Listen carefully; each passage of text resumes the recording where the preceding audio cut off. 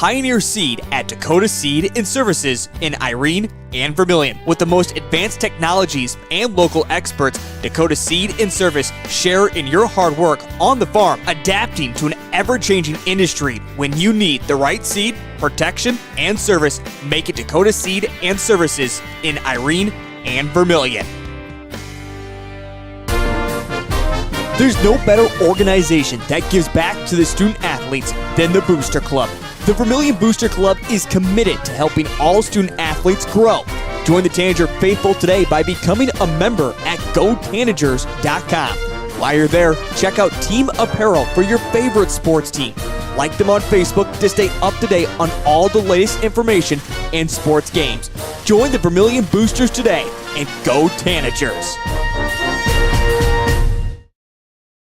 When life gets hard and our thoughts get too much to bear, finding the resiliency within us can help us find healing. The 988 Suicide and Crisis Lifeline provides 24/7 free support for anyone in suicidal distress or emotional crisis. All texts and calls are anonymous and connect you to local resources that uphold cultural values and pave the way to healing.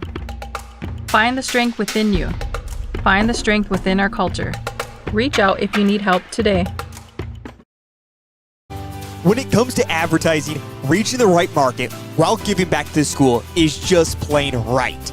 If you're looking for an effective method that reaches a large fan base at once, then here's your ticket with Live Ticket TV. With over 90 schools in the state of South Dakota, we can help you advertise locally with just your home team or reach the region. Plus, a portion of all sales go directly back to the school. Get a hold of Heath Nimke today and let's get started in building your brand with Live Ticket TV. Out here, you learn that to keep growing, you have to keep changing. CHS and the farmers and ranchers we serve know all about change, because together we've changed agriculture. That's why we're the largest farmer-owned cooperative in the country. So farmers own the system they count on, with advantages at every step. From innovative tools that help crops grow, to grain processing expertise, to energy solutions, we create connections to empower agriculture. Learn more at chsinc.com. Nice. Maytag appreciates a compliment, but this Maytag washer isn't just eye candy. Wow. Inside, it's got the capacity and power to handle even the mightiest loads. I love this. Yeah, she's a beaut. It's a he. How do you know? Don't worry about it. Find Maytag products and the industry's best appliances at your local dealer, Merce Appliance, downtown Vermillion. Birds like tanagers are great at flying out of the way to miss your car. Deer and other drivers are not. If you're in any kind of accident, bring your vehicle to Blaine's Body Shop in Vermillion. We repair your vehicle to pre-accident condition and handle the entire process from start to finish, including an accurate estimate and dealing with the insurance adjuster. So good luck to the tanagers, and if you're in an accident, bring your vehicle to Blaine's Body Shop. Blaine's Body Shop. Automotive collision repair. Hey kids, it's never too early to start planning for your future. Did you know Masaba provides scholarships and tuition assistance? They are committed to your success, offering engineering, drafting, and welding opportunities, plus scholarships, job shadowing, and mentorship programs. Learn more at masabainc.com/careers. When I grow up, I want to work at Masaba. Masaba Manufacturing. Unlock your future and rock with us. Midwest Ready Mix Equipment is your locally owned and operated ready mix company. Their specialty, 6x6 front discharge mixer trucks that allows for better placement of concrete and ease of use. Midwest Ready Mix Equipment offers the highest quality of concrete products and aggregates, and also a full-service dealer for Logon equipment featuring telehandlers, excavators, and ASV track skid loaders for purchase or rent. Midwest Ready Mix Equipment, East Highway 50, Vermillion. CoreCares helps individuals stay at home by offering caregiving, nursing, and medical alert systems in over 55 communities in South Dakota. Specializing in tasks like bathing, meal prep, and medication setups, our well-trained staff delivers exceptional care. We invest in our team through customized training and comprehensive benefits. To learn more about job opportunities or services, visit our website at corecares.com. CoreCares, proudly serving our community. Jensen Kennels is your safe place to take your dog while you're away. They have over 7,000 square feet of indoor run space and outdoor play yards. They pride themselves in providing enrichment both mentally and physically for all types of dog. And speaking of size, Jensen Kennels can host any size of dog, from the smallest Boston Terrier to the largest Great Dane. To find out the full services Jensen Kennels offers, check out their website and Facebook pages. Next time you need your dog to stay in a safe, fun environment, make it Jensen's Kennels. Fentanyl is a powerful synthetic opioid, up to 100 times stronger than morphine. Even a tiny amount can be deadly. It's often mixed with other drugs without your knowledge, increasing your risk of overdose. Protect yourself and your loved ones and avoid unknown substances. Stay informed, stay safe, and remember, one pill can kill. For more information on fentanyl prevention, visit your local health resource or speak to a healthcare professional today. This message was brought to you by the Great Plains Tribal Opioid Response, so that the people may live. The innocence of youth. Is there anything any better? But soon they'll be in high school and facing all the same challenges you faced. How to make friends, how to fit in, how to be cool. We want our children to have everything they'll need to live fulfilling and productive lives. Make sure the kids in your family are among the more than 57,000 participants here in South Dakota who take part in high school sports or activities. Winter inspection programs are starting now at all 9 of our Grossenburg implement locations in South Dakota, Nebraska, and Wyoming. With harvest winding down, get your name on the list and have your equipment inspected and ready for next year. Put it on your John Deere multi-use account and get benefits of no payment, no interest programs for those that qualify. Then you can rest easy in 2025. Grossenburg Implement, where service is the other half of a great product. Go to grossenburg.com for complete details. Do you have a pest problem? Got bats, ants, termites?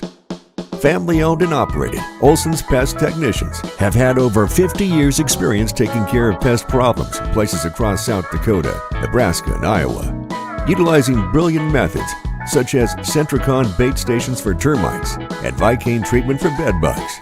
There's no pest too tough for Olson's Pest Technicians. If you have pest problems, call 800-KILL-BUGS.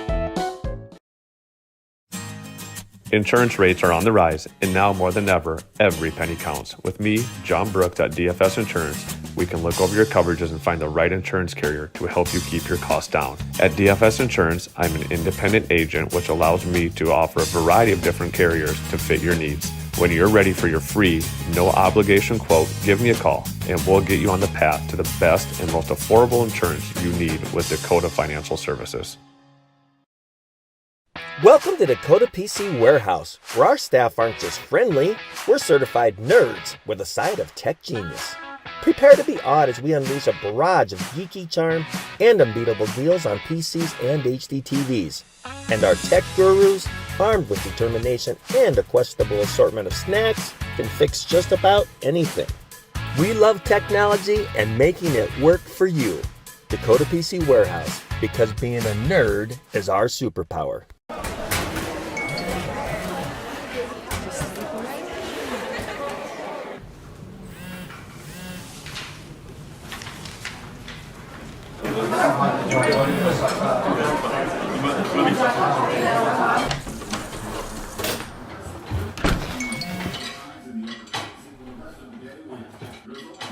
When the world feels big, a small note can mean everything.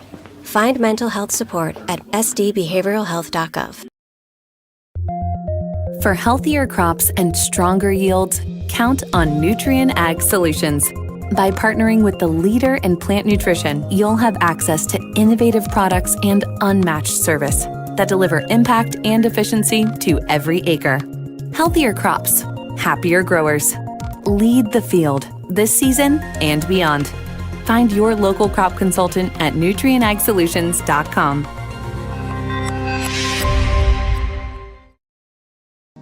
What's your big picture? To keep the farm in the family. To pay off the loan. To start my own operation. To drive Grandpa's combine. Right, Grandpa? If owning a successful operation is in your big picture, First Bank & Trust has ag experts to help you plan for the future. To diversify. To teach her how to drive a combine. Find out how First Bank & Trust makes managing your farm easier at bankeasy.com. Life can get pretty busy out there. Daily commutes, carpooling, and then there's that weekend getaway. Cenex is here to keep your vehicle fueled up for those long drives, your pantry stocked for those snack cravings, and the propane grill ready whenever you are.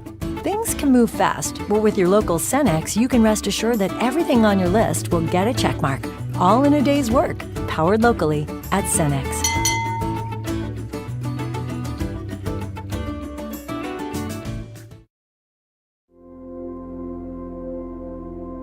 Agriculture is like no other business, which makes Farm Credit Services of America like no other lender. Owned by the farmers and ranchers we serve, our customers have a voice in how we work, a stake in what we do, and share in our success. Discover a lender that works for you at Farm Credit Services of America.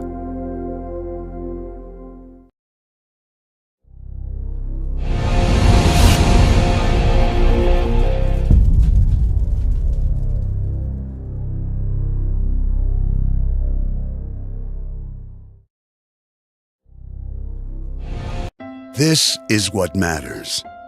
This is beyond X's and O's. This is the difference mutual respect makes. This is what character looks like.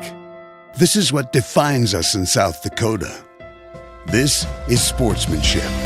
School sports, it's not the outcome that matters most, but the way the games are played. This message presented by the South Dakota High School Activities Association and the South Dakota Interscholastic Athletic Administrators Association. In times like these, it's good to know there's a place where people know who you are, no matter how long you've been gone. A place where the smells of home cooking are still in the air, where a simple wave warms your heart, and sharing stories is just a way of life. It's good to be home. Agraria Insurance Company, protecting what's important in life. Contact your local Agraria Insurance Company agent. Best Western Ramkota Hotel in Aberdeen is the place to stay for business or the weekend family getaway. You'll feel right at home with ample parking, spacious guest rooms, and complimentary breakfast. And with a convenient location, you'll have easy access to local attractions and events in the area. While staying at the Best Western Ramkota, guests can enjoy an indoor water play land, an on-site Minerva's restaurant, exercise facility, wedding services, and a business center. For friendly service and a great stay, make your reservation today.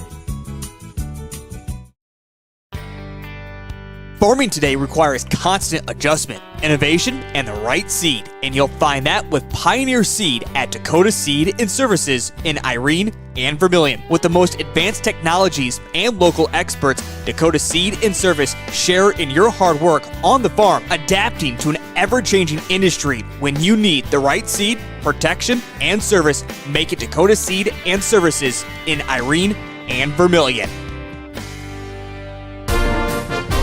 There's no better organization that gives back to the student athletes than the Booster Club. The Vermillion Booster Club is committed to helping all student athletes grow. Join the Tanager faithful today by becoming a member at gotanagers.com. While you're there, check out team apparel for your favorite sports team. Like them on Facebook to stay up to date on all the latest information and sports games. Join the Vermillion Boosters today and go Tanagers. When life gets hard and our thoughts get too much to bear, finding the resiliency within us can help us find healing. The 988 Suicide and Crisis Lifeline provides 24/7 free support for anyone in suicidal distress or emotional crisis. All texts and calls are anonymous and connect you to local resources that uphold cultural values and pave the way to healing. Find the strength within you. Find the strength within our culture. Reach out if you need help today. When it comes to advertising, reaching the right market while giving back to the school is just plain right. If you're looking for an effective method that reaches a large fan base at once, then here's your ticket with Live Ticket TV. With over 90 schools in the state of South Dakota, we can help you advertise locally with just your home team or reach the region. Plus, a portion of all sales go directly back to the school. Get a hold of Heath Nimke today, and let's get started in building your brand with Live Ticket TV. Out here, you learn that to keep growing, you have to keep changing. CHS and the farmers and ranchers we serve know all about change, because together we've changed agriculture. That's why we're the largest farmer-owned cooperative in the country. So farmers own the system they count on, with advantages at every step. From innovative tools that help crops grow, to grain processing expertise, to energy solutions, we create connections to empower agriculture. Learn more at chsinc.com. Nice. Maytag appreciates a compliment, but this Maytag washer isn't just eye candy. Wow. Inside, it's got the capacity and power to handle even the mightiest loads. I love this. Yeah, she's a beaut. It's a he. How do you know? Don't worry about it. Find Maytag products and the industry's best appliances at your local dealer, Merce Appliance, downtown Vermillion. Birds like tanagers are great at flying out of the way to miss your car. Deer and other drivers are not. If you're in any kind of accident, bring your vehicle to Blaine's Body Shop in Vermillion. We repair your vehicle to pre-accident condition and handle the entire process from start to finish, including an accurate estimate and dealing with the insurance adjuster. So good luck to the tanagers, and if you're in an accident, bring your vehicle to Blaine's Body Shop. Blaine's Body Shop. Automotive collision repair. Welcome back to the Vermillion Booster Club Press Box, proud supporters of all Tanager athletics and the student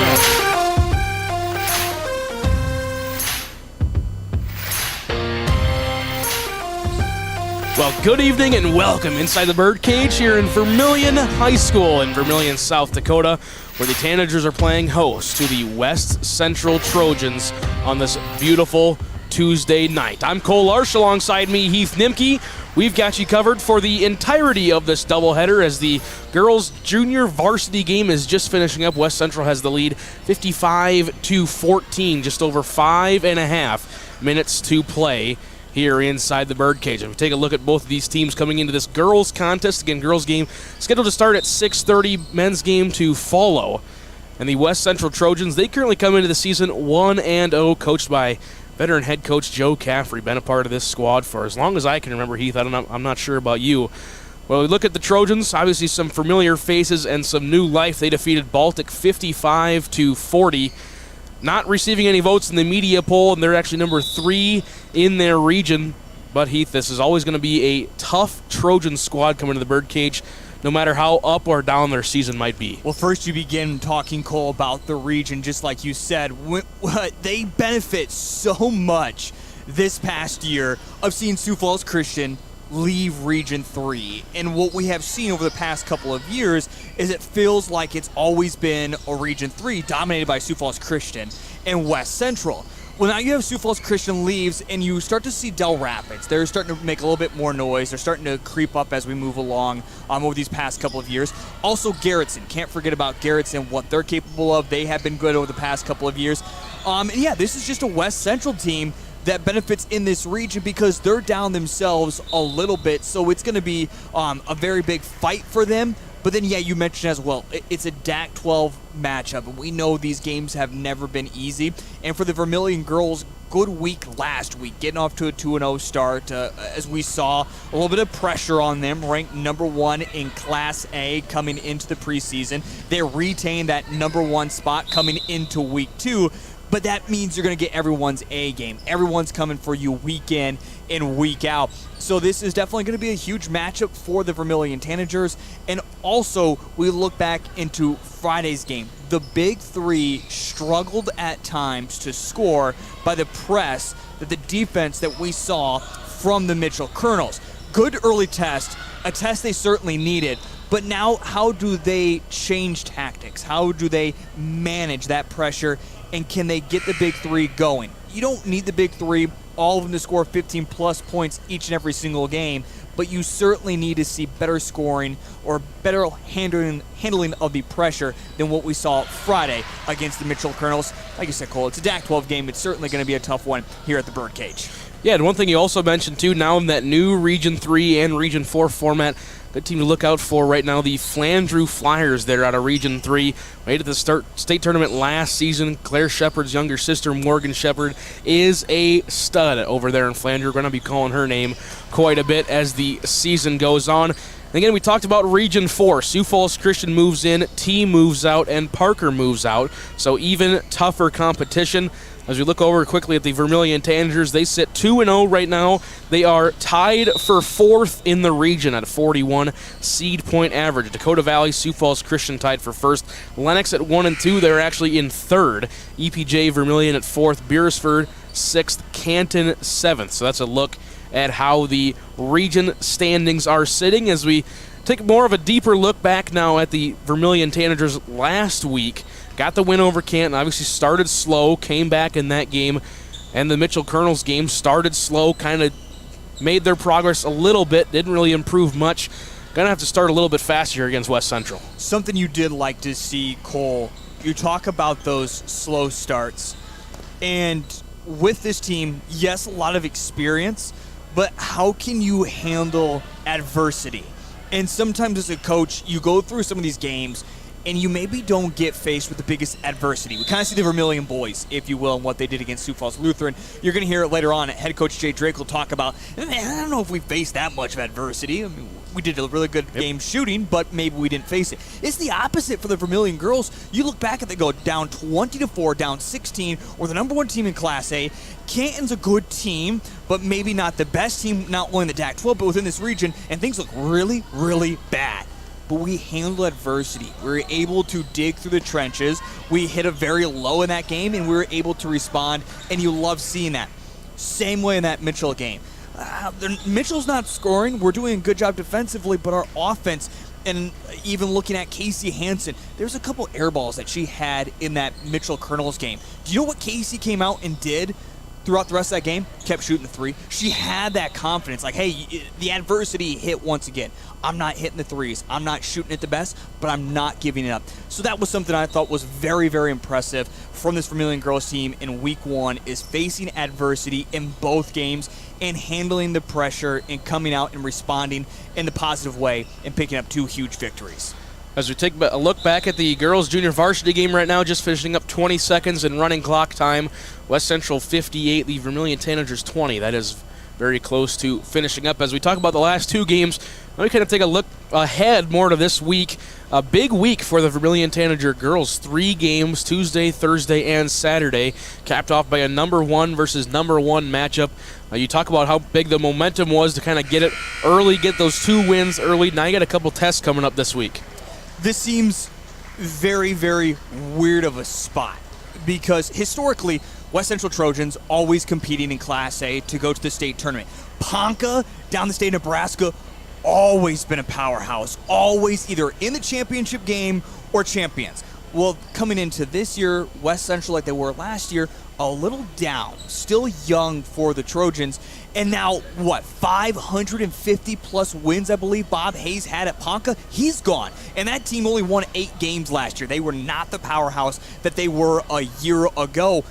But there's tradition, and you can never get rid of tradition. So these are 2 games that it's like sometimes you look on paper and it's like, you know what, we probably should win this easily. I shouldn't have to face that much of a challenge, but it's anything but. And then as you mentioned, Centerville, a B team, again on paper, that should be a victory for Vermillion. A close game certainly, but we have always seen teams come in to the SCSC, ranked towards the top in whatever state. Remember, Crofton girls last year really took it to the Vermillion Tanagers. Crofton ended up just really dominating in that game throughout. But Vermillion's always struggled in shooting and kind of high quarters areas, if you will. The depth perception is off because the SCSC has those bleachers that continue to go up. We kind of saw that against Mitchell. So yes, how do you handle these next 3 games? And cool is you have to remember as well, after Saturday at 10 o'clock in the evening, we're already a quarter of the way through this season for the Vermillion girls. You like to see that. You're glad that you're able to get those games in before Christmas, but that certainly has to be a huge turning point. You're in a really good spot, or you have to break things down and say, all right, this is what went good, this is what went bad, this is what we need to change going into the next 15 games if we want to make a run, not only within this region, but try to defend the state title.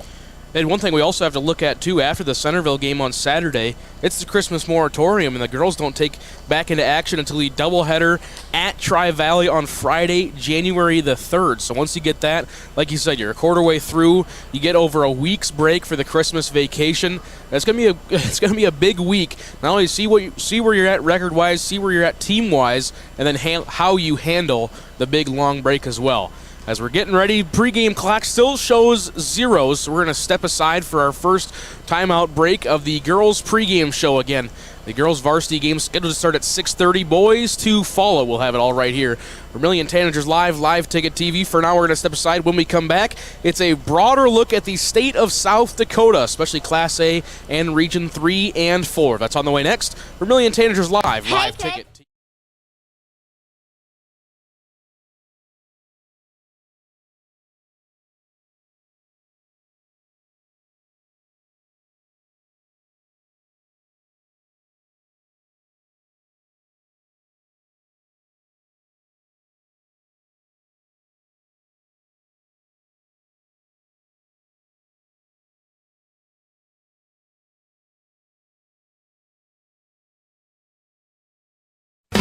Midwest Ready Mix and Equipment is your locally owned and operated ready mix company. Their specialty, 6x6 front discharge mixer trucks that allows for better placement of concrete and ease of use. Midwest Ready Mix and Equipment offers the highest quality of concrete products and aggregate, and also a full-service dealer for Logon equipment featuring telehandlers, excavators, and ASV track skid loaders for purchase or rent. Midwest Ready Mix and Equipment, East Highway 50, Vermillion. CoreCares helps individuals stay at home by offering caregiving, nursing, and medical alert systems in over 55 communities in South Dakota. Specializing in tasks like bathing, meal prep, and medication setups, our well-trained staff delivers exceptional care. We invest in our team through customized training and comprehensive benefits. To learn more about job opportunities or services, visit our website at corecares.com. CoreCares, proudly serving our community. Jensen Kennels is your safe place to take your dog while you're away. They have over 7,000 square feet of indoor run space and outdoor play yards. They pride themselves in providing enrichment both mentally and physically for all types of dogs. And speaking of size, Jensen Kennels can host any size of dog, from the smallest Boston Terrier to the largest Great Dane. To find out the full services Jensen Kennels offers, check out their website and Facebook pages. Next time you need your dog to stay in a safe, fun environment, make it Jensen's Kennels. Fentanyl is a powerful synthetic opioid, up to 100 times stronger than morphine. Even a tiny amount can be deadly. It's often mixed with other drugs without your knowledge, increasing your risk of overdose. Protect yourself and your loved ones and avoid unknown substances. Stay informed, stay safe, and remember, one pill can kill. For more information on fentanyl prevention, visit your local health resource or speak to a healthcare professional today. This message was brought to you by the Great Plains Tribal Opioid Response, so that the people may live. The innocence of youth. Is there anything any better? But soon they'll be in high school and facing all the same challenges you faced. How to make friends, how to fit in, how to be cool. We want our children to have everything they'll need to live fulfilling and productive lives. Make sure the kids in your family are among the more than 57,000 participants here in South Dakota who take part in high school sports or activities. Winter inspection programs are starting now at all 9 of our Grossenburg implement locations in South Dakota, Nebraska, and Wyoming. With harvest winding down, get your name on the list and have your equipment inspected and ready for next year. Put it on your John Deere multi-use account and get benefits of no payment, no interest programs for those that qualify. Then you can rest easy in 2025. Grossenburg Implement, where service is the other half of a great product. Go to grossenburg.com for complete details. Do you have a pest problem? Got bats, ants, termites?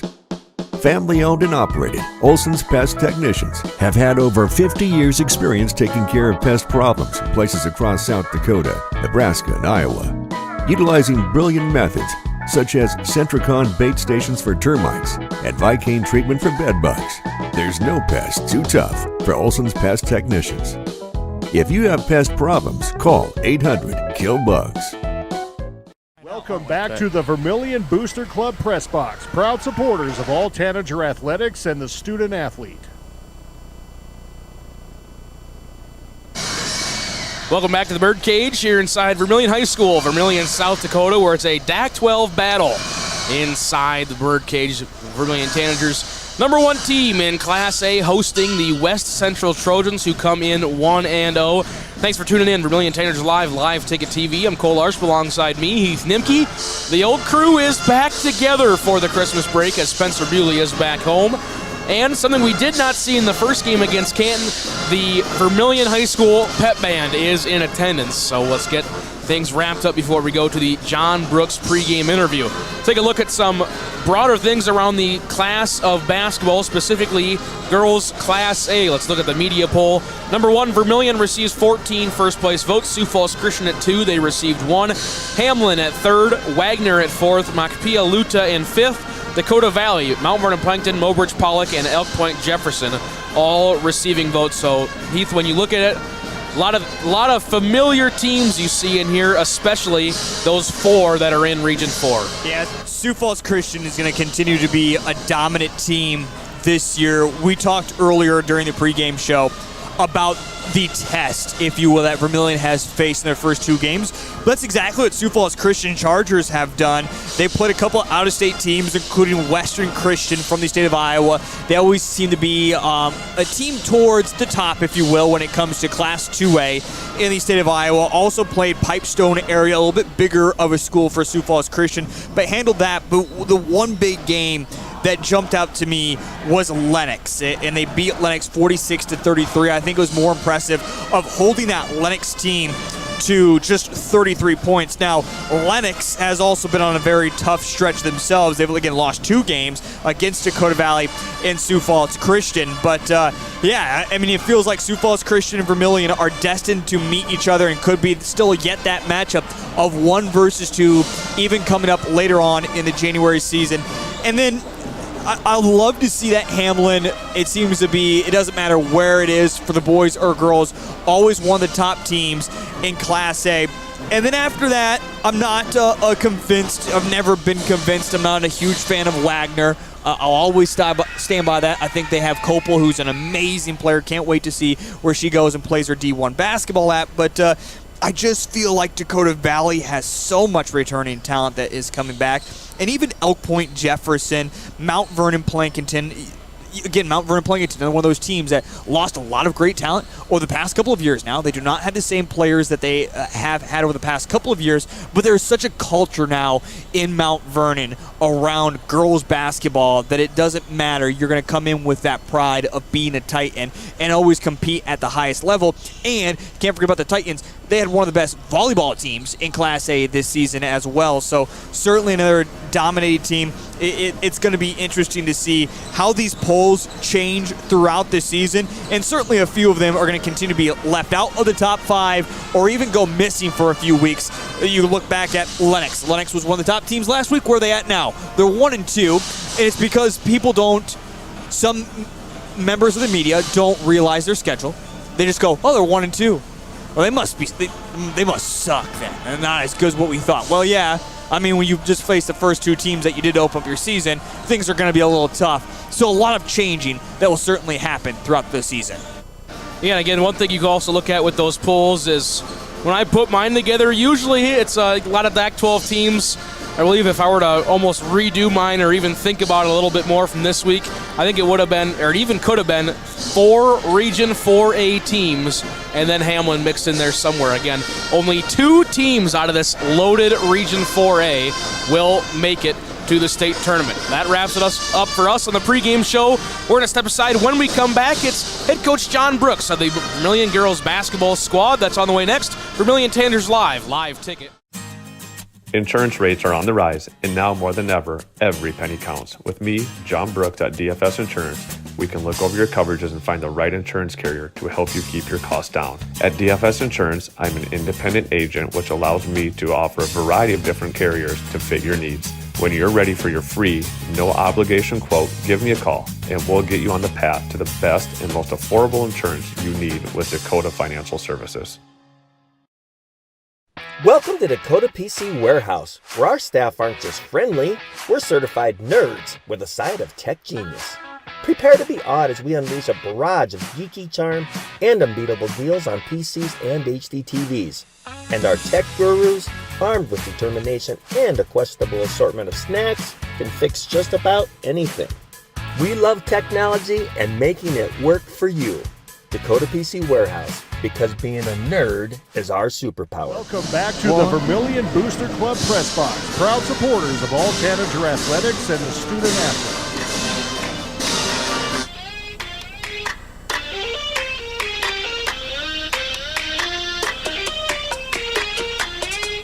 The Vermillion girls remain number 1 in Class A after they began their season last week, 2-0, including a victory on Friday evening against the AA Mitchell Colonels. But tonight is another tough test for the Vermillion Tanagers as they take on another DAC-12 opponent, the West Central Trojans. I'm Heath. Nimke will get you out to the voice of the Tanagers. Larsch coming up here in just a little bit, but right now it's time to get to our pregame interview with head coach John Brooks. Things were kind of a mixture, if you will, on Friday. Things looked good at times, but things were a little tough. We were able to sit down with John, talk about that matchup against Friday, and how they get ready for a very busy week. Again, game tonight, game on Thursday, and a game on Saturday. By the end of Saturday, the Vermillion Tanagers will already be through a quarter of their season, and it's not even Christmas yet. Here he is on our pregame show. It's head coach of the Vermillion Tanagers, John Brooks.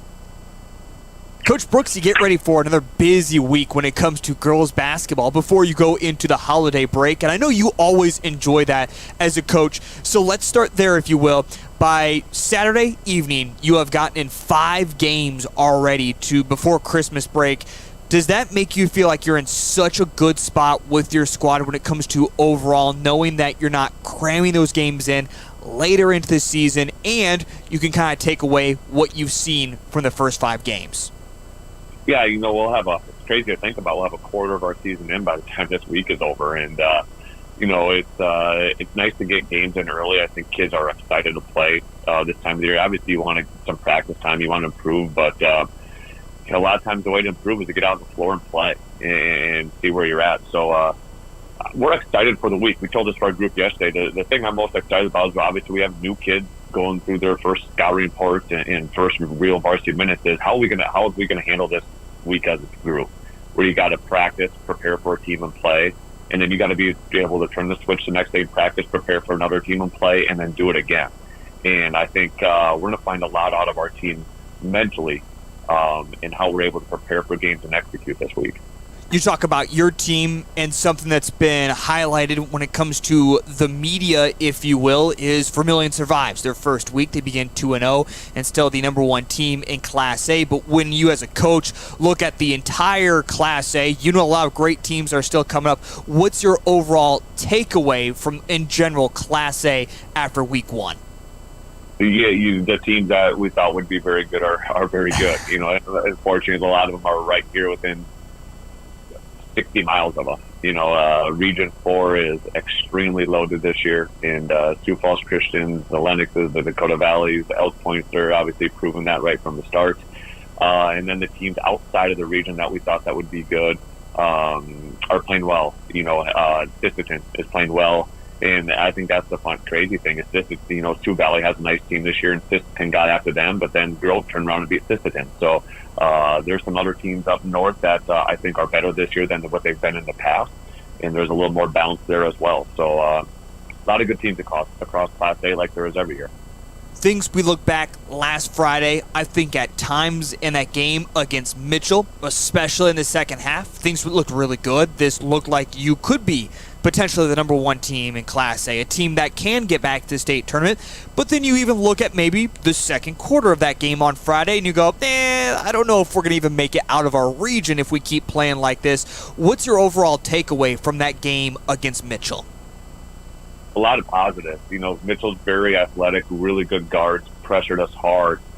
They really got after Taylor and our perimeter players, so it was good for us to see that. And scoring wasn't always easy, but we talked about this yesterday. You're going to miss shots inside post moves. That stuff's going to happen. But we counted I think it's either 5 or 6 uncontested layups that we missed, and we need to make those ones. So we're focused a lot on practice on our finishing inside and making sure that those shots fall for us. And if you can get those bunnies to go, that helps your offense out of town.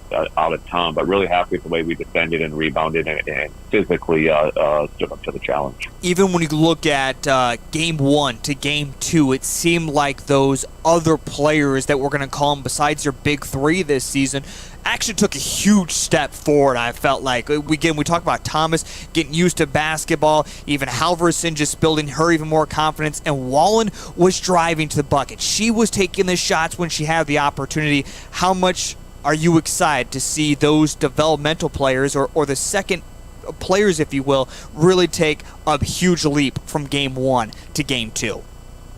Yeah, a lot of improvement. And like you said, it's only from game 1 to game 2. We still have 18 games of the regular season left, and those kids are just going to continue to get more comfortable and better. So really, really happy with the way, like you said, I thought Amara played well. I thought Madigan, she played a great game defensively for us. She's a physical kid. We really like what she brings to our team. And, we need to get Maya and Lexi going a little bit, and they're really good shooters on the outside. And, as we continue to play more games and those kids get more and more confidence in game time, those things will happen for us. Only one true home game this week, and that is tonight against West Central. Of course, the Trojans are one of those teams that really benefits now that Sioux Falls Christian is out of their region. But we know Region 3 is certainly going to be a tough region when it comes to all the good teams that are still in it.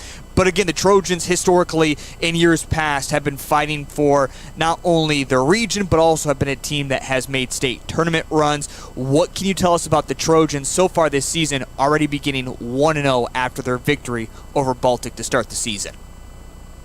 Yeah, we kind of told our girls it's kind of a typical West Central team. Athletic, fast, push the ball up the floor, and they're going to press you, and they're going to be physical with you. They're going to get after the basketball, so you got to be ready to be fouled and be strong with it, and understand that those are not going to get called all game long, and you got to play through their physicality.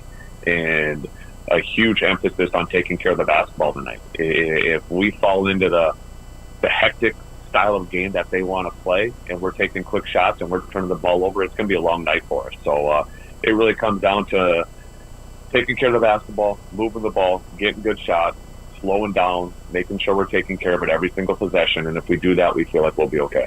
This West Central team is a much younger team than what we have seen in years past. Again, they were a little down last year and maybe not the same state caliber team that we have seen in years past. So this youth, it seems like the defense is going to be scripted, get after them. You just mentioned they're going to get after you. Is that the script tonight defensively, is get after this young team and make them uncomfortable in the birdcage? They rely on their young kids to score. The night girls and eighth graders, she's really, really good. And then Jatton, as a freshman, she played last year as an eighth grader. Those are kind of their two big scorers. So they're relying on their youth to score. So, anytime we can, we'll put some seniors on those girls and kids with experience to try to slow those kids down. And then their older kids, their juniors and seniors are kind of their athletes, their physical kids that are going to go out and get after you. So they got a nice mix and a nice balance of youth and veteran players. But, we definitely need to get after their young kids and make it difficult for them to score. We talk about West Central tonight, and then Ponca, of course, their team in years past. They have been either state champions or competing for a state championship when it comes to in Nebraska. And then the SCSC Classic coming up to wrap up this week. How important is it to find 3 good victories for this squad heading into Christmas break? It's a big week and just big opportunities. We get a conference game here tonight with West Central. We always want to compete for that conference championship. So it starts tonight with that game, and like you said, on the road to Ponca, they have a terrific program. New head coach this year, Bob Hayes, has retired. Who's been there, kind of obviously a legend there. Was there for a long time and won a lot of games. But so they got a new coach this year, so we'll see some of the new things that they're doing, and then. We get number one team in Class B, Centerville, at the SCSC at USC on Saturday. So a lot of good competition. This is exactly, once again, what we're looking for, and it should be a great league. Once again, that is head coach John Brooks here on the pregame show, as we were able to catch up with him earlier this afternoon to talk about the victories his team begins with. Again, we've already talked about it here earlier in the pregame show, but mention it once again, Vermillion girls still remain number one in Class A on the season, and tonight they have a DAC 12 opponent, the West Central Trojans, who are 1-0 on the season. This is their first DAC 12 matchup of the year. I'm Heath Nimke. That'll do it for me on the pregame show, but I'm not quite finished yet, as the voice of the Tanagers, Cole Larsch, will come up next, and we'll get you set for a tip-off here inside the Birdcage. That is on the way on Vermillion Tanagers Live and Live Ticket TV.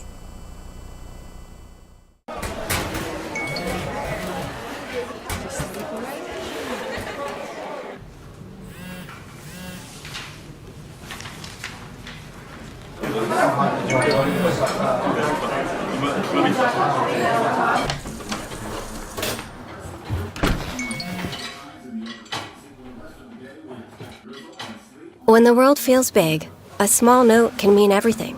Find mental health support at sdbehavioralhealth.gov. For healthier crops and stronger yields, count on Nutrien Ag Solutions. By partnering with the leader in plant nutrition, you'll have access to innovative products and unmatched service that deliver impact and efficiency to every acre. Healthier crops, happier growers. Lead the field this season and beyond. Find your local crop consultant at nutrienagsolutions.com.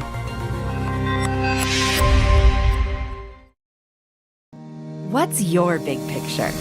To keep the farm in the family. To pay off the loan. To start my own operation. To drive Grandpa's combine. Right, Grandpa? If owning a successful operation is in your big picture, First Bank & Trust has ag experts to help you plan for the future. To diversify. To teach her how to drive a combine. Find out how First Bank & Trust makes managing your farm easier at bankeasy.com. Life can get pretty busy out there. Daily commutes, carpooling, and then there's that weekend getaway.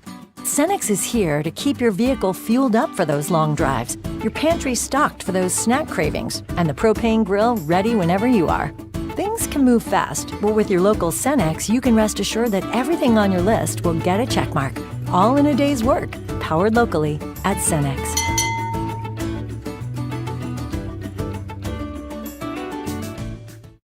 Welcome back to the Vermillion Booster Club Press Box, proud supporters of all Tanager athletics and the student athlete.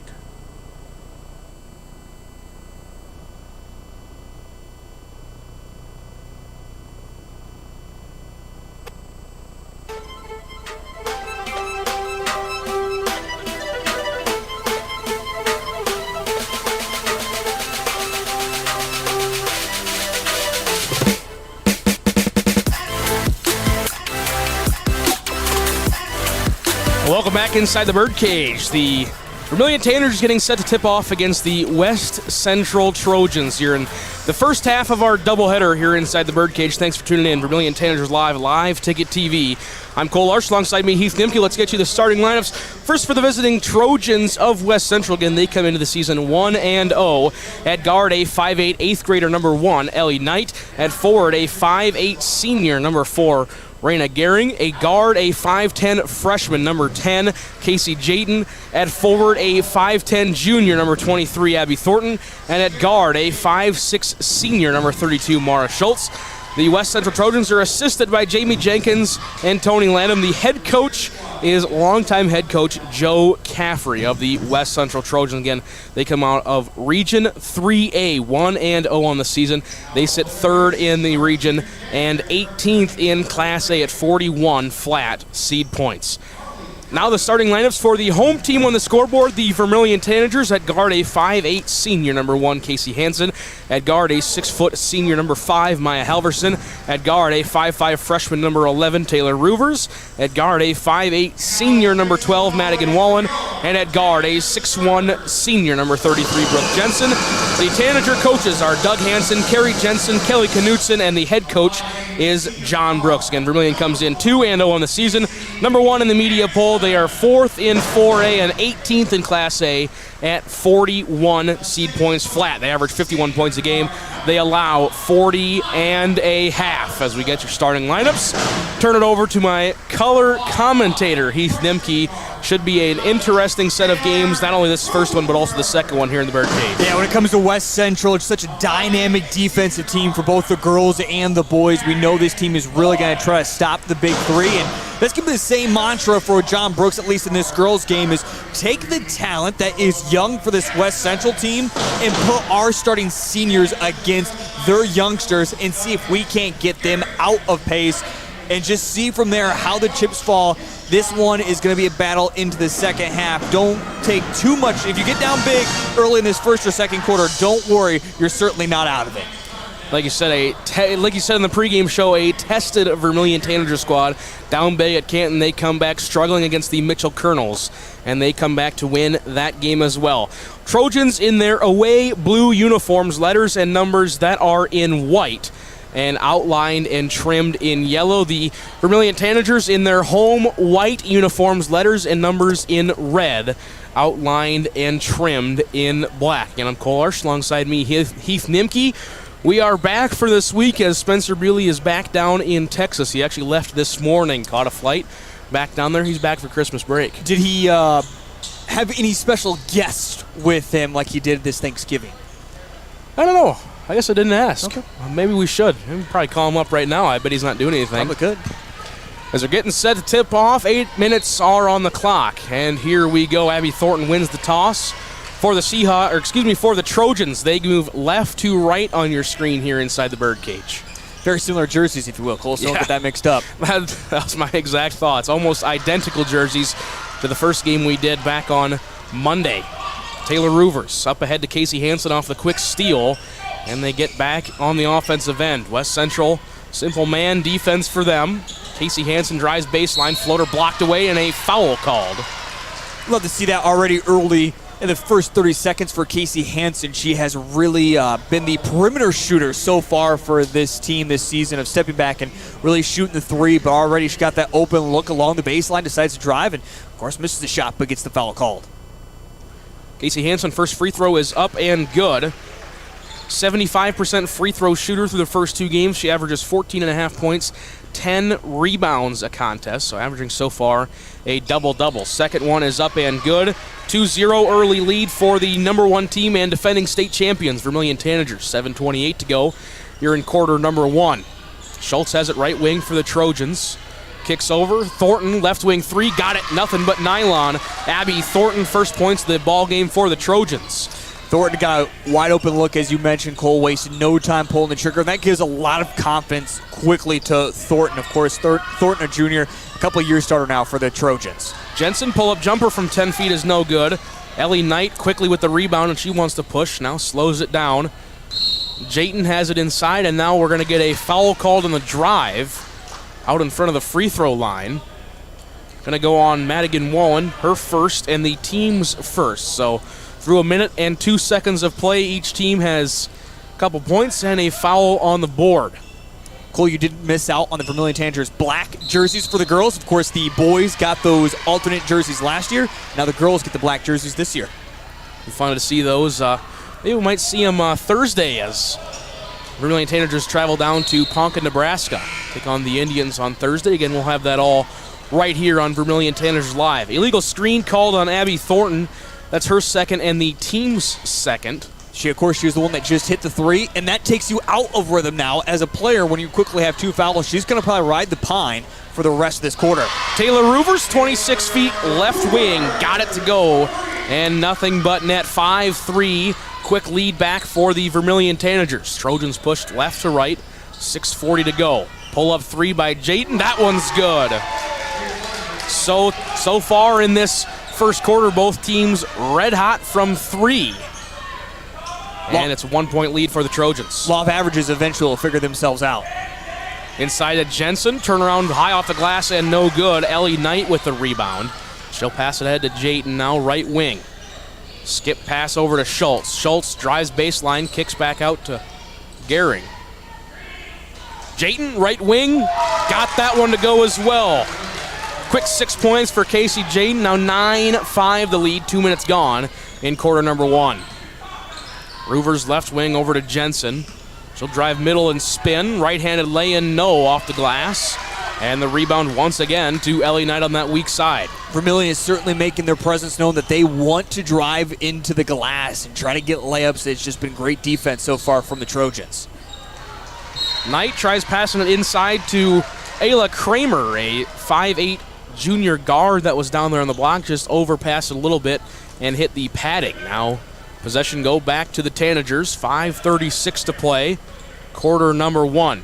That is certainly an advantage for tonight that the Vermillion Tanagers do have, is size inside, so they can really dominate defensively and offensively. Again, we just talked about them trying to go inside. They just haven't been able to hit shots yet. Jensen, 18-footer, got that one to go. First 2 points of the game for Brooke Jensen.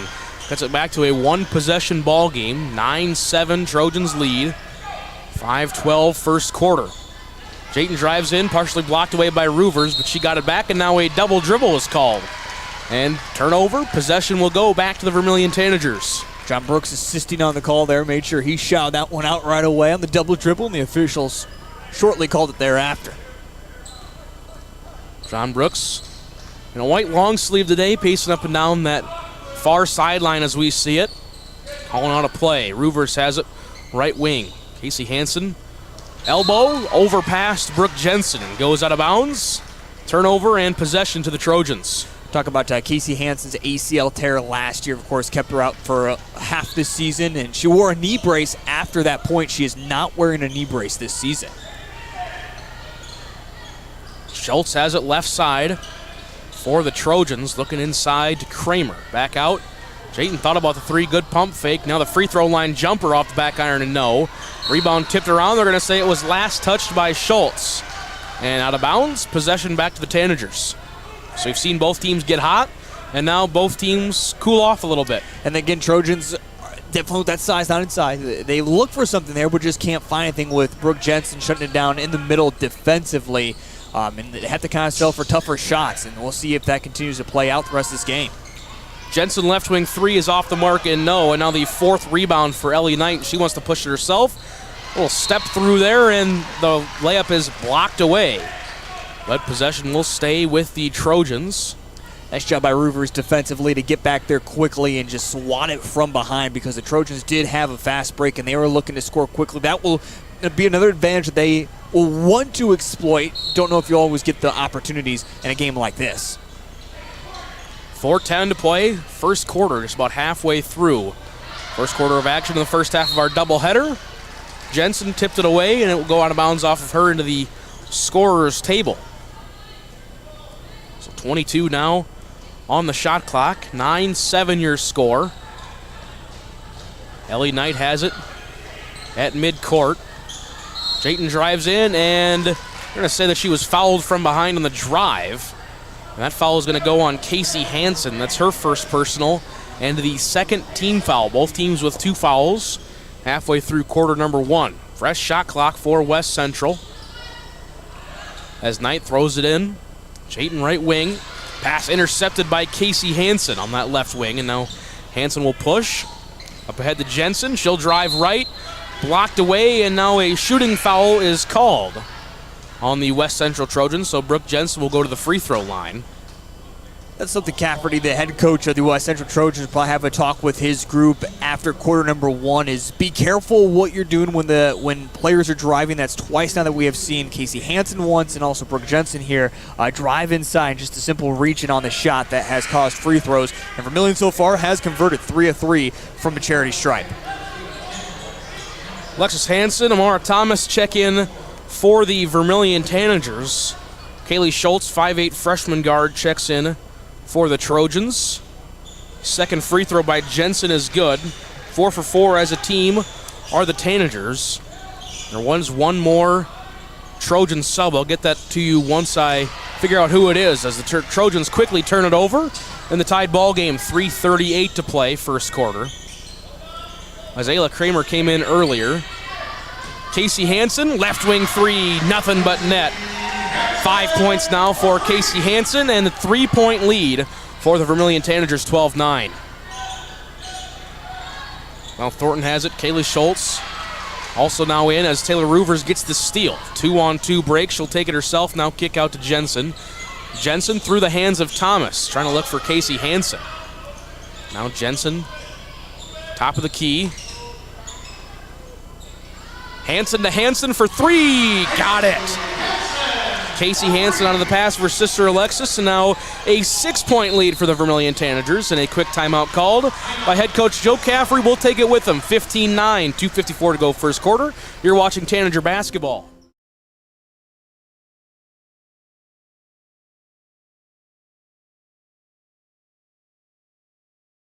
Welcome back to the... Agriculture is like no other business, which makes Farm Credit Services of America like no other lender. Owned by the farmers and ranchers we serve, our customers have a voice in how we work, a stake in what we do, and share in our success.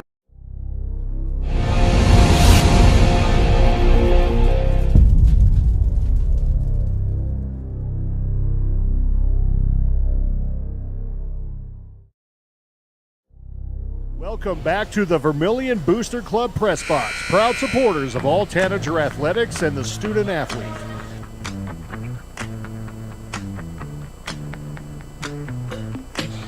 Welcome back inside the birdcage. 15-9, the number one Vermillion Tanagers lead the West Central Trojans here in the first half of our doubleheader. Full basketball action. Vermillion Tanagers live ticket TV. I'm Cole Larsch alongside me, Heath Nimke. 2:54 to play. And a 6-point lead. Vermillion now dropping into a zone press. Trojans able to quickly escape it.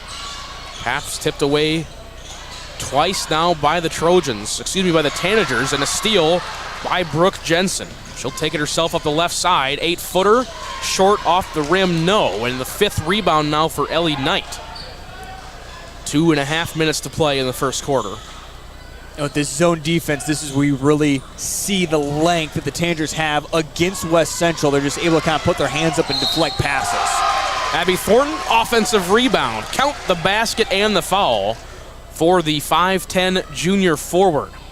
5th point in the ball game for Thornton, as she's back out there in the second quarter, late in this first. As that foul is on Taylor Roovers, her first and the team's 3rd.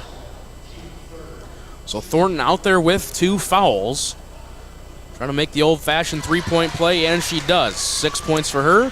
15-12 your score here inside the birdcage. 2:15 to play in quarter number 1.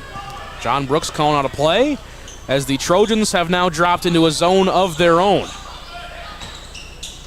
So both coaches want to make game plan changes already in this first quarter. Thomas, one dribble, reverse layup is good.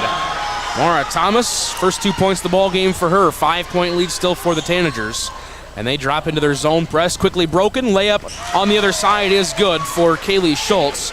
First 2 points of the ball game for her. So both teams trying to make some defensive changes, both dropping into some zones. And both teams get some layups. 95 seconds to play here in quarter number 1. Casey Hansen looking inside from that right wing. They get it inside to Thomas, and the pass too tall, but now a foul called underneath the basket. And that foul is on Ayla Kramer. That's her first and the team's 4th. As now Mara Schultz checks back in. Of course, Thomas is just a dynamic basketball player. Took the year off last year. Brooks was able to convince her to go back out, and she's already shown her great talents that she has with this Tanager team. Brooke Jensen, one dribble and a 14-footer, gets it. Now she's got a steal. Right-handed layup, no, but an offensive rebound. One more dribble. That one's off back iron and no good. And Ellie Knight eventually gets the rebound. 1:06 to play quarter number 1. Thornton again out there with those 2 fouls. They swing it all the way around left side. Three-pointer short by Schultz, and the rebound goes to Alexis Hansen. Yeah, shot was partially blocked there. Foot was on the line as well, but just great defense ultimately by the Vermillion Tanagers defense. Now with about 22 seconds separating shot and game clock, left corner 3 by Roovers is off the mark, and it'll go all the way out of bounds to the far side. And possession will go to the Trojans. Thomas right underneath the hoop that time was looking for the simple rebound, didn't quite get it. Now she'll come out, and Wallen will check back in for the Tanagers. Yeah, Wallen checking in for the Tanagers. Raina Gehring back in for the Trojans. 5 seconds separate shot clock and game clock. Trojans get it all the way up ahead, baseline to Gehring. A couple passes being tipped around by the wing defenders of the Tanagers. Now they bounce it inside to Thornton, kick back out. Knight for 3, rattles in. First 3 points of the ball game for Ellie Knight, and now it's just a 2-point deficit. 19-17, and the shot clock is off. 8 seconds to go. Alexis Hansen has it left side, looking inside with 5. Thomas spins off the mark, no, but the rebound is going to go off of Ellie Knight with 2.8 to go in quarter number 1. Casey Hansen will throw it in. Inside the Roovers, 1 dribble layup, good for Taylor Roovers. And that is how the first quarter of play will end. Your score, Vermillion 21, West Central 17. We're going to step aside when we come back. Second quarter of action. That's on the way next. Vermillion Tanagers live ticket TV. This is what matters. This is beyond X's and O's. This is the difference mutual respect makes. This is what character looks like. This is what defines us in South Dakota. This is sportsmanship. School sports, it's not the outcome that matters most, but the way the games are played. This message presented by the South Dakota High School Activities Association and the South Dakota Interscholastic Athletic Administrators Association. In times like these, it's good to know there's a place where people know who you are, no matter how long you've been gone. A place where the smells of home cooking are still in the air, where a simple wave warms your heart, and sharing stories is just a way of life. It's good to be home. Agraria Insurance Company, protecting what's important in life. Contact your local Agraria Insurance Company agent. Welcome back to the Vermillion Booster Club Press Box, proud supporters of all Tanager athletics and the student athlete.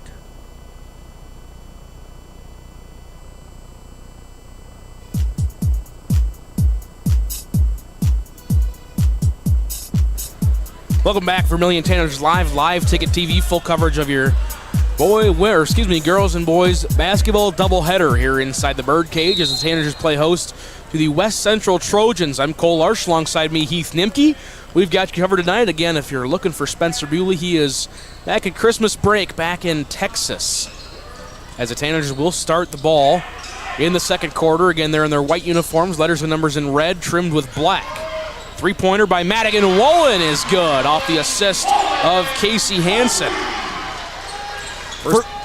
First points for her of the evening, and I was going to go off this, Cole. We really saw her gain a lot of confidence in that game against Mitchell, and already from game 1 to game 3, you can just see her grow as a player. And now a quick turnover, and possession will go back to the Tanagers. So the Tanagers start off on a 3-0 run and get the ball back quickly here at home. Wallen now in the corner. Double team. She'll get a bounce pass to Jensen. Jensen dribbles it off the foot of Gehring and fight for the ball. A jump ball will be called. Possession will go to the Trojans. One thing you just can't really predict about this Vermillion girls basketball team yet is offense. It seems like they struggled against Canton and all of a sudden explode in that second quarter for more points. You look back at the Mitchell game, it seemed like at points it was a rock fight. They just couldn't buy themselves a bucket. You put up 24 points, even just 21 in that first quarter. Very impressive performance offensively for both teams so far tonight. Hopefully it keeps going this way. We're now 1 minute down and a quick turnover there. Good steal by Madigan Wolin, and Roovers has it now, picks up her dribble. Almost stolen away twice. Jensen Over to Roovers, he'll drive baseline, 15-footer. Got it to go. 7 points now for Taylor Roovers in the ball game. And quickly, a 5-0 run for the Vermillion Tanagers here in quarter number 2. Jayton has it. She takes two little shimmy shakes, trying to back down her defender, and gets it off the glass, and good for 2. 8 points for her in the ball game. 6:20 to play. Quarter number 2. Taylor Roovers, right wing 3. Got it. First Tanager in double figures for the night. 29-19 your score here inside the birdcage. The big 3, as we've labeled them this year, has really got their offense going. They have just taken open looks and they're shooting quick. And again, that comes down to their confidence of being able to hit that first shot, and everything from there, it just feels like you're shooting right at water. It's always going to hit. Spin around jumper there by Ellie Knight. No good. Quickly the other way. Pass too strong for Casey Hansen, goes out of bounds. I almost look at a pass that you see from the great WNBA, Caitlin Clark. It's quickly into the front court on a quick pass, and just Casey Hansen wasn't quite ready for something to go that quick. Ayla Kramer and Abby Thornton check back in the ball game for the Trojans. Again, Trojans in the away blues, letters and numbers in white with yellow trim, going left to right. Pass inside to Thornton. She'll kick back out to Kramer. Kramer bounce pass to Jayton. Step back 3. Caught nothing but air. And the rebound was controlled by Kramer, but she was out of bounds. So turnover and possession to the Tanagers. By the way, you forgot to find out where Kelly Pfeiffer was at tonight. Chad beat you on that task. Yeah, hard to do it on game nights. I got about 65 other things going on, but just in case you're wondering, I am up by about 7 points right now. So that's why I got that buffer early in the season. Jensen shot too strong, and Maya Halverson got the rebound, and a foul was called. Foul is on Abby Thornton. That's her 3rd. Yeah, so I was just going to say, Cole, more importantly, it was Thornton from the back end just kind of tugging there on the arm of Halverson, and now Cafferty is noticing that it is her 3rd. And you don't want to have to take out a player like Abby Thornton, a leader of this team, and already picked up now 3 fouls for the junior and got 6 points, so losing a big point total for the team as well. That has to leave the court. Number 15, Emma Volz, will be your replacement 5'8" junior forward, and now a carry called on Jayton, and that will be possession to the Vermillion Tanagers. And that's another thing, when you lose Abby Thornton on the court, this Trojans offense becomes a little bit more predictable. Everything's going to start running now from Casey Chaton, and we'll see what she can do. Again, already has 8 points, but when you're able to key on one player, it makes things a little bit more difficult for this Trojans offense. Skip pass over to Roovers. Now to Hansen at the top of the key. Kicked out to Wallen, 25 feet from the hoop. 15 seconds on the shot clock. Hansen, right wing 3! Casey Hansen catching fire. Now the leading scorer in the ball game out of the assist of Taylor Roovers. 11 points for Casey Hansen. And the way this Vermillion girls basketball team shooting the threes so far this evening, you cannot be trading threes for twos if you're West Central. And even at the moment right now, trading threes with zeros until that shot right there. Ayla Kramer, first 3 points in the ball game for her. And head coach Joe Caffrey will take a timeout. We'll step aside and take one with him. 4:21 to go second quarter. You're watching Tanager. Best Western Ramkota Hotel in Aberdeen is the place to stay for business or the weekend family getaway. You'll feel right at home with ample parking, spacious guest rooms, and complimentary breakfast. And with a convenient location, you'll have easy access to local attractions and events in the area. While staying at the Best Western Ramkota, guests can enjoy an indoor water play land, an on-site Minerva's restaurant, exercise facility, wedding services, and a business center. For friendly service and a great stay, make your reservation today. Welcome back to the Vermillion Booster Club Press Box, proud supporters of all Tanager athletics and the student athlete.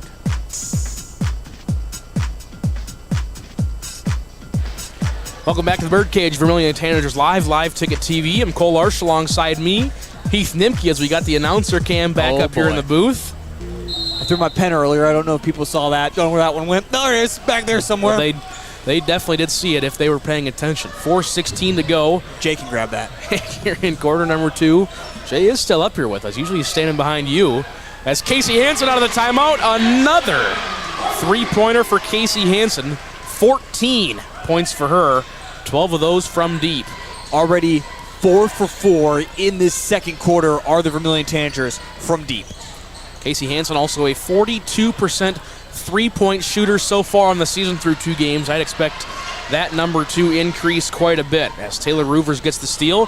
Trying to pass it up ahead to Wallen, but tapped away by Kramer. Possession will stay with the Tanagers as Alexis Hansen and Amara Thomas will check in for Vermillion. By the way, a couple of the big three we're looking over, wondering if they might get a break. Head coach John Brooks said coming into this season, for now, I don't know if those big three will ever come out of the game if they don't have to. We saw them get a very comfortable lead against Mitchell towards the end of that fourth quarter. They didn't even come out during that time either. And the only time we saw it even come out in the Canton ball game was Taylor Roovers coming out of the contest as she had some foul trouble. Samara Thomas got the offensive rebound and lost it to Jatan. Quickly up ahead, left-handed three ball by Schultz, too strong. And the rebound goes to Thomas. Now ball tapped out of bounds by Jatan, and possession will stay with the Tanagers. 3:16 to go, second quarter, a 13-point lead for the Tanagers on their home court. Pretty good crowd on hand. Biggest crowd we've seen so far this season here inside the Birdcage, again, just through 2 games. Fans starting to get used to that routine once again. It can sometimes be hard to get into that yearly routine of getting back in the Birdcage. And, of course, when they win a state title, definitely want to come watch them. Brooke Jensen, top of the key three-pointer, got it to go. 9 points for Brooke Jensen, and the second assist by Casey Hansen, and a 16-point lead for Vermillion. Wide open, the other side is off the mark, no, by Schultz, and the rebound controlled by Ellie Knight, now her 7th of the ball game. Go back to what I said earlier. If you're West Central, now you need a 3 because otherwise you're trading 3s with 2s. And again, if you don't score here, it's a 3 versus a 0. And this is how this lead is really starting to balloon against the Trojans. And it's just because of great shooting from the Vermillion Tanagers. Right now, the Trojans' offense looks a little out of sorts. 12 on the shot clock. Knight will drive middle, tries spinning against Roovers, now with 7. Schultz has it left wing with 4. Schultz lost it now. Will try to get a shot up with 1. High off the glass, no good. And the rebound is controlled by Brooke Jensen. To the first 2.5 games, Cole, to this point, this does look like the most complete Tanagers team that we have seen. Usually it's either defense or offense, but tonight so far it's been offense and defense combined together. Jensen, top of the key, got it. The Vermillion Tanagers cannot miss. And now they're up 19 points here in quarter number 2. And 6 threes that Vermillion has hit just in this quarter alone. Layup on the other side by Kramer is high off the glass. Good for a 2-point for her. 5 points all in this second quarter for her, now with 85 seconds to go in quarter number 1. John Brooks wants to slow things down a little bit, get some offense working. Alexis Hansen has it, now to Jensen. Jensen spins middle, 8-footer, off back iron, no. And rebound is controlled by Kramer. 67 seconds to go now. Ellie Knight has it, right wing. Swinging all the way to Jatan. Knight, top of the key. Left wing, Kramer for 3, off front iron, no good. Rebound controlled by Taylor Roovers. Kicks it up ahead. Jensen to Thomas. Right block. Spin around is just off the mark for her. Gotta love this passing as well for the Vermillion girls, even though they're not hitting their shots. Those are just quick bullet passes, and it's so hard for Trojans defensively to get back that quickly the way Vermillion is moving in the orange. 8 seconds separate the shot clock and the game clock. Ellie Knight has it for the West Central Trojans. Kicks over. Schultz for 3. Off back iron, no. O-board controlled by Jatan. Her shot's no good. And Alexis Hansen has the rebound now with 14 seconds. Clock is off. Roovers crosses it with 10. John Brooks calling a play. Now with 6. Roovers will drive through the double team off the bottom of the rim, no good. And a 3-quarter court heave will be off the mark for Jatan. And that is how the second quarter of play will end. Your score, the Vermillion Tanagers 41, the West Central Trojans 24. We're going to step aside when we come back. First half stats and analysis. That is on the way next. Vermillion Tanagers Live Ticket TV.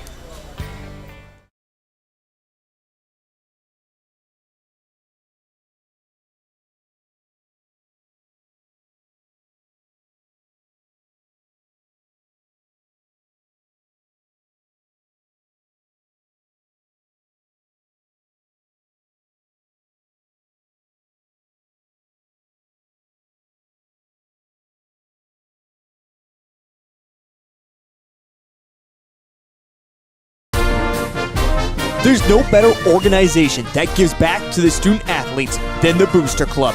The Vermillion Booster Club is committed to helping all student athletes grow. Join the Tanager faithful today by becoming a member at gotanagers.com. While you're there, check out team apparel for your favorite sports team.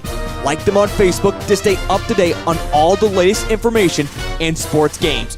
Join the Vermillion Boosters today and go Tanagers. When life gets hard and our thoughts get too much to bear, finding the resiliency within us can help us find healing. The 988 Suicide and Crisis Lifeline provides 24/7 free support for anyone in suicidal distress or emotional crisis. All texts and calls are anonymous and connect you to local resources that uphold cultural values and pave the way to healing. Find the strength within you.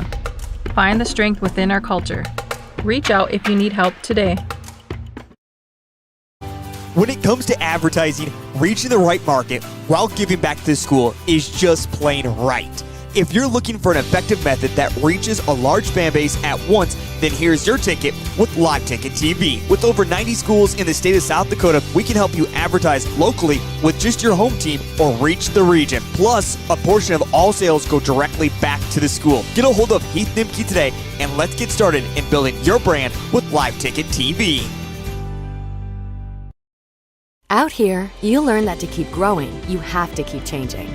CHS and the farmers and ranchers we serve know all about change, because together we've changed agriculture. That's why we're the largest farmer-owned cooperative in the country. So farmers own the system they count on, with advantages at every step. From innovative tools that help crops grow, to grain processing expertise, to energy solutions, we create connections to empower agriculture. Learn more at chsinc.com. Nice. Maytag appreciates a compliment, but this Maytag washer isn't just eye candy. Wow. Inside, it's got the capacity and power to handle even the mightiest loads. I love this. Yeah, she's a beaut. It's a he. How do you know? Don't worry about it. Find Maytag products and the industry's best appliances at your local dealer, Merce Appliance, downtown Vermillion. Welcome back to the Vermillion Booster Club Press Box, proud supporters of all Tanager athletics and the student athletes.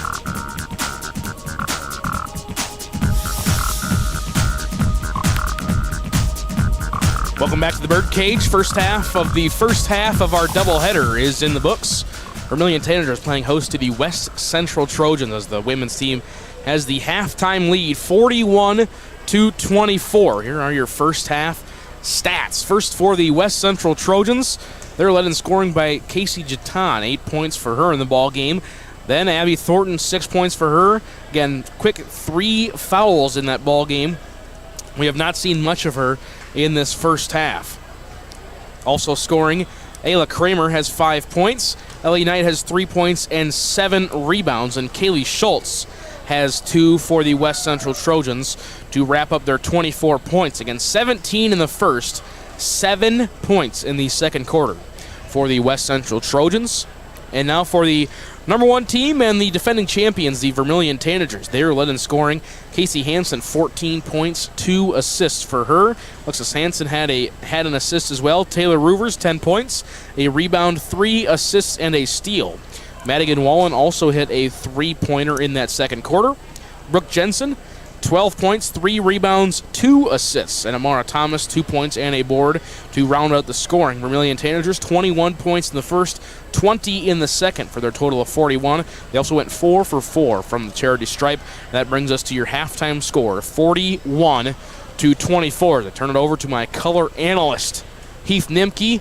Heath, we saw a lot of good things in that first half from the Vermillion Tanagers, especially when some of the concerns were starting off slow, maybe not having your offense clicking on all cylinders. I mean, for lack of better terms, they couldn't miss in that second quarter. Speaking of they couldn't miss, we do see a former basketball player, state champion herself, Cleveland, step up and shoot a 3, and she might be a little rusty out there as she just kind of sent up an air ball, but that was not what we saw from the varsity players out there so far tonight. 8 of 14 from downtown. They just look smooth. And again, it comes down to you're shooting those early shots, and once you're able to hit them, it builds the confidence. And even good defense by West Central. Take nothing away from what they were doing defensively. I mean, they were trying to get to the shooter, maybe a step or two off, but even then, Vermillion girls were wasting no time in putting the shots up and knocking them down. And on the opposite side, if you're Coach Cafferty, I'm walking into the locker room and saying, girls, we did a lot of good things. Don't look back at this half and see that we're down by 17 and say, well, it was a bad half, because ultimately it felt like Vermillion just couldn't miss. I'll say keep shooting those shots. The law of average has to eventually figure themselves out. They're not going to keep hitting every single one of those threes, but on the opposite side, if you're Joe Cafferty and this Trojans offense, you got to start hitting the shots as well. I would like to see West Central try to find a little bit more room inside. Of course, we know that Brooke Jensen is going to outsize all of the Trojans, but you got to try to attack her. That's one thing the Trojans did not do. That was get Brooke Jensen even into foul trouble. She goes into halftime with 0 fouls, so now she's basically allowed to play the rest of this game without having to worry about looking up the clock or the scoreboard and seeing what foul she's at, and she has to come in or out of the game. So if you're the Trojans, see if they can't attack a little bit more inside, or even attack and then kick and shoot the three, because the Trojans themselves have been very decent at shooting the three. Yeah, they've been pretty solid shooting the three ball as well, and I think, like you said, defensively, I think Joe Cafferty, he kind of almost hit the nail on the head a couple times. He's going to start telling his team, like, I mean, arguably one of our better players is out with 3 fouls early. I mean, we're doing a solid job defensively. We're not letting them get very many open shots, and when they are, they're just hitting them. So, I mean, that's just kudos to them. But I think eventually you have to try and stop Vermillion from getting so many open shots. I think that's something we're going to see change, some sort of defensive scheme change. And they went to that zone early in that second quarter. Vermillion really wasn't doing anything with it. Then they switched away from it. That's when Vermillion started getting all those open shots. And if I'm Doug Hansen, one of the assistant coaches even, my first thing I'm saying to John is, hey, don't forget Thornton is back. Run it. You're seeing the football analogy, right? Getting ready for college playoffs coming up. Run it right down her throat. Keep attacking her, because now she is playing timid. She's playing shy, not because she's that type of player, but because she has to with 3 fouls already. And again, if you get her to pick up her 4th, even in the first 4 minutes of this second half, you're in a really, really good spot of getting her off the court again and just continuing what you did in that second half. But again, for Vermillion, we saw them shoot the 3 really well, but cool, I still don't want them to get away from it. Keep attacking the inside. They did have success inside as well. As you look at some scores from around the state of South Dakota, thanks to SD Score Feed, you can see them rotating there on the bottom part of your screen. As we stick with Girls A, number 4, Wagner leads receiving votes. Mount Vernon Plankington 9-7 at the start of the second quarter there. Flandreau leads number 3, Hamlin 12-10 start of the second quarter. Canton leads Garrettson 30-6 with 1 minute to go before halftime, and Dakota Valley leads Beresford 55-41. 6 minutes left to go in the third quarter. The Centerville Freeman Academy Marion score has not been reported again. Number 1 Vermillion against number 1 Centerville, 5:30 inside the Sanford Coyote Sports Center. On Saturday, we'll have that for you right here on Vermillion Tanagers live ticket TV. We look at some area Class B scores. Parkston leads Trip Delmont Armor 22-6. Platte Geddes leads Kimball White Lake 16-12. Andy Central Dakota Christian leads number 2 Ethan 26-22. And Coleman Egan leads Canastota 38-16 at the half. And that just about wraps up any area scores, as there's no AA scores being reported and very few A scores and B scores being reported. But again, as they come in, you can see those across the bottom of your screen here on Vermillion Tanagers Live and Live Ticket TV as we get you set for quarter number 3 here inside the Birdcage. 41-24 is your score. And the West Central Trojans walk out there as the buzzer is about to sound with their starting lineup. Ellie Knight, Raina Gehring, Casey Jatan, Abby Thornton, and Maura Schultz. The starting 5 out there for the Trojans, and same for the Vermillion Tanagers. Casey Hansen, Maya Halverson, Taylor Roovers, Madigan Wallen, and Brooke Jensen. Starting 10 out there on the Birdcage as we get settled for the second half of our first half of our doubleheader. Got that all sorted? I'm ready to go. All right, here we go. 41-24, the Tanagers will start with the ball going left to right on your screen. Again, in the home white jerseys, letters and numbers in red with black trim. West Central in the away blues, letters and numbers in white with yellow trim. Quickly inside to Brooke Jensen off the glass and good for 2 off the assist to Casey Hansen. And they open things up with a quick 2 points. 7:35, third quarter. Thornton, again in the ball game, did not see much of her in that first half. And she drives and she gets the layup to go. Now has 8 points. Again, 2 fouls in the first quarter and 1 in the second for her. Did not see much of her. Jensen trying to reset the offense a little bit, left wing. Swing it over to Casey Hansen. Roover's right side, 16 on the shot clock. Jensen has it left wing, skip pass to Casey Hansen right side. Now with 10, Hansen inside to Halverson. Off the glass and good for 2 over the outstretched hands of Abby Thornton. First 2 points the ball game for Maya Halverson. So back and forth we go here in quarter 3. Mara Schultz inside, now over to Gehring. At the top of the key, back to Schultz. Skip pass inside, Yutan, 15-footer short. One thing, if I'm Coach Cafferty, there's a number in my head when it comes to this game, when it comes for scoring, that is, for the Vermillion Tanagers, as Brooke Jensen's able to drive, get the bucket, count the foul, and 1 opportunity coming up. But going back to my point, Cole, from Cafferty, I'm saying the number 60 is in my head. If the Vermillion girls get to 60 with my team where they're at right now, scoring-wise, I feel like I can't get to that point. So defense really is going to come at a huge amount for this Trojans team, as another 3 points by the Trojans on that possession. Brooke Jensen now 17 points in the ballgame for her. A 22-point lead for Vermillion. 6:21 to go in the third quarter. Thornton top of the key. She'll drive right, just over the front of the iron, and good for 2. First Trojans player in double figures. She has all 4 points for the Trojans in the second half. Roovers kicks over. Jensen, right wing 3, off front iron, no. Rebound is loose and will be controlled by Thornton. Now here come the Trojans, right to left. Inside Thornton, blocked by Halverson, but no, they're going to say a foul before the shot. Foul is on Maya Halverson, her first team foul, just the 4th foul called on the Tanagers all game.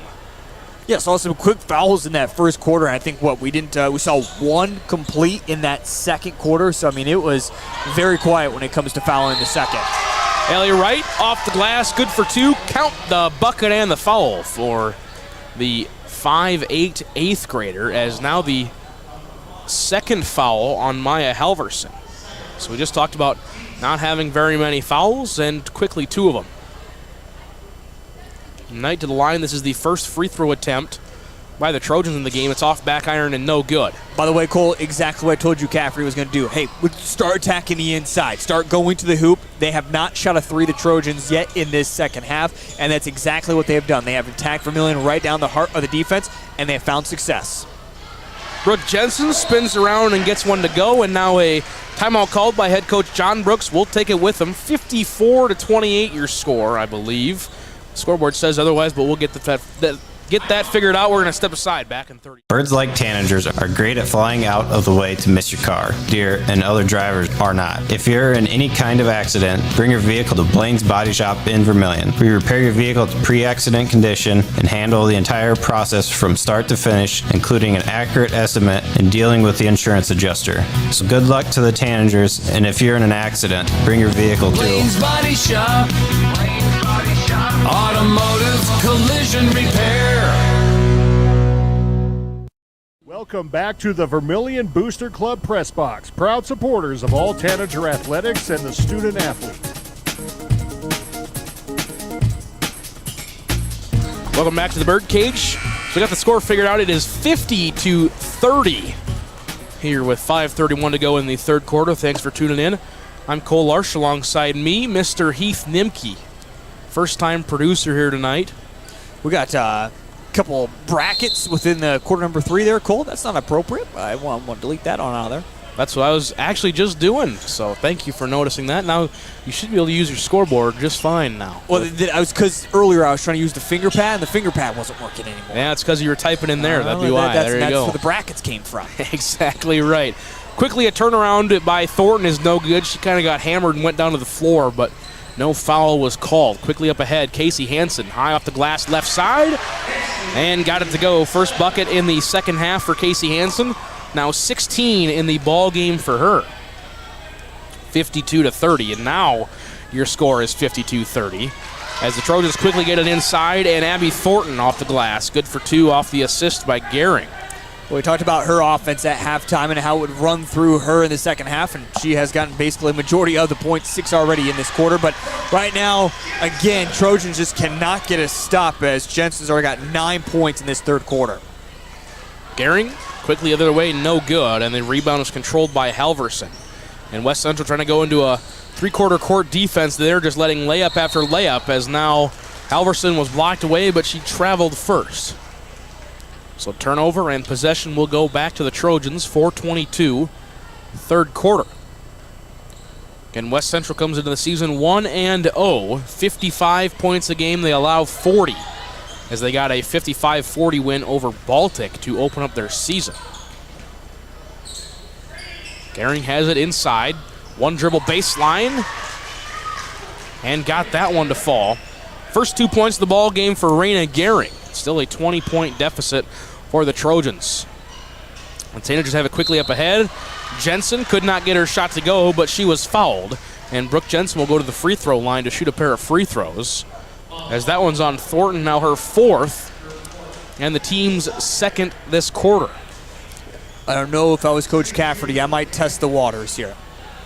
I would keep her out there. I would not take her out the way she's moving things offensively for this squad. I'd take the risk, but he's not going to roll the dice. He's going to get Thornton out of the game. First free throw was good, as Thomas and Alexis Hansen check in. Wallen and Halverson go out for the Tanagers. Brooke Jensen on the season, 18.5 points, 8 rebounds a game. She's a 54.5% free throw shooter on the season. She's 5 for 5 tonight, so that percentage will go up after this game. Quickly a 3-ball by Casey Jeton, and now she's in double figures with 11 points. So West Central trying to keep themselves in it as they go into a three-quarter court defense. And the Tanagers will shoot a layup with Thomas, but it's no good. She will get the rebound, but the ball is loose. Back to Jensen. 16-footer is off the mark. And that rebound is controlled by Jeton. 56-37, 3:22. Jeton quickly count the bucket and the foul underneath for Casey Jeton. So Thornton might go out, but Jeton's still the leading scorer now with 13 points. That foul is on Brooke Jensen, just her first to the team's 3rd of the quarter. So the 2nd free throw attempt on the game for the Trojans for Jeton. And it's up and good. 14 points for her.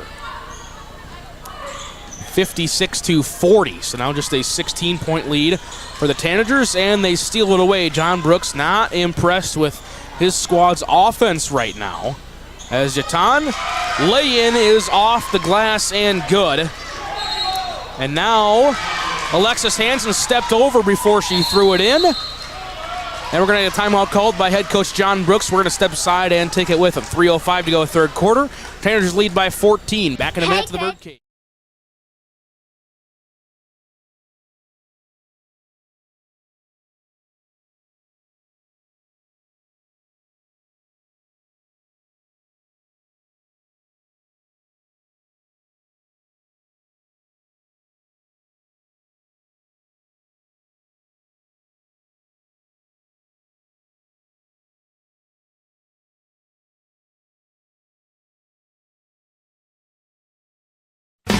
Midwest Ready Mix and Equipment is your locally owned and operated ready mix company. Their specialty, 6x6 front discharge mixer trucks that allows for better placement of concrete and ease of use. Midwest Ready Mix Equipment offers the highest quality of concrete products and aggregate, and also a full-service dealer for Logon equipment featuring telehandlers, excavators, and ASV track skid loaders for purchase or rent. Midwest Ready Mix Equipment, East Highway 50, Vermillion. Welcome back to the Vermillion Booster Club Press Box, proud supporters of all Tanager athletics and the student athlete.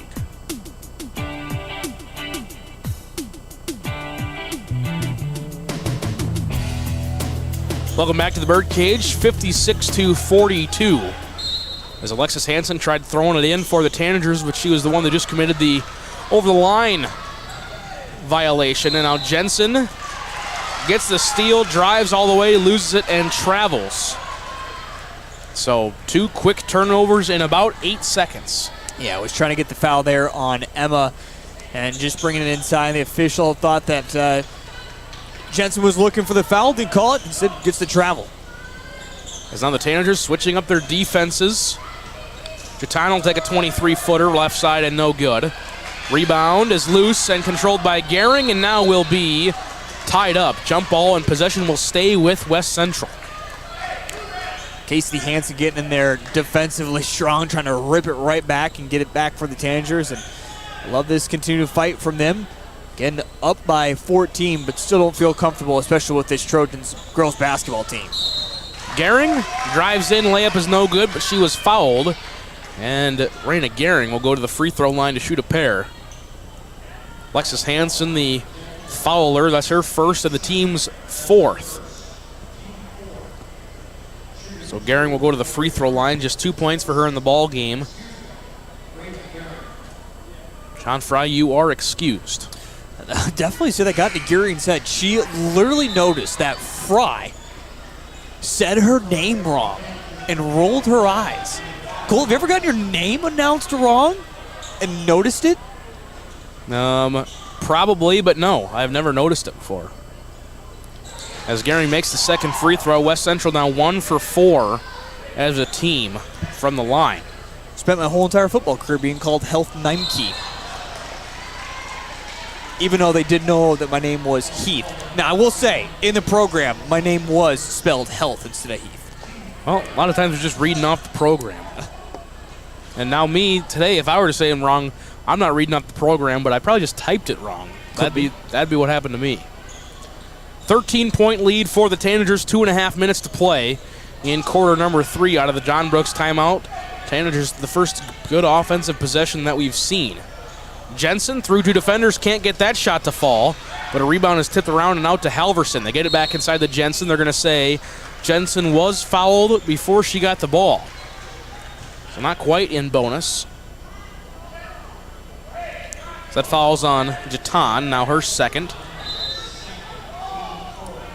4th team foul, so we are not shooting free throws, but Casey Hansen will throw it in underneath. Bit of a scoring drought for the Tanagers. Trying to get something going off the designed inbounds play. Hansen has it right side into Halverson. Swing pass around and tipped away and stolen by Ellie Knight. Cole, you also mentioned the scoring drought. Have not seen a 3 from this Tanager team since we saw 8 from them in the first half. So a big difference when it comes to shooting. Now, you also have to think Brooke Jensen has 11 points in this third quarter, but it just seems like everybody else has not scored or necessarily had the opportunities, if you will, for the Tanagers. Right now, West Central leads the quarter, scoring 19-15. Quick math for you there. That's that USD education. Well, if you had the over-under at 99.5, I feel like the over is going to hit pretty easily. With 101 seconds to go in the third quarter, we haven't seen a lot of points recently, so that might be in jeopardy. 1:35 to go, quarter number 3. Now West Central trying to cut this to less than a 10-point deficit as the drive by Kaylee Schultz, her layup was no good, but she was fouled. And Madigan Wallen, that's her second foul, the 5th team foul in this quarter. So Vermillion commits 3 in the first quarter, none in the second, 5 in the third. Schultz's free throw is off the mark. On the opposite side of that, West Central has had opportunities at the free throw line in this quarter and have struggled a little bit. 3 for 6 to be exact from the free throw line in this quarter and also this game. Tanagers are 7 for 7. As Jensen tries getting a bullet pass inside, threw it at about 120 miles an hour when it needed about 20. Now, it did take a deflection, so Vermillion still has it. But, yeah, if I was Wallen, I'd be a little bit nervous the way that was coming, because over the head, it's the medicine ball slams. You throw them at the wall, and now they're going to change decision. I did not see anything hitting Wallen, but... Yeah, they said it was tipped by West Central and Wallen. So he pointed towards West Central right away, gave them possession with 80 seconds to go. We were in quarter number 3. Take a little zest off the pass next time. Knight has it guarded closely by Roovers, and Roovers gets the steal, and Roovers is fouled and will go to the free throw line to shoot the bonus. Good defensive play there by Taylor Roovers as fouls on Ellie Knight, her second. And that's just Knight in frustration and revenge after getting her pocket pick. She wanted to try to get it right back, and the speed of Roovers went right around Knight, and Knight trying to play catch-up commits the foul. First free throw by Roovers is good. First bucket we've seen, or first point we've seen from her in this second half. She now has 11. And she still has 11, Cole. With the way her performance, 10 points in that first half, the big 3 goes off once again. 12 points for Taylor Roovers. She came into the ballgame averaging 12. 6 assists a game and 6 steals a game for Taylor Roovers so far this season. As the clock ticks under a minute to go, and Brooke Jensen steals it away for the Tanagers. Wallen up ahead, she's fouled and will go to the free throw line to shoot a pair of free throws as right there, head coach Jay Drake, he's left the building. Going to the locker room. Oh, that's okay. Or leaving the building, I don't know. I don't quite know his pregame routine that deeply, but usually about half of it's standing up behind us. You ever have a routine, Cole? Do I have a routine? When it comes to like pregame stuff? Yeah, show up, set up, and annoy you. That's usually my plan. That's usually what you do, too. Yep, I'd say it's pretty successful. Today I did that. Found out the touchscreen is, or not touchscreen, if you will. Yes, our monitor is not touchscreen. No one told me that. 59-44, 42 seconds to play. Pull up at the elbow by Jatan is off the mark. Taylor Roovers with the rebound. She passed it over to Casey Hansen. Now quickly a 2-on-1 up ahead. Jensen bounced past to Wallen. Off the glass, no good. And the rebound is controlled by Abby Thornton, so Thornton's back out there with those 4 fouls. And now the shot clock is off for West Central. See how they decide to play it. Quick 3, Kaylee Schultz off back iron, no good. I got to take the last second shot there if you're West Central. Don't give Vermillion any more time. In fact, I thought Vermillion went too quick on that last shot. I would try to bring that down to the final few seconds and only giving West Central 4 seconds, but a little off from both offenses. Roovers inside to Brooke Jensen. 25 points now for Brooke Jensen. And that is how the quarter will end as the half-court heave is off the mark. 61-44 your score after 3 quarters. We're going to step aside when we come back. It's the fourth quarter of play. That's in 60 seconds on Vermillion Tanagers Live. Cork ears.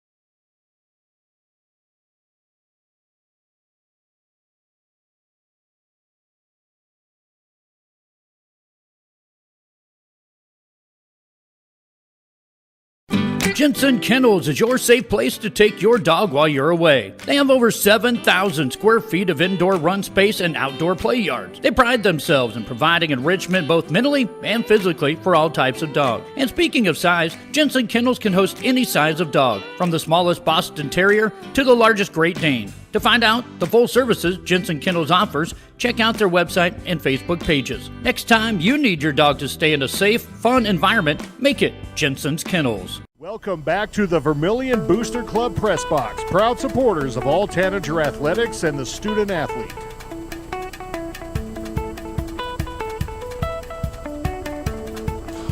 Welcome back to the Birdcage. Fourth quarter of action here in the first half of our doubleheader. 61-44.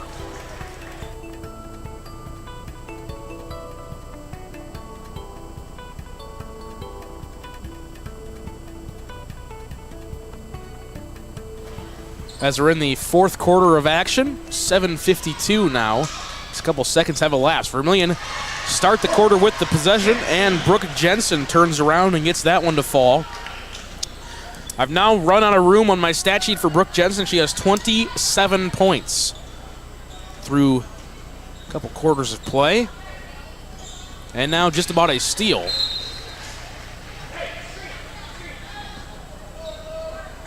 Bang.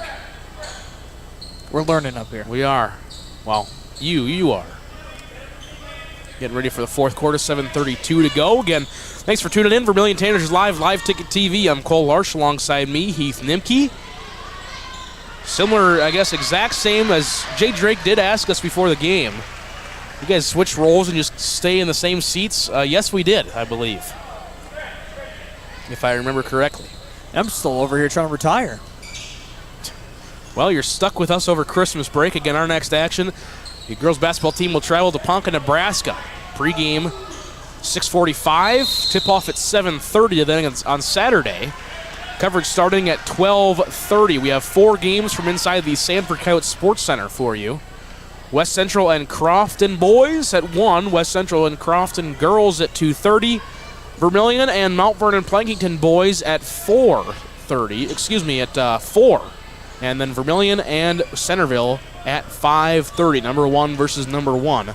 That'll be the nightcap.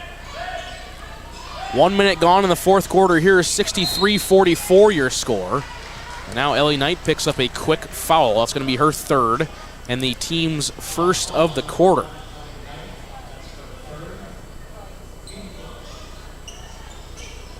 Casey Hansen will throw it in to Brooke Jensen at the Tanager logo at midcourt. It's not the end of the game by any means by West Central, but I told you, Cole, 60, when you get to 60 in a girls' high school basketball game, that feels like you're going to win 95% of the games you play.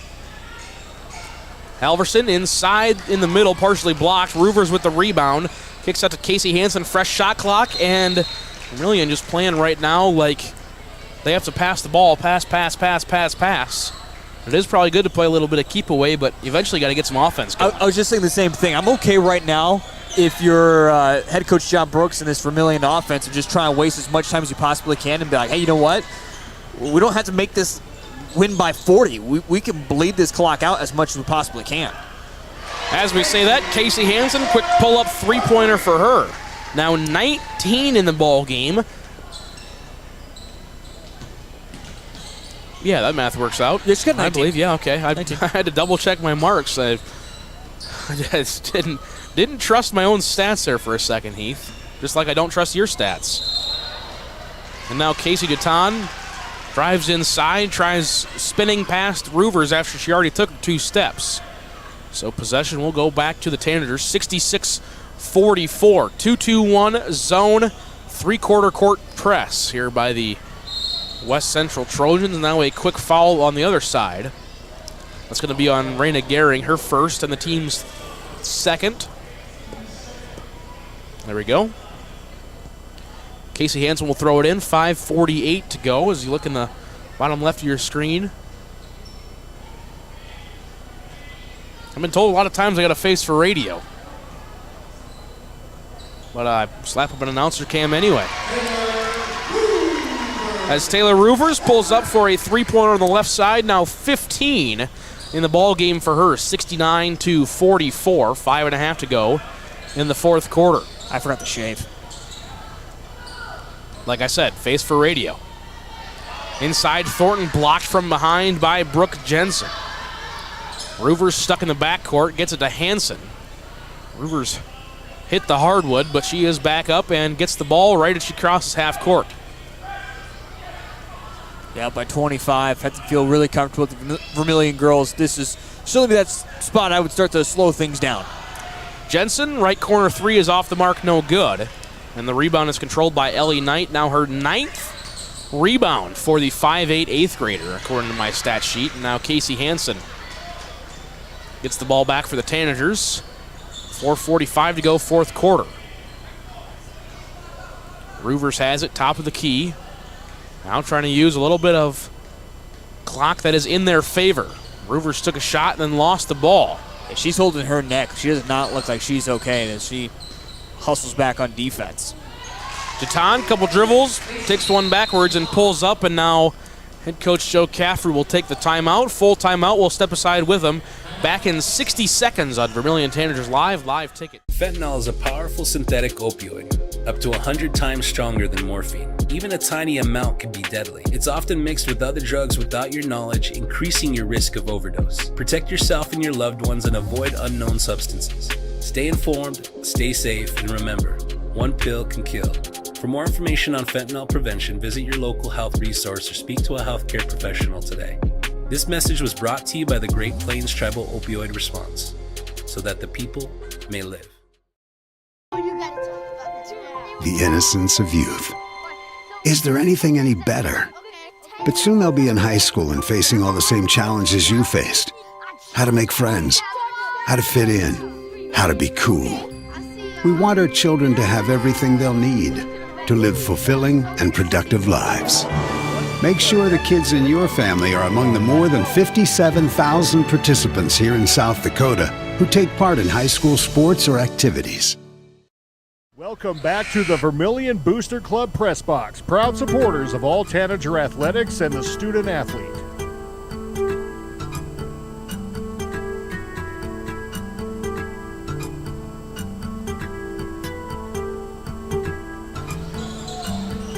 Welcome back to the birdcage. Oh, now it's getting a little intense. Yeah, it was. The monks are done meditating. Halfway through this fourth quarter. Thanks for tuning in. Vermillion Tanagers live ticket TV.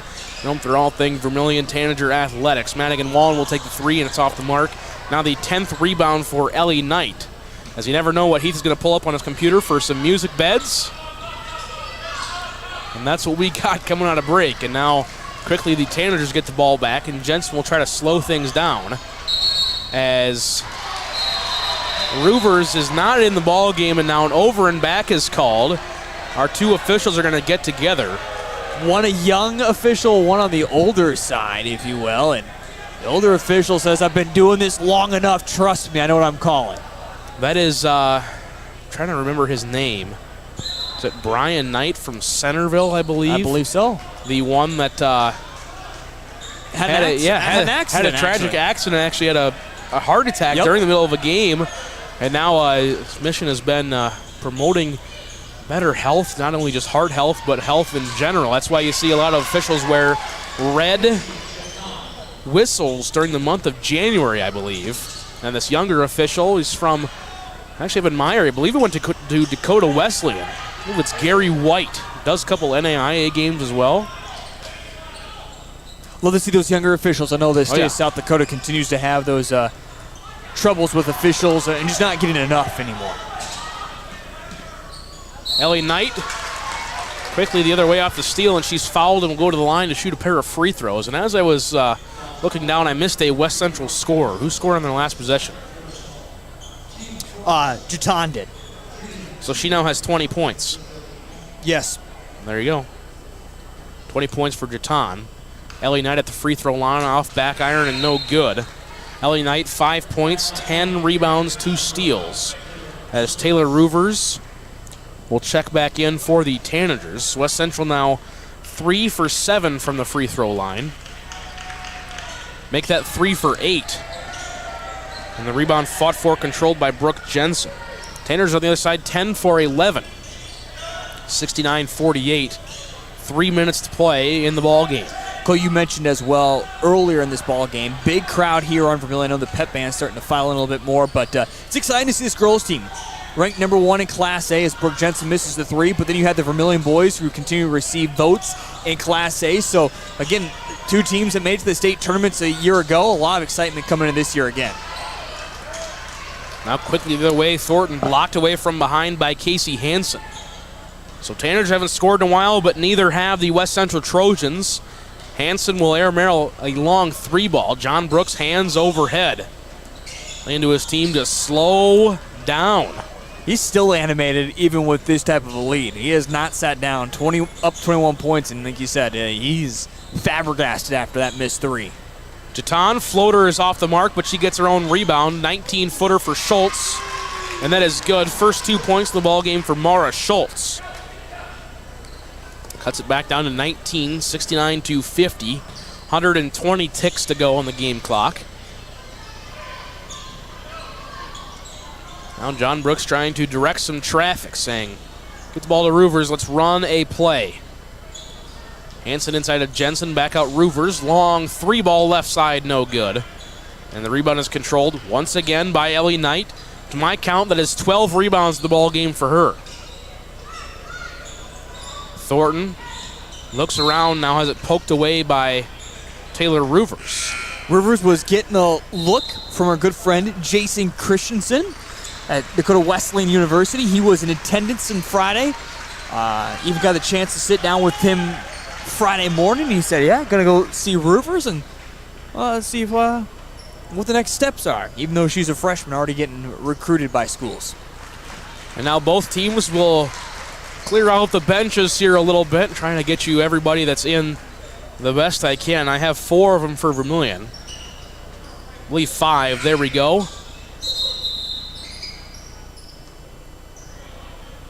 As buzzer sounded, but we are good to play. So in for Vermillion, number 3, Sydney Johnson. Number 4, Izzy Richardson. Number 15, Callie Schultz. Number 22, Shaylin Hinseth. And number 42, Delaney Schmidt. In for West Central now with the ball is number 21, Kaylee Schultz. 22, Jordan Phillips. As Phillips will take the long 3. That one rattles in and out, no good. Rebound is controlled by Delaney Schmidt. Nothing to take away with this Trojans girls basketball team. Really, really good basketball team. Excited to see where they're going to continue to go throughout the rest of the season. Just ran into a Vermillion team that was really able to shoot the lights out of the gym in that first half, especially from downtown. But this is certainly going to be a Trojans team that'll be towards the top when it comes not only to the region, but of course as well in the DAC-12. Bailey Stallman, Ayla Kramer, Emma Volz, Kaylee Schultz, and Jordan Phillips in the ball game for West Central. Those are your 5 out there for the Trojans. Schultz has it. She'll go up and she will score for Kaylee Schultz. Now 5 points for her in the ball game. 69-52. Sydney Johnson over to Smith inside, back out. Sydney Johnson for 3 is off front iron and no good. Offensive rebound by Callie Schultz. Now the Tanagers will lose it. The shot clock is off. Trojans kick it up ahead. Lay in, off the glass, and good for 2. Bailey Stallman.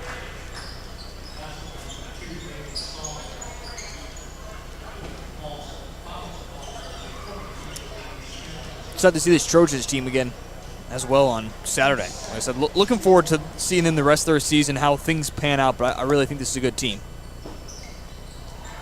As the free throw is good by Stallman. Now 3 points again. West Central girls and the Crofton, Nebraska Warriors girls squad. They will face off 2:30 inside the Sanford Coyote Sports Center. We'll have full coverage of that right here on Vermillion Tanagers Live and Live Ticket TV.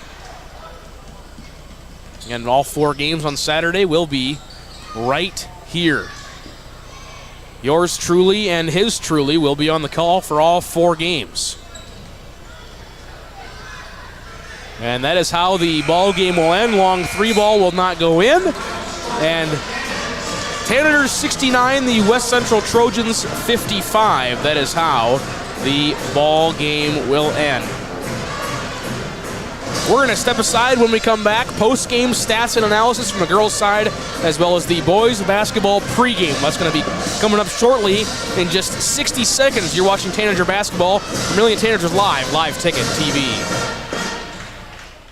Winter inspection programs are starting now at all 9 of our Grossenburg implement locations in South Dakota, Nebraska, and Wyoming. With harvest winding down, get your name on the list and have your equipment inspected and ready for next year. Put it on your John Deere multi-use account and get benefits of no payment, no interest programs for those that qualify. Then you can rest easy in 2025. Grossenburg Implement, where service is the other half of a great product. Go to grossenburg.com for complete details.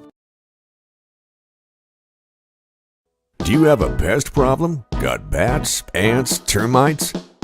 Family owned and operated, Olson's Pest Technicians have had over 50 years experience taking care of pest problems in places across South Dakota, Nebraska, and Iowa. Utilizing brilliant methods such as Centricon bait stations for termites and Vicane treatment for bed bugs, there's no pest too tough for Olson's Pest Technicians. If you have pest problems, call 800-KILL-BUGS. Welcome back to the Vermillion Booster Club Press Box, proud supporters of all Tanager athletics and the student athletes.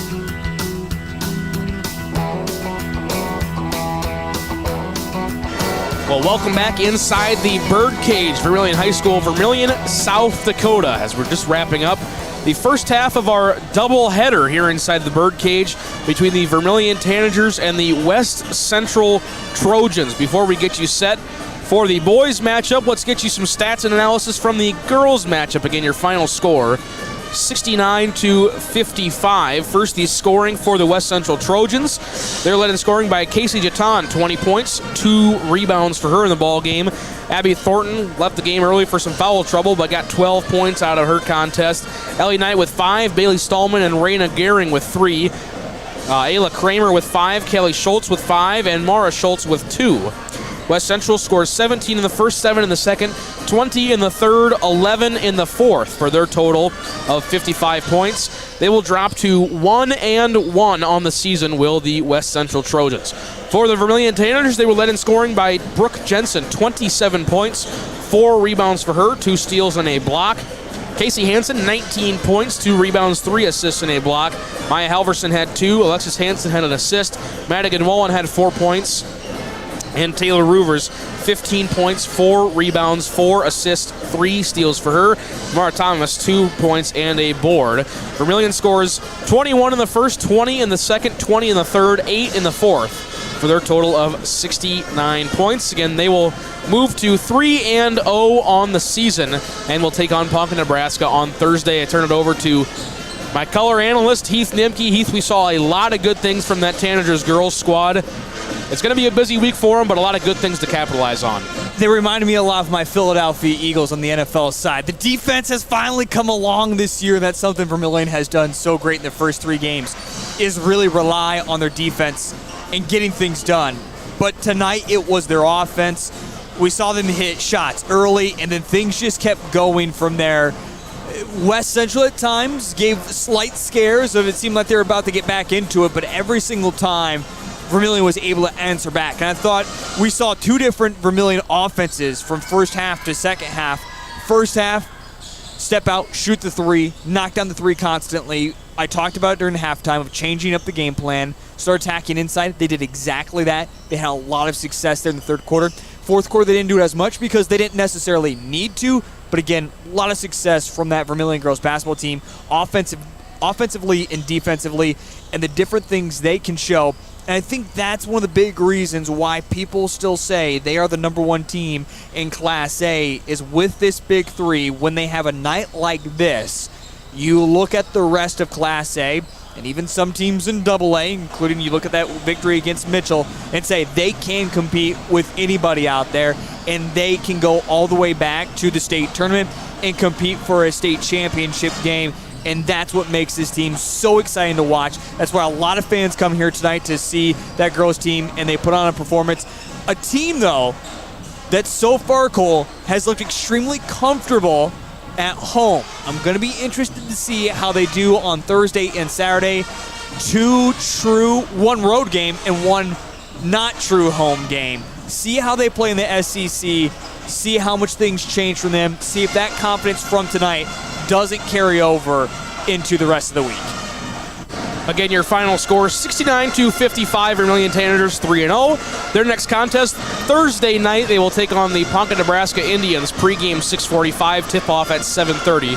We'll have it all right here, Vermillion Tanagers Live Ticket TV. Well, we've got a couple minutes. Let's turn it over to the boys' side of things as the Vermillion Tanagers and the West Central Trojans come in 1-0 on the season. Vermillion Tanagers receiving votes in the media poll. They are number 9 in Class A with 41 seed points. That also leads them to number 2 in Region 4A. Their one game, they defeated Sioux Falls Lutheran 81-29. That gets them to 1-0. For the West Central Trojans, they are also 1-0, not receiving votes in the media poll. They are tied for first in Class A at 47 seed points, number 1 in Region 3. They got a 51-44 win over Del Rapids. Connor Mebius, 27 points. Will Cool, 17 points to lead the way for the Trojans.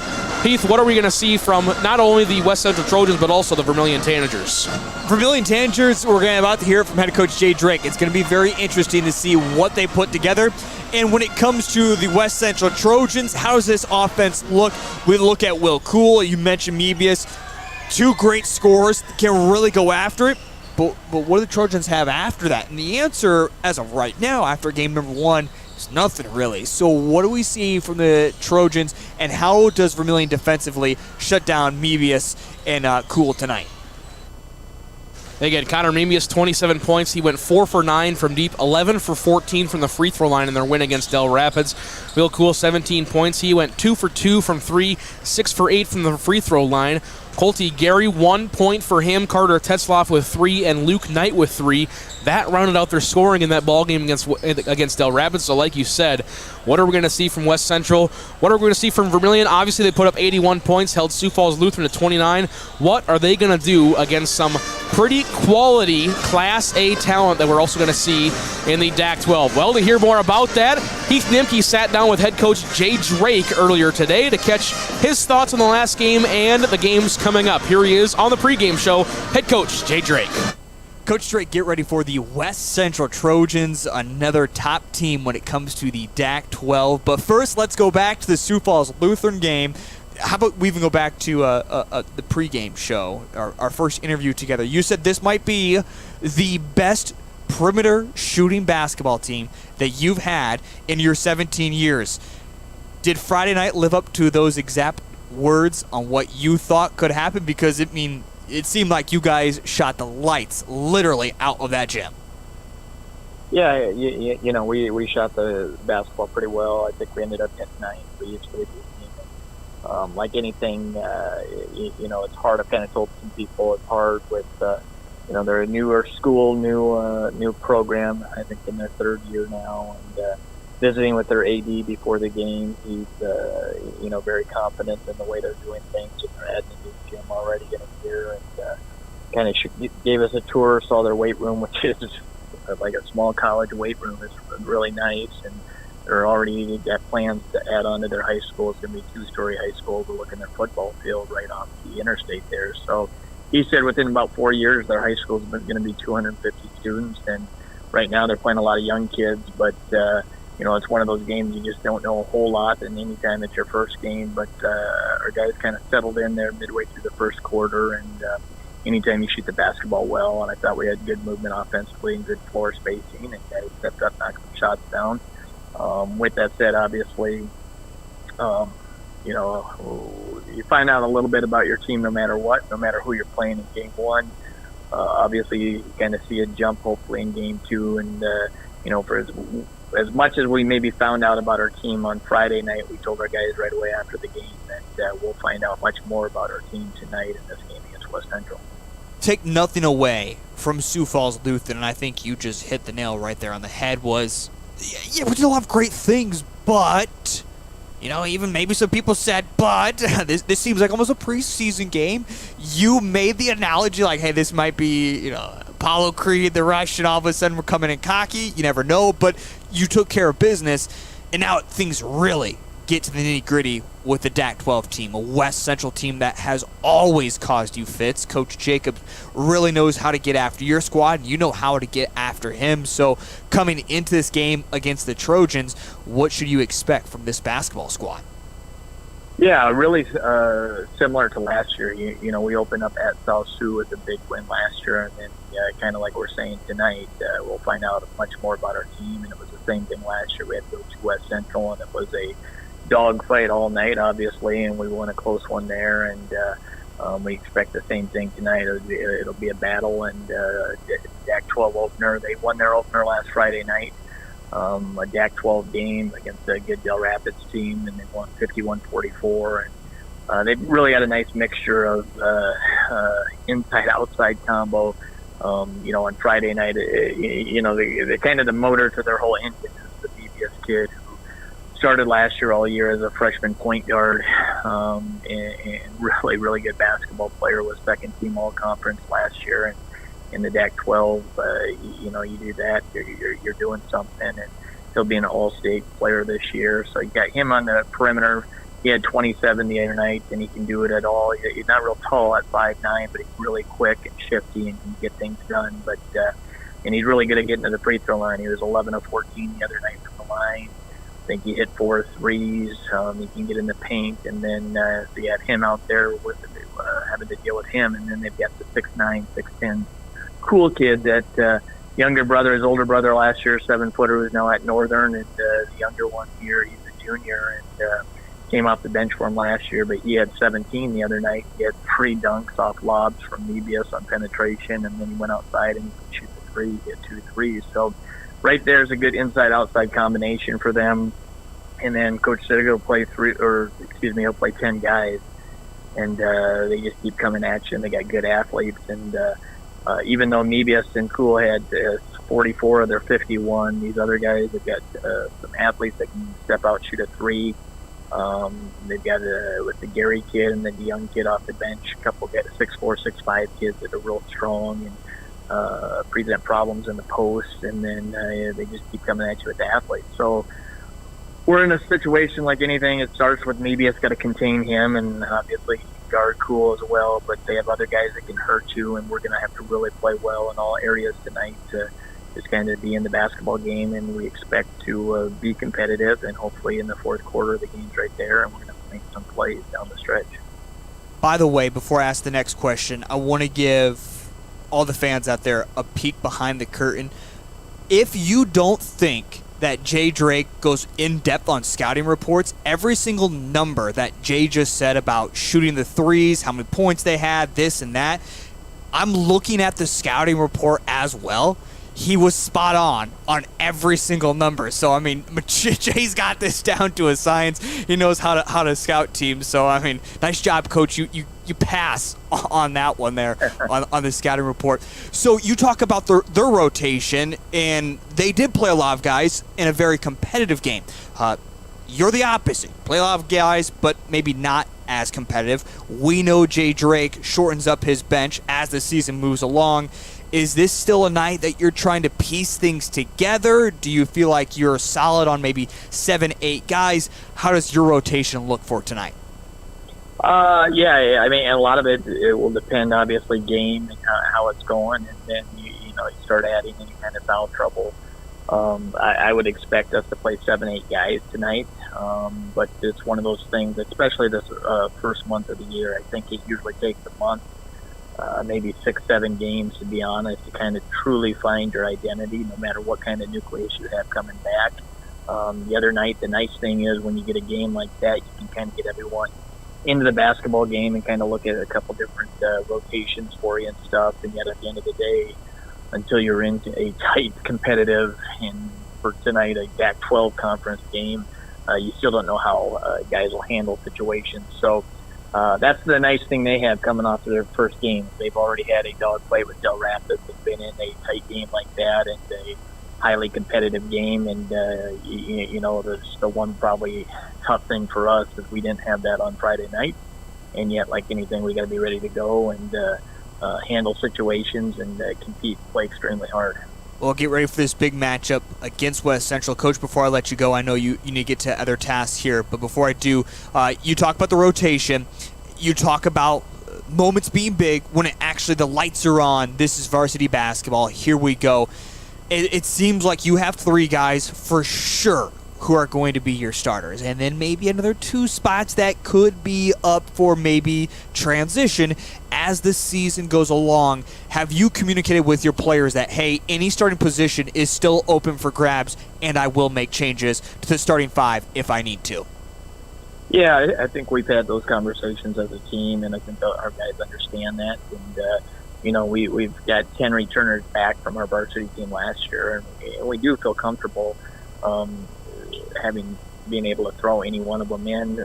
Where we're at, what are we going to do rotation-wise, who knows yet. And you're right. That's the big thing tonight is you still don't know how guys will handle tight situations. And Like you said, I always make the comment about how do we deliver, and you don't want kids feeling pressure with the when game time comes and the bright lights come on, but you also got to step up, and yet we know and realize that besides our 3 captains with Carter Hansen, Landon Cerny, and Trey Hansen, there could be some growing pains at times as well, because these guys are the rest of them haven't played many varsity minutes, and these are kind of their first situations in these moments, and I got to kind of have some patience myself as a head coach. We expect so much, and yet there's going to be growing pains, and we got to be able to fight through some of those.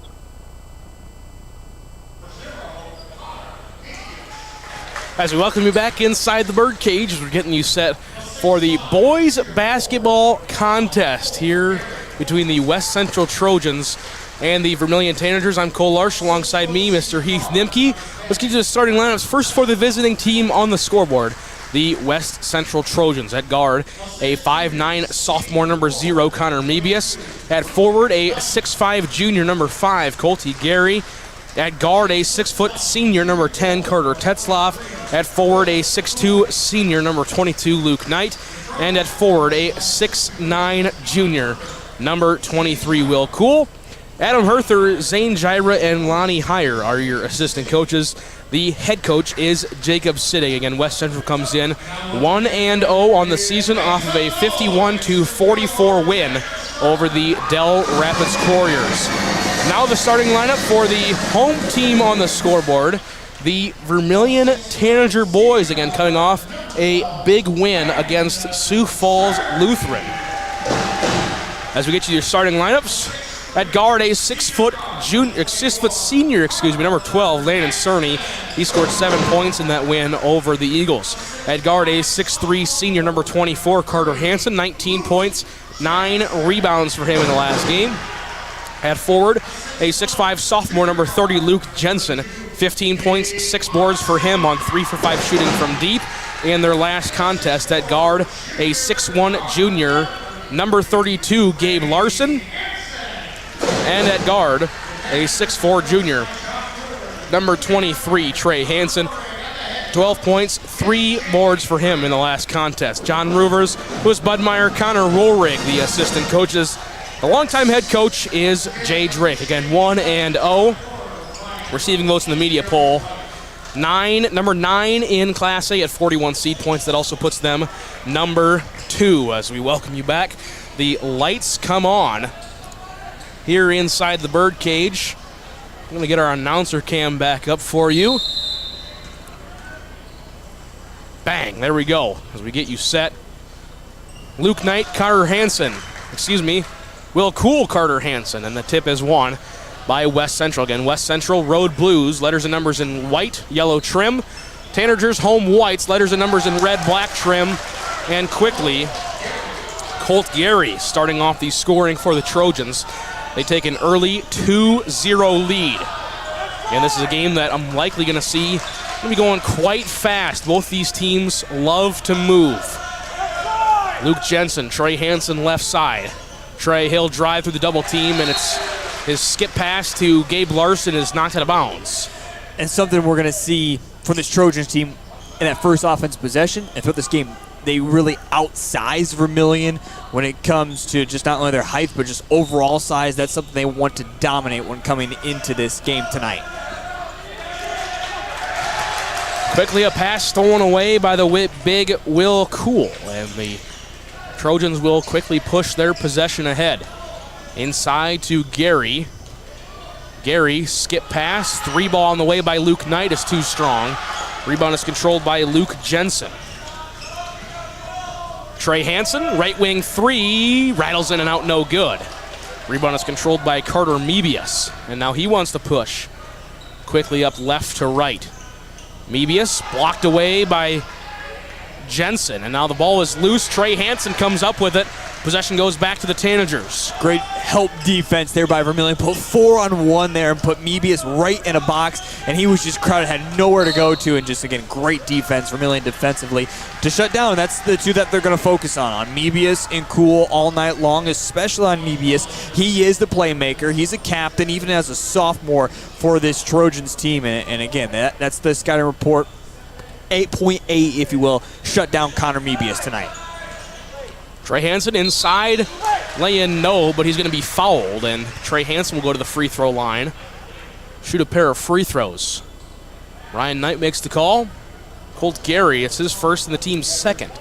Can already hear Coach Jacob trying to coach Gary along. Hear him trying to, again, shut down that inside presence for the Vermillion Tanagers, and was shouting too late, letting Gary know that he's got to help defensively on the back end and cannot be there late. Otherwise, right there is what's going to happen.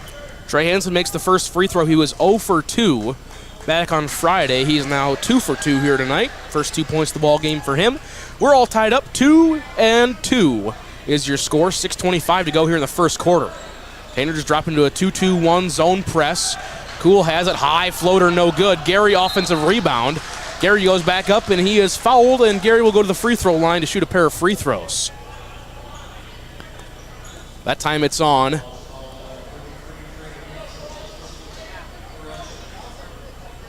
There we go, 32, Gabe Larson, his first, and the team's first. Gary goes to the free throw line, as I thought Brian Knight, our referee, put up 32, and John Fry said 33. Get a little confused. There's a lot of numbers going on. A lot of 30 numbers on this Vermillion squad. 3 different guys out there in the starting 5 that have 30 to 33. Second free throw from Gary is off the mark. He went 1 for 2 back in their game against Del Rapids. Trey Hansen gets the rebound, then loses it in the front court. Kicks out to Carter. Carter pump fake, 8-foot floater off back iron, no. And Mebius with the rebound. One thing we saw from Carter Hansen, a lot of missed bunnies. I'm sure he was working on those throughout the past week. Mebius kicks over to Tetzloff. Inside Gary. Gary tries backing down his defender, back out. Mebius for 3, got it. He just got a little bit of space, escape from his defender, and great confident shooter, able to do exactly what he just did there. Again, 4 for 9 from deep in their last game. He had 27 points to lead all scoring, and Jensen is blocked away. 5-2 now your score.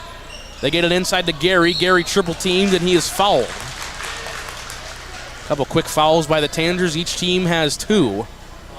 So that foul was on Cerny, his first, and the team's second. Mebius will throw it in. He gets into Tetzloff, right side. Tetzloff dribbles middle, now picks up his dribble. Gets it over to Mebius. Jab step, 3-ball. Connor Mebius. 6 points already for him in the game, and that time, great defense by Carter Hansen. But again, the shooting of Mebius, just able to step right up in his defender face and hit it. Quick 3 by Gabe Larson off the mark, but an offensive rebound, Carter Hansen. His putback is no, and he gets back his own O-board. Now he gets it back. No, kicks it over. Left corner 3. Luke Jensen got it to go. Big man outside. He says, I'm going to take my size and stretch out the offense, and he gets this back to a one-possession game, 8-5. When he was younger, he was always getting beat up by his older brother and sister on the court. He learned to shoot, and he's been a great shooter throughout his entire career, and that's, again, you look at what he's been able to grow as a player throughout the past couple of years, and that's one big exciting thing you look at Jensen coming into this season was his ability, not just with his size, but to step out and shoot the 3. And yet they live up. One brother went to go play at an NAI school, played 2 different sports while he was there, and of course your sister is going to be a D1 basketball player. Connor Mebius threw one into the West Central crowd. Trey Hansen buries a 10-footer, and we're now at 8-7. Gary has it left side, kicks out to Tetzloff. Now they're going to reset. Head coach Jacob Sittig looking for an offensive play. Gary, good move inside, just a spin.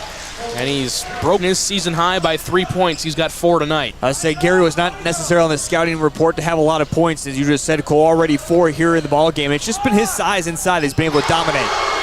Luke Jensen, nothing but nylon. 10-10 your score halfway through this first quarter of play. Found himself a little sweet spot over here on this side, has hit both of his 3s from the same spot. Gary to Cool. Again, Cool towers over everybody, does not have much of an inside post presence. Their true post is Gary. They get it inside to him on the baseline. It's poked away, and they're going to say it was last touched by Luke Jensen. As Liam Schmeichel comes in for the Trojans. Which is weird to say. Cool at 6'9", you would think that he would be your post presence, but it's a lot like his brother was. His brother came in at a 6'11" last year, and he continued to grow through his size, but again was never really known for that. I mean, he developed as a post player, but he was a lot more known for stepping out and shooting the three when it came to the Trojans, and even at one point over at Irene Wakanda. The 6'1" senior guard Liam Schmeichel checks in, as well as the 5'6" sophomore guard Boshe Knight. 2 seconds in the shot clock. Mebius pulls up from long range, and that's off the mark. Rebound fought for, and Trey Hansen will control it for the Tanagers. 3:12 to play. Carter Hansen pump fakes, drives, pokes away from behind, and possession will stay with Vermillion.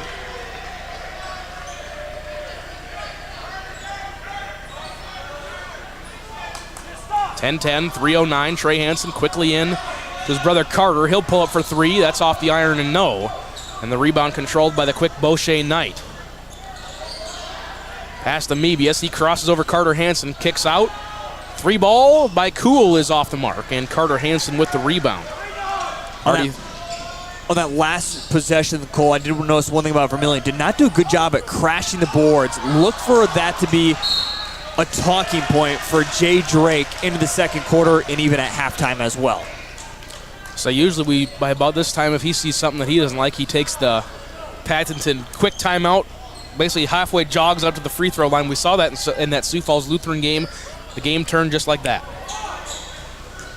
Mebius barely gets it across for the Trojans. He kicks it up ahead to Schmeichel, inside to Kuhl, lob no good. Spencer Blanchette, he's now in the game. He kicks ahead, Carter Hansen. Reverse lay-in is good for Carter Hansen.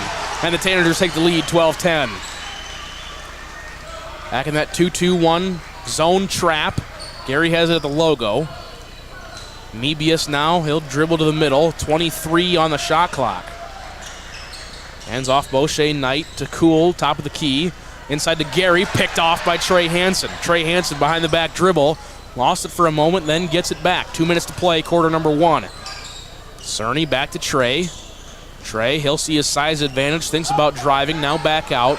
Back to Trey, he's going to back Mebius down. Kick over to Blanchette. Good pass, good catch by him. 17 on the shot clock. Jensen, step through move. High over the rim. And Luke Jensen leads all scoring with 8 points. 14-10 your score. 93 seconds to go, first quarter. Schmeichel, and they're going to swing it all the way around to Mebius. Mebius looking inside, back to Kuhl. Top of the key, three-pointer. Rattles in and out, no good. Blanchette with the rebound. 80 seconds to play, quarter number one. Cerny quickly to Blanchette in the corner. Lost it, and it goes out of bounds. Possession will go to the Trojans. Number 22, Luke Knight, checks back in. Number 10, the senior guard, Cade Ruvers, and number 35, the senior forward, Carson Preister, will check in for the Vermillion Tanagers. So as we know, Jay Drake always keeps a short leash on his bench and already showing, because it's kind of hard to tell after that first game against Sioux Falls Lutheran what the bench was going to look like. We're already getting a little bit of a rotation going for his squad. This is about what we saw for rotations in that first half, and then the second half came in, then he started bringing more guys in, try to get deeper into that bench as we're under 1 minute to play. Mebius, floater is no good. And they're going to say that Mebius was fouled by Carter Hansen. That's his first and the team's third, so Mebius will go to the free throw line. Again, 11 for 14 from the line in their game against Del Rapids. First one is good. Good win for that West Central team to get a victory over Del Rapids. I know Del Rapids is going to take a slight step down this year, but still take nothing away from this Trojans team and nothing away from that Del Rapids team. And that's always a battle, it seems like, between these two teams to open up their season. 8 points now for Carter Mebius. The West Central Trojans are 2 for 4. So we've seen Connor Mebius with 8, Colt Garrity with 4. It's 14-12 Tanagers. Carter Hansen to Preister, Trey Hansen, left side. He'll take the long three, rattles in and out, no good. Rebound will be controlled by Blanchette. Hot pass to Ruvers, back out Hansen. Another three, off back iron, no. Boshe Knight tips it out of bounds, and Vermillion will keep possession. One thing I noticed that those two subs that just came on, Ruvers and Preister, were told specifically by Jay, crash the boards. That is what you're out there for. Make it hectic. They have not gotten the rebounds, but they're starting to cause commotion down underneath, and that's why Vermillion still has this basketball right now in this possession. It's because those two guys come out and have gotten good instructions from Jay Drake, have followed through exactly what he told them. A nice job by those two. Doesn't show up in the stat sheet, but impressive so far. And shot clock is off. Trey Hansen has it at the logo, looking for a count. Now he backs it off, now with 10. Trey Hansen now with 8, 7, 6. He'll step back for 3. Off the mark, no. Rebound fought for, controlled by Beauchet Knight. And that is how the first quarter will end. Your score was 10-10 halfway through the quarter. It is now 14-12 at the end of the quarter. We're going to step aside when we come back. Second quarter of play. It's on the way next for Vermillion Tanagers Live Ticket TV. Insurance rates are on the rise, and now more than ever, every penny counts. With me, John Brooks at DFS Insurance, we can look over your coverages and find the right insurance carrier to help you keep your costs down. At DFS Insurance, I'm an independent agent, which allows me to offer a variety of different carriers to fit your needs. When you're ready for your free, no obligation quote, give me a call, and we'll get you on the path to the best and most affordable insurance you need with Dakota Financial Services. Welcome to Dakota PC Warehouse, where our staff aren't just friendly, we're certified nerds with a side of tech genius. Prepare to be awed as we unleash a barrage of geeky charm and unbeatable deals on PCs and HD TVs. And our tech gurus, armed with determination and a questionable assortment of snacks, can fix just about anything. We love technology and making it work for you. Dakota PC Warehouse, because being a nerd is our superpower. Welcome back to the Vermillion Booster Club Press Box, proud supporters of all Tanager athletics and the student athlete.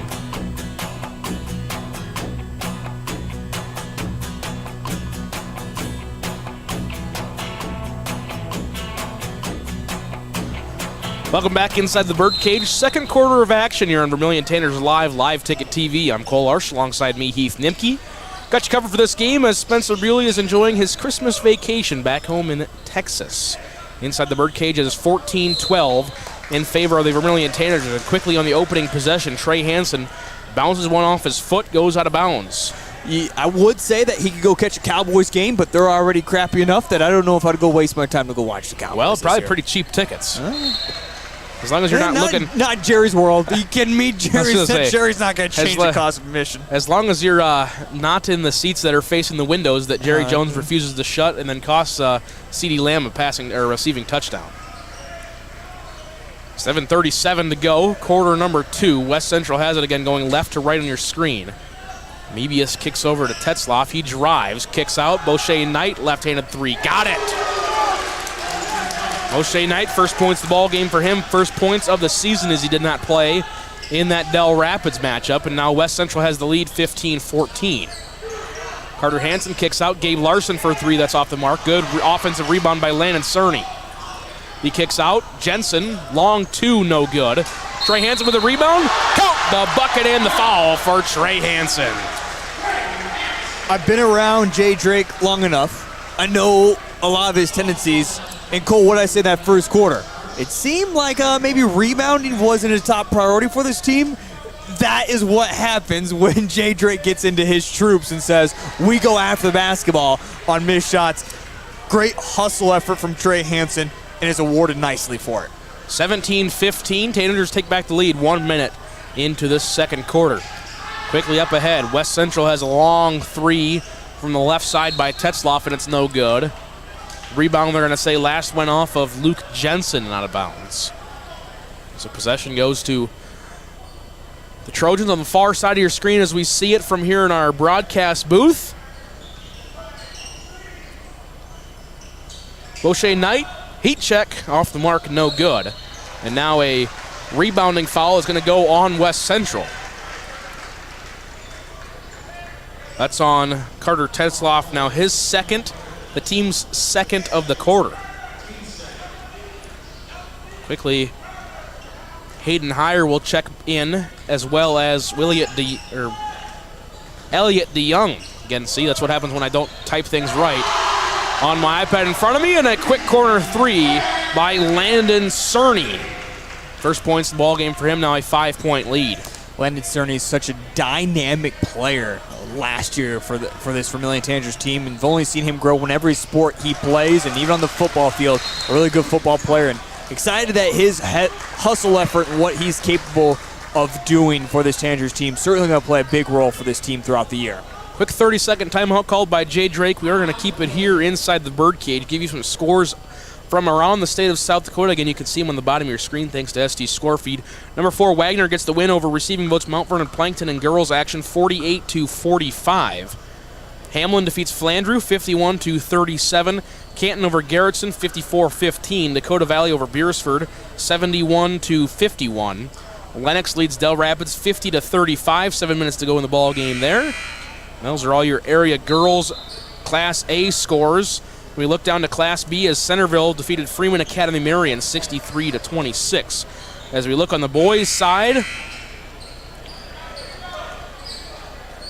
no area scores being reported along the boys' side, as I'm sure quite a few of them have not quite gotten started yet tonight. As out of the 30-second timeout, patented Jay Drake timeout right there. Take the timeout, quickly walk out to the free throw line, say what needs to be said, and here we go. 6:10 to go, second quarter. Trey Hansen kicks out. 3-ball. Gabe Larson is off the mark, no. And the rebound is controlled by Carter Gross, number 12, who just checked in. Quickly up ahead, Mebius. He's fouled hard on the lay-in. Missed the shot, but will go to the free throw line to shoot a pair of free throws. You don't mind what Mebius has been able to do in this game? If you're head coach Jay Drake, 8 points is maybe a little too much in the first quarter, but it's his presence inside for such a smaller guy, if you will, one of the smallest guys out there on the court, but yet he seems to have such a dominant presence on the inside. That's what would bug me if I was head coach Jay Drake, and that will certainly be the talking point or the thing I would look at with my assistant coaches to see how they can shut down that presence inside and let Mebius continue to shoot the three, even though he did just miss both free throws. And Mebius now 2 for 4 in the ball game from the free throw line. Jump ball on the rebound. Possession stays with West Central. Mebius will throw it in. They kick out in the corner to Hayden Heyer. Back to Mebius, left side. Again, fresh shot clock. Off the foul on the free throw. Inside, lay-in no by Gary, but the rebound is controlled by Luke Jensen. Tanners want to push. They get it up ahead. Carter Hansen, but it's poked away there by Elliot DeYoung. I got to change that up here.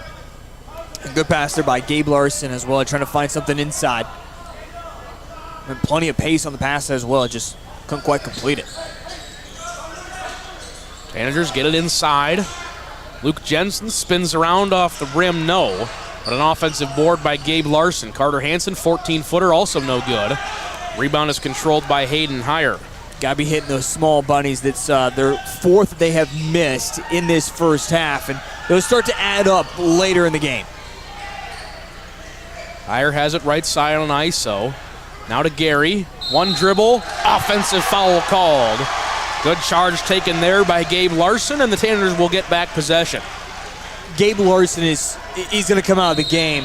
He's such a utility player. He's the fifth guy that's not going to go get you points, but he's going to do every other stat category, including some that don't even show up. He's that glue that puts the starting five together, and he knows that there's pressure from the outside that he might lose his starting spot. He knows it's one of the spots that's up for grabs yet, but he is such a utility player that you really love to have a guy like that on your team.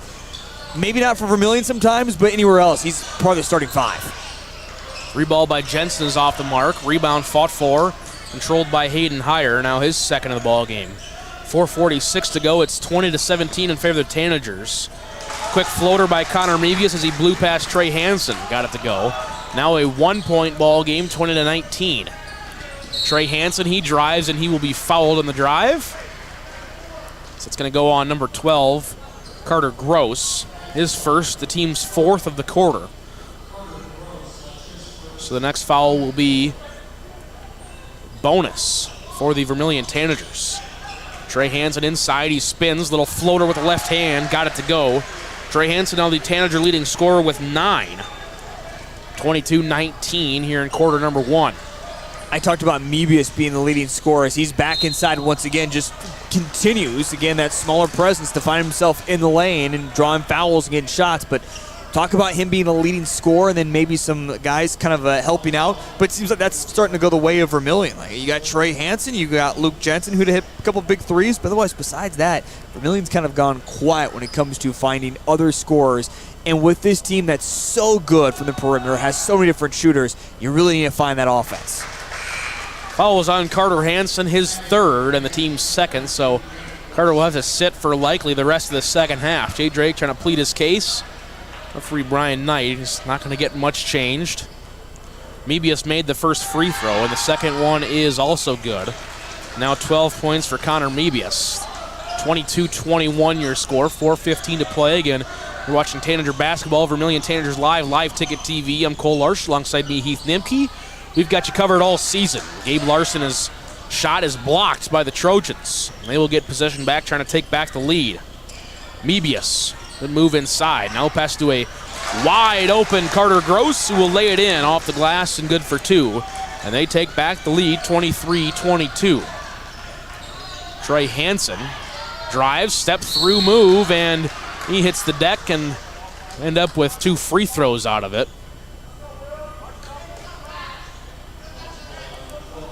And with that as well, Cole, giving bonus to the Vermillion Tanagers the rest of this second quarter.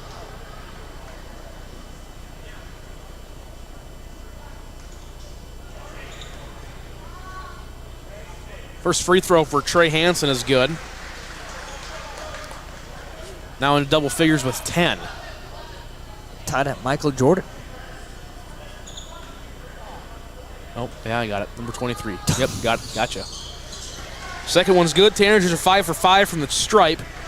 They went 14 for 18 in their last game against Sioux Falls Lutheran, and they take back the lead 24-23. So it's now Kobe versus MJ. Rest in peace. Mebius kicks out. Hayden Heyer got the 3 to go. Nothing but nylon.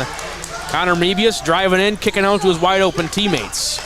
12 points, but a couple assists for him as well. I say back-to-back assists now for Mebius, and it's not his offense. He's helping supply. Reminds you a lot of a Cade Cunningham, if you will, for the Detroit Pistons. Can go get you 25 a night, but what? Put up 17 assists last night in the NBA while putting in another 20-plus performance from him. You like those kind of guys in your team. As now Mebius travels, Luke Knight will check in as on that last offensive possession for the Tanagers. Spencer Blanchette at 5'9", tries hitting a floater over Will Cool at 6'9", and did not quite get it high enough as Cool just kind of snagged it out of the air. But with 3 minutes to play, Tanagers have a chance to get the lead back on their offensive drive. Jensen to Trey Hansen, thought about the 30-footer. Trey Hansen, floater, count the bucket and the foul for Trey Hansen.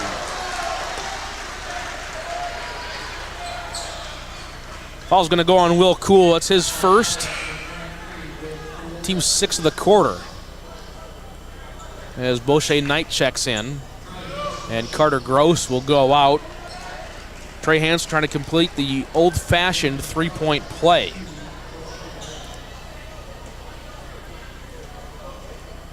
Hansen, free throw, good. 14 points for him in the ball game. Again, at 12 against the Eagles last time they played. 27-26 the score. 2:37 to go, second quarter. Hayden Heyer, he drives baseline. Now he'll take the 15-footer, rattles in. Hayden Heyer playing some good minutes off the bench. Did not play in their last game, but now has 5 points here tonight. All of a sudden, Mebius has gone quiet, if you will, when it comes to scoring, but the rest of the West Central Trojans are picking it up offensively and also starting to get a little bit more physical out there as well. Got a little bit of face guarding, everyone's starting to get into each other, and this is when things get a little interesting. A little touch and go out there. As the scoreboard says, that foul was on number 22, Luke Knight. No, it should have been on number 2. That's what I was thinking. As Trey Hansen makes the free throw. Yes, they're going to say that foul was on number 2. Beauchet Knight his first. Have to give Kelly Fishbach down there at the scoreboard a little grief. Trey Hansen nails another free throw, 16 points for him. 12 of those here in this quarter as they take back the lead 29-28. 2:15 to play second quarter.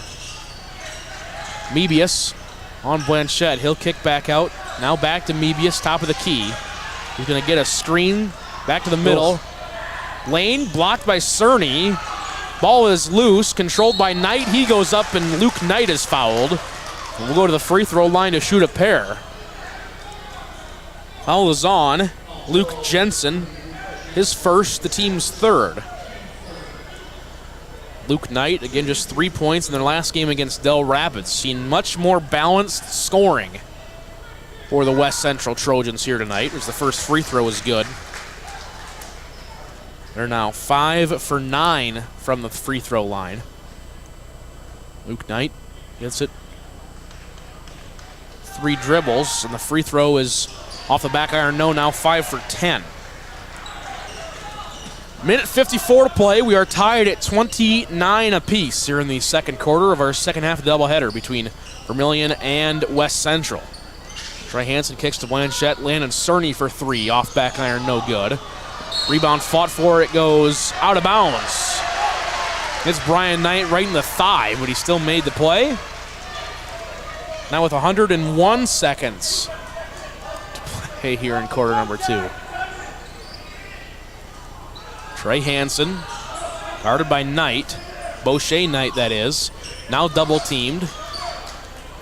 Blanchette left side, 90 seconds to go. Cerny drives, kicks out. Jensen, 3. Count the 3 ball, and the foul for Luke Jensen. Has not hit a shot yet in this second quarter. Knocks down his third 3 of the game. The rare 4-point play, but man, he has just been a gamer so far in this game and hitting down one big shot after another. Remember, Cole, at one point his team was trailing. His 2 big threes in that first quarter tied up the basketball game. And now a 4-point lead out of that 4-point play. Minute 18 to go in the first half. 33-29. Mebius draws the double team. Cool inside, and they're going to say Cool took an extra step. Turnover and possession to the Tanagers. I think everyone might have thought for a moment that might have been on Landon Cerny. He was trying to get in there to take the man maker, and looked like he might have been a step late, but that third step was on Cool on the travel when they collided into each other. Now a little bit of soft man pressure now brought on by West Central. 66 seconds to play in the half. Trey Hansen has it at the logo. 1-4 low set. Trey Hansen will drive. He'll spin. Lay-in is good. As the West Central crowd shouting, that's a travel. See about that. Mebius, nice move inside. And 1 for Carter Mebius. Wow, what a move by Connor Mebius. Starting to just become a Trey Hansen, Connor Mebius. Who can score more points? Trey Hansen so far in this game. 15 points for Mebius, 13 at the moment. 15 points now for Connor Mebius, 6 for 11 shooting from the free throw line for the team. So we're off by 1 there, Mr. Nimke. Sure, we'll get that settled at halftime. Did I miss a free throw? Might have. There's been a lot of them. Trey Hansen, step back, caught nothing but air. And it goes out of bounds, and shot clock is now off, and possession will go to the Trojans as Hayden Heyer will check in. How many free throws has he hit so far? Let's see, 1, 2, 3, 4, 5. I got him for 4. And now a timeout called by head coach Jacob Sittig. It'll be a 30-second timeout. We're going to take it with him back to the birdcage in 30.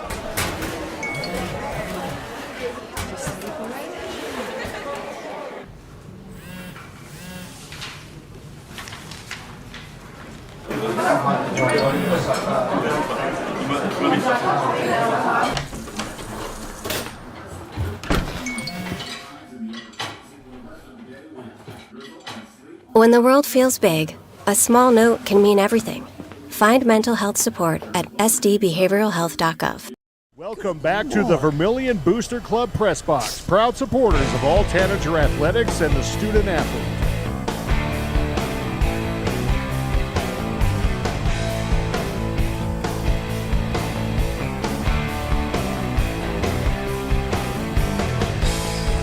Welcome back to the Birdcage. 35-32. Jacob City calls a timeout.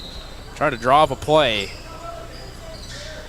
with 30 seconds to go. O'Shea Knight will walk it up the floor, guarded by Cade Roovers. 22 now. He gets it off to Mebius. 19 seconds on the clock, guarded by Blanchette. Still has a count. Now it goes away. 13 now on the clock. Mebius dribbling around. He's going to get a screen from Cool. He rejects it.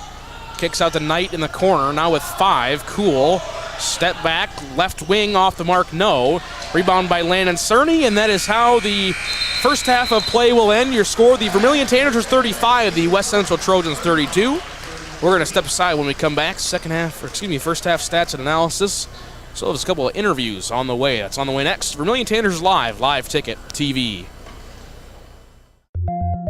For healthier crops and stronger yields, count on Nutrien Ag Solutions.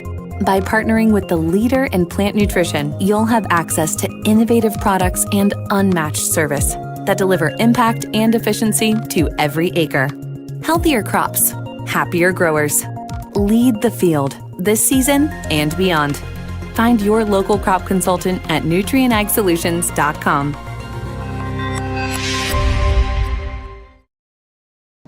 What's your big picture? To keep the farm in the family. To pay off the loan. To start my own operation. To drive Grandpa's combine. Right, Grandpa? If owning a successful operation is in your big picture, First Bank & Trust has ag experts to help you plan for the future. To diversify. To teach her how to drive a combine. Find out how First Bank & Trust makes managing your farm easier at bankeasy.com. Welcome back to the Vermillion Booster Club Press Box, proud supporters of all Tanager athletics and the student athlete. Welcome back to the Birdcage. Halftime score, Vermillion Tanagers 35 and the West Central Trojans 32. In our second half of our doubleheader, in the first half, the Vermillion girls team got the win 69-55, and I'm joined now on the halftime show with the leading scorer of the game and Brooke Jensen. Now, Brooke, you kind of take a step back from this game. Let's just kind of go, you're still early in the season, just your third game. You think about your first game at home, then you traveled to Mitchell. How excited were you just to get back on the floor and play somebody other than your own team? Yeah, I was super excited to see where we were. Obviously, we lost a lot of girls from last year, so I was just excited to see how we would work together on the court. You look back at those first couple of games, getting the win against Canton, get the win against Mitchell. Started off a little bit slow offensively in those games. We talked with John Brooks post-game in that first game. Down big, just had to settle down a little bit. You come out in this one, your offense is red hot. Did you guys really change anything in practice, or is that just a matter of being confident in making your shots? I think it's just a matter of settling into who we are and working more together, and obviously with experience, with more games, we just learn to play together better. And I think it's just, with the season, I think we're going to keep getting better and better. So far, 3-0 through your first 3 games. You got a busy week this week. You play tonight, play Thursday, and play Saturday. How are these first 5 games going to help you as you build towards the end of the season? It's really just going to show us where we are to see how we're going to act and how we're going to play when we have multiple games within a week. And it's going to teach us a lot about who we are and what we need to work on. Obviously, for you in this game, 27 points to lead all scoring. A lot of those came in that third quarter. Is there anything that just clicked at halftime? You're like, all right, I'm going to take this game over a little bit, or you just had a hot hand? Just learning how to make a layup was crucial for me in that quarter, so I'm just going to have to go with that. As you look ahead, Thursday you take on Ponca. Saturday you play in the Sanford Coyote Sports Center against the #1 team in Centerville. Obviously, you guys want to take it one game at a time, but how excited are you to play in what's going to be your home arena up in college? I'm really excited. I love playing in that arena. Obviously, I played in there a few times, so I'm excited to get used to it a little more and see what the future will be like for me. Well, Brooke, congratulations on the big win again, 3-0, 69-55. Good luck on Thursday against Ponca, and of course, good luck on Saturday against Centerville. Thank you. Then again, on the Halftime show of the boys' game, Brooke Jensen, again the leading scorer, 27 points, 4 rebounds for her. As we're getting you set for the second half of action here in the boys' game, take a look at some halftime stats here in the boys basketball contest. First for the visiting team, the West Central Trojans. They were led in scoring. Connor Mebius, 15 points, 2 rebounds, and assist for him. Then after that, it was pretty balanced scoring. Beauchet Knight with 3, Hayden Heyer with 5, Colt Gary with 4, Carter Gross with 2, Luke Knight with 3. They score 32, 12 in the first, 20 in the second. Then for the Vermillion Tanagers was really the Trey Hansen and Luke Jensen show. Trey Hansen with 18 points, Luke Jensen with 12, Carter Hansen with 2, Landon Cerny with 3. They score 14 in the first, 21 in the second quarter. Again, your halftime score 35-32. To turn it over to my color analyst, Heath Nimke. Heath, we've seen a lot of good things from both these squads so far in the game. I mean, really, like you kind of mentioned earlier, it's been the Connor Mebius and Trey Hansen show. Yeah, both have done a great job of attacking the lane, attacking the paint, and getting the shots difficult at times to go. The rest of that I look at coming in this second half, we saw that adjustment by head coach Jay Drake, and even looking at Jacob Siddick, what he's going to be doing at halftime is getting that confidence when it comes to the rest of the players, because I feel like this is a West Central team that can knock down shots. It doesn't have to be all about Connor Mebius. We even saw him put back-to-back assists together. So certainly capable of other shooters out there for the Trojans. And the same can be said about Trey Hansen. You love to see 15 points from him in that first half, or what he's capable of doing. More than 15, right? Was it 15 or is it 17? 15 points? For 18 for Trey Hansen. 18, yeah. 18. Mebius said 15, yep. Yes, I got a little off. I'm looking at the number there wrong a little bit.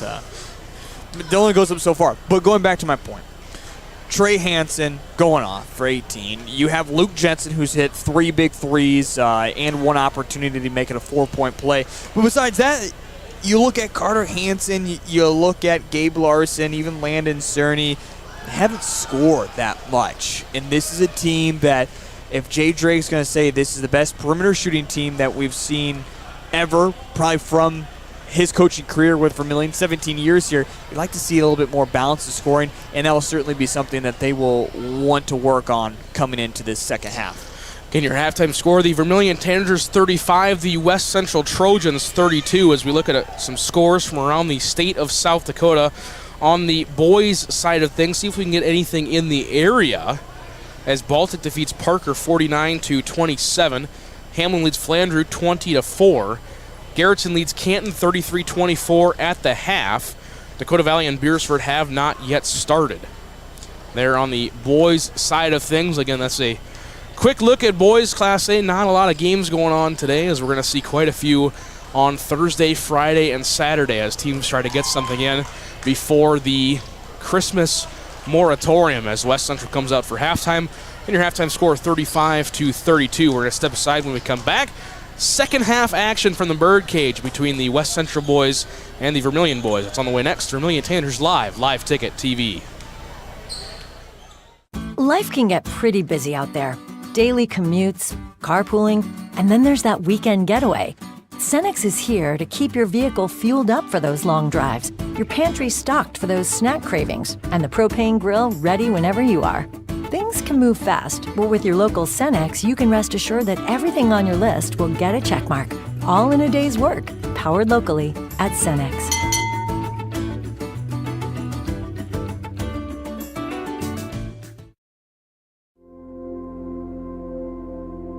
Agriculture is like no other business, which makes Farm Credit Services of America like no other lender. Owned by the farmers and ranchers we serve, our customers have a voice in how we work, a stake in what we do, and share in our success. Discover a lender that works for you at Farm Credit Services of America.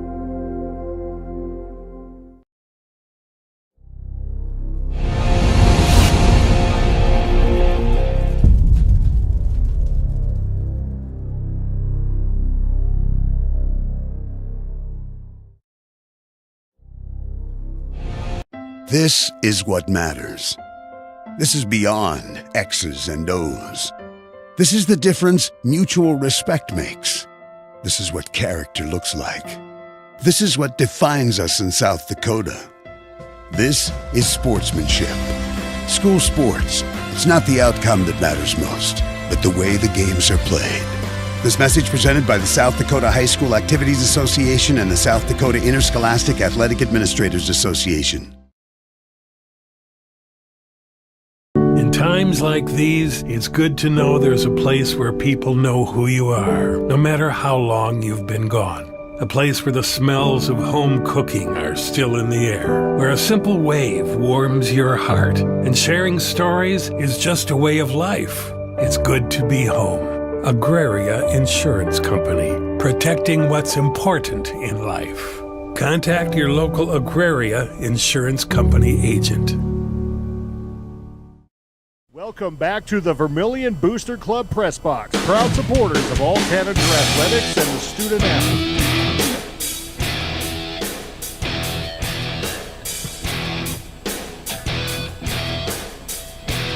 As we begin your second half with some heavy metal inside the birdcage. You think this is heavy metal? Well, it's heavier metal than anything you've been playing so far today. Okay, that's fair. Well, 35-32, your halftime score. The how Vermillion... about metal? Okay, fair. I'm going to call it heavy metal. I don't want to bang my head against something yet. Okay, whatever you say. As we begin the second half here inside the birdcage, Tanagers with the 35-32 lead here in quarter number 3. Tanagers will start with the ball in their home whites going left to right. West Central in the away blues going right to left. Quick three and a long one by Trey Hansen. Now 21 points in the ball game.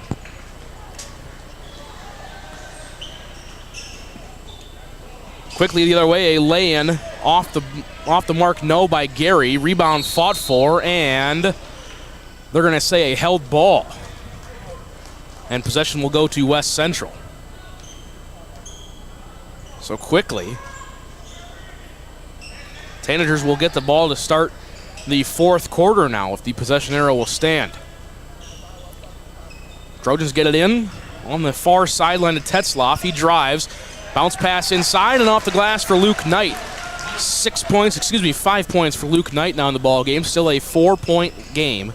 38-34. Carter Hansen, he'll pull up for three, and Carter Hansen gets it to go. Just 5 points for him in the ball game, but that was the biggest shot of the night. 41-34. And Mebius now brings it up on the near side as we see it. Going right to left. Tetzloff lost it, then it's stolen away by Carter Hansen. Hansen will dribble it up. Out of a three now, pass it to Cerny. Top of the key, off the mark to the right, no. And Mebius with the rebound. 6:45 to go. Another quick steal by Luke Jensen. Jensen coast to coast, underhand lay-in, no. Will Cool with the rebound. And he still has it, and he passes it right to Carter Hansen. Hansen challenges him at the hoop, and he gets it to go. Carter Hansen, quick 5 points here in the quarter. Now the game has opened up a little bit. Head coach Jacob Sittig, he'll take the timeout. We're going to step aside and take it with him. Quick 30-second timeout here in Vermillion Tanagers live take. Best Western Ramkota Hotel in Aberdeen is the place to stay for business or the weekend family getaway. You'll feel right at home with ample parking, spacious guest rooms, and complimentary breakfast. And with a convenient location, you'll have easy access to local attractions and events in the area. While staying at the Best Western Ramkota, guests can enjoy an indoor water play land, an on-site Minerva's restaurant, exercise facility, wedding services, and a business center. For friendly service and a great stay, make your reservation today. Farming today requires constant adjustment, innovation, and the right seed, and you'll find that with Pioneer Seed at Dakota Seed and Services in Irene and Vermillion. With the most advanced technologies and local experts, Dakota Seed and Service share in your hard work on the farm, adapting to an ever-changing industry. When you need the right seed, protection, and service, make it Dakota Seed and Services in Irene and Vermillion. Welcome back to the Vermillion Booster Club Press Box, proud supporters of all Tanager athletics and the student athlete.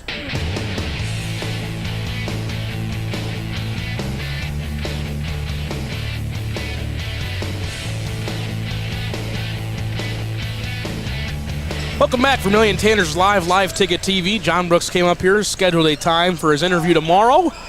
We'll get a John Brooks pregame interview against the Ponca, Nebraska Indians. Again, coverage at 6:45, tip-off at 7:30 on Thursday. Busy guys like John and I, we have to schedule times nowadays. We're so up there in the calendars thing now that we have to schedule and make sure the right times work for us now. I believe it. As I believe John Brooks' direct quote was, "I'm wide open tomorrow. Does 10 a.m. work?" I did not tell him that I will be on the road tomorrow, but the magic of a recording nowadays, I can do a recording from anywhere. Yes, you can. As we welcome you back, 43-34 your score. The Tanagers lead the Trojans. As Heath Nimke has stood up, I can't take stats and stand up, so I'm going to sit back down. Luke Knight gets the rebound. Got to work on the mab crunches in the morning with me. Well, I definitely could do it, but then it's just easier so I can look down and look straight back up instead of look all the way down and look all the way back up. Core exercise. It's not an issue with my core. It's an issue with my eyes. I got to have things close so I can see them. That is true. You do wear glasses for a reason. Yep, I've had them since I was 3. And for a reason, you're right. I'll tell you what, I just ran across your 7th grade picture again the other day. You were looking mighty fine even back in the day. 7th grade. You know what? I don't even know anymore. Again, it's in your mom's office. Oh, I believe it.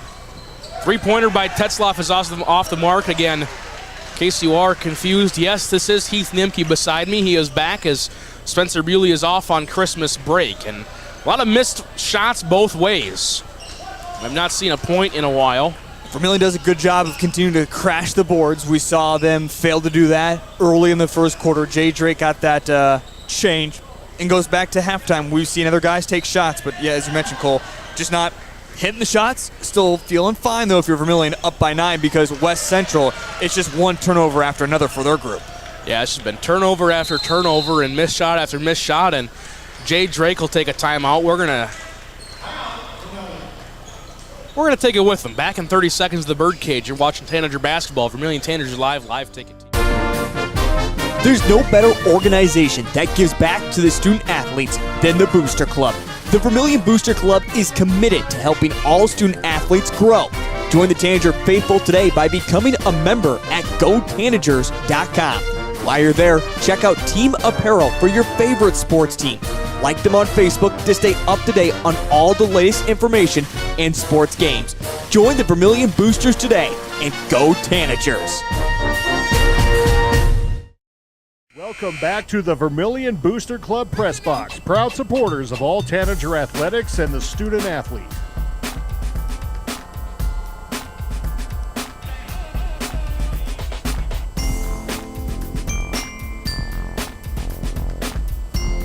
Merry Christmas, Cole. Welcome back to the Birdcage.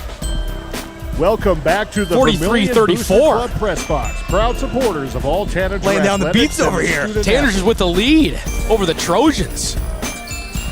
Dang.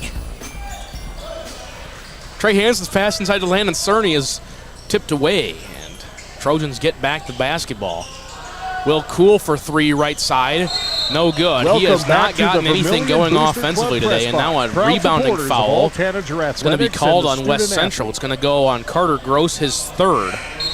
Again, West Central, 8 fouls in that second quarter. They now have only 1 halfway through the 3rd.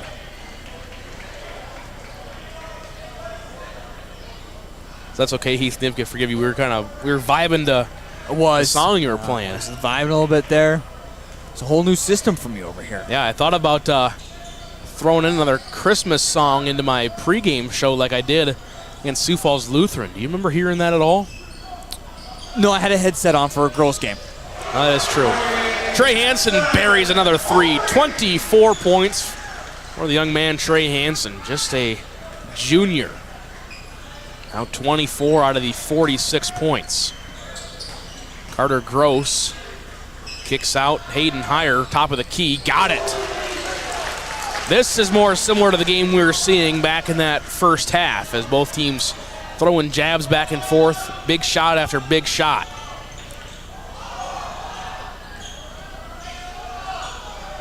Carter Hansen deep 3 is off the mark, and the rebound is to Colt Gary. As the quote I said in our pregame show, Heath, was, where the weather outside is frightful, but here inside Sioux Falls Lutheran High School, the heat is oh so delightful. You had to get out of your car a couple times on the way home. You have a little touch and go weather conditions there. Not a fun drive home, but we made it back safely. Gary with the offensive rebound. And the putback is now we're going to get a stoppage so Gary can tie his shoe. 2:39 to go here in the third quarter of play. Vermillion looking to go 2-0 before their next game on Saturday. Every assistant is up at the moment barking out orders. They all sit down at the same time. And John Ruvers, Wes Budmeyer, and Connor Rohrig there on the bench assisting Jay Drake this season. His long three is off the mark and controlled by West Central. Hayden Heyer has it left side. He'll kick over to Gross. Gross to Gary. Gary to Mebius. Step back, long three off back iron, no. And the rebound is controlled by Luke Jensen. Trey Hansen wants to push. He has it in the middle. He'll drive, kick out. Spencer Blanchette, left wing three. That's short, no good. But the offensive rebound controlled by Landon Cerny. He'll kick over. Trey Hansen for three. Right corner three by Trey Hansen. They're just going to keep feeding Trey Hansen because of how great he's been shooting. Hayden Heyer thought about responding, but cannot get it to fall. Trey Hansen gets the board and then has it poked away. By the way, Vermillion better get ready. You talk about Connor Mebius and what his talent is. He has not scored, though, in this third quarter. But going back to it, Vermillion here in a couple weeks is going to see another really good offensive powerhouse when it comes to talent-wise. Marvin Richard III in Viborg for Pine Ridge put in 49, and I know he's got some big tournament coming up in the L&I tournament for this week and weekend. That'll be the Midwest Miracles Classic there in Hurley on January the 4th. 8 games starting at 9 o'clock a.m. Full coverage on Live Ticket TV. Sure, I'll be there for most of them. Never know, Heath Nimke might even make a surprise appearance. Let's try to lob it inside to Gary. Trey Hansen tipped it. Gary missed the shot, and it's rebounded by Blanchette. West Central and all their fans, they want some fouls. Nothing called. Trey Hansen, oof, he lobs one up backwards, and now a foul is called on Will Cool. His second and the team's second. And the Trojans and Coach Jacob wants an explanation as well. He's trying to say, why am I not getting any calls on my end? And every time it seems like Trey Hansen drives in, you're calling something. Even when he's putting up a really weird shot, you're still calling a foul. Call it both ways. It's kind of his comments at the moment. 10-point lead, 56.4 to go. Trey Hansen at the line. 28 points now for Trey. Tanagers are 10 for 10 from the line as Carson Preister checks in for the Tanagers, and Luke Knight checks in for the Trojans.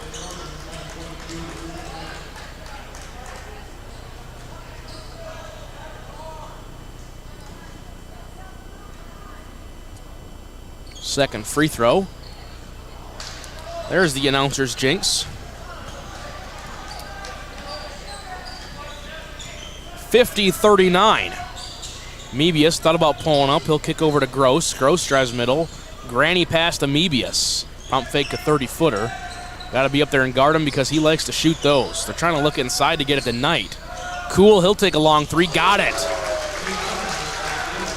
Will Cool, first points of the game. Again, he had 17 in the last contest. Had been held scoreless up until that last three ball. And now the shot clock is off. 50-42. Carter Hansen has it at the Tanager logo, now left side. Hansen guarded by Cool. Goes past him, now with 10. Hands it off to Trey. Trey in the middle with 6. Trey, he'll drive right. Steps back, floater, no. Rebound is controlled by Hayden Heyer, and that is how the third quarter will end. Your score after 3 quarters of play, the Vermillion Tanagers 50, the West Central Trojans 42. We're going to step aside when we come back. Fourth quarter action from inside the birdcage. That's on the way next. Vermillion Tanagers Live Ticket TV. When life gets hard and our thoughts get too much to bear, finding the resiliency within us can help us find healing. The 988 Suicide and Crisis Lifeline provides 24/7 free support for anyone in suicidal distress or emotional crisis. All texts and calls are anonymous and connect you to local resources that uphold cultural values and pave the way to healing. Find the strength within you. Find the strength within our culture. Reach out if you need help today. When it comes to advertising, reaching the right market while giving back to the school is just plain right. If you're looking for an effective method that reaches a large fan base at once, then here's your ticket with Live Ticket TV. With over 90 schools in the state of South Dakota, we can help you advertise locally with just your home team or reach the region. Plus, a portion of all sales go directly back to the school. Get a hold of Heath Nimke today, and let's get started in building your brand with Live Ticket TV.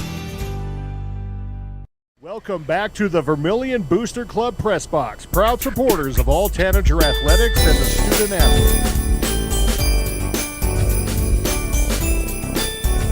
Welcome back to the Birdcage. Trey Hansen pulls up and gets his 30th point of the night. Here inside the Birdcage. Quickly, 52-42, and wasting no time getting some more points on the board for the Vermillion Tanagers. If you can get to, I don't know if 60's quite a number for the Vermillion boys, if that's going to be enough, especially if the Trojans can start hitting threes in this fourth quarter. I'd say 65 is probably what you're looking at right now. Now, we could see both teams get nowhere near that either. Connor Mebius, first points of the second half for him. He now has 17. I forgot to switch pens, but it is 52-44. Trey Hansen pump fakes twice. Over to Carter Hansen in the corner. He'll drive middle, spins left, pump fake, up off the glass. And good for two for Carter Hansen. 9 points for him now in the ball game. 10-point game, 54-44. Connor Mebius. Trey Hansen blocked it away. Now he quickly gets the handoff. He'll pull up from 25. Got it! Trey Hansen, 33 points. And head coach Jacob Sittig wants a timeout. It's going to be a full timeout, and we will take it with him. Back to the Birdcage in 60 seconds. Out here, you...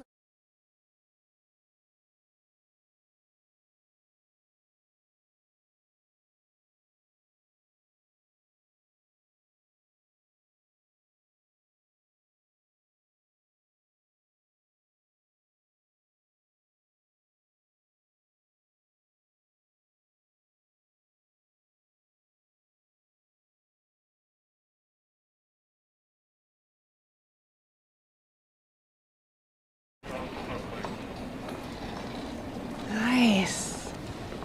Maytag appreciates a compliment, but this Maytag washer isn't just eye candy. Wow.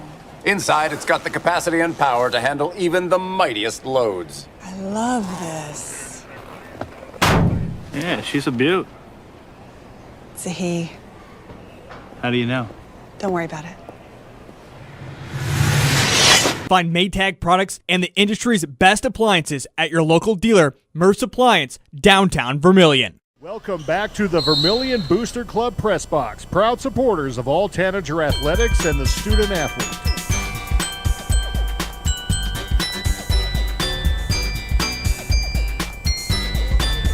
Welcome back, Vermillion Tanagers Live Ticket TV. Quickly, a three-pointer missed by the West Central Trojans. And Tanagers get the ball back out of the Jacob Sittig timeout. He has 2 left. Trey Hansen, 33 points. Again, my stat sheet goes to 25, so reading his points for the rest of the game might get a little interesting. Here's another one. Why not? Off the mark, no. But the rebound goes out of bounds, and possession will stay with the Vermillion Tanagers. Boshe Knight will check in for West Central. That was certainly the message for Coach Sittig there during that timeout, was shut down Trey Hansen, and let's see if the rest of the Vermillion Tanagers team can beat us. Now, that will be said, they can. That's how good this Vermillion team is. They've been developing. And again, Cole, we go back to last year. We said this team was ahead of their time of making it to a state tournament a year ago. They finished in 8th. And this team really has some unfinished business, losing a couple of key seniors, another key piece of their offense that transferred out. But already in this first game and a half, they've really shown their talent offensively. Carter Hansen on the free throw line. He made the first one. Back in their last game against Sioux Falls Lutheran, 19 points, 9 rebounds. He went 3 for 5 from the line. Second free throw is also good. Tanagers right now are 12 for 13 as a team. They went 14 of 18 last game. 59-44, 5:50 to play here in regulation. Higher spins around 10-footer, no, and the rebound is controlled by Carter Hansen. Carter Hansen will dribble it up himself, guarded by Kuhl. He lost it for a moment. Ball is loose, and now a jump ball is called. Possession will go to West Central. Get those scrambles out there like you see it on an onside kick in the NFL. Everyone just jumps on the pile and starts ripping at the ball, trying to get it back. Sometimes a little dangerous down in those piles, but Trojans able to get the jump ball called and trailing by 15. Getting not out of this game, but they need to start hitting some big shots, some big threes for this group. I mean, you hit 5 threes in a row, you're right tied the game, right? But this has not been a team that shot the three well since this first quarter. And without Connor Mebius, they've really targeted on him, slowing him down. Who can pick it up for the Trojans here late in this game? Gary inside. He is going to be fouled. And Gary will go to the free throw line to shoot a pair of free throws as this one is on Trey Hansen, just his first. And the first team foul. So far, Vermillion, they had 3 fouls in the first quarter, 4 in the second, and now 1 in the fourth. Gary at the free throw line. 1 in the second half. Correct. Very mistake-free basketball by the Tanagers. First free throw is off the mark by Colt Gary again. Just 1 point in their last game. He went 1 for 2 from the free throw line. He has 6 here tonight. Second free throw rattles in. He now has 7. Trojans as a team shooting 7 for 13 from the free throw line. Carter Hansen blows by Will Kuhl. He'll take it coast to coast. Floater no good, and the rebound is controlled by Higher, and now he wants to push and will slow down once he gets to the right wing. Got to capitalize on those type of possessions, especially when you're able to get by Will Kuhl so quickly in the full court press. Boucher Knight took an extra step with his pivot foot, and turnover. Possession will go back to the Vermillion Tanagers. Cerny to throw it in.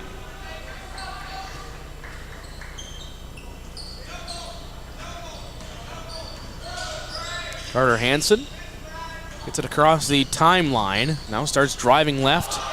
Gets it poked away from behind by Trey Hansen. Trey still has it. Kicks out. Three-pointer. Gabe Larson off the mark, no good. And rebound by Boucher Knight. 4:40 to play, 59-45. Float inside to Gary. He'll collect himself and miss. Rebound is loose and jump ball call. I'm a little interested in that jump ball call. And the reason I say that was because it was protected nicely there by Luke Jensen, and Gary's first move was not a basketball move. It was to jump on a body and then find basketball from there. You okay with that, Cole? I'm just going to agree with you. Okay. You don't. I mean, that's where you get to the dangerous basketball, if you will. Yeah, I can see where you're coming from there. I mean, I'm not mad for the no call.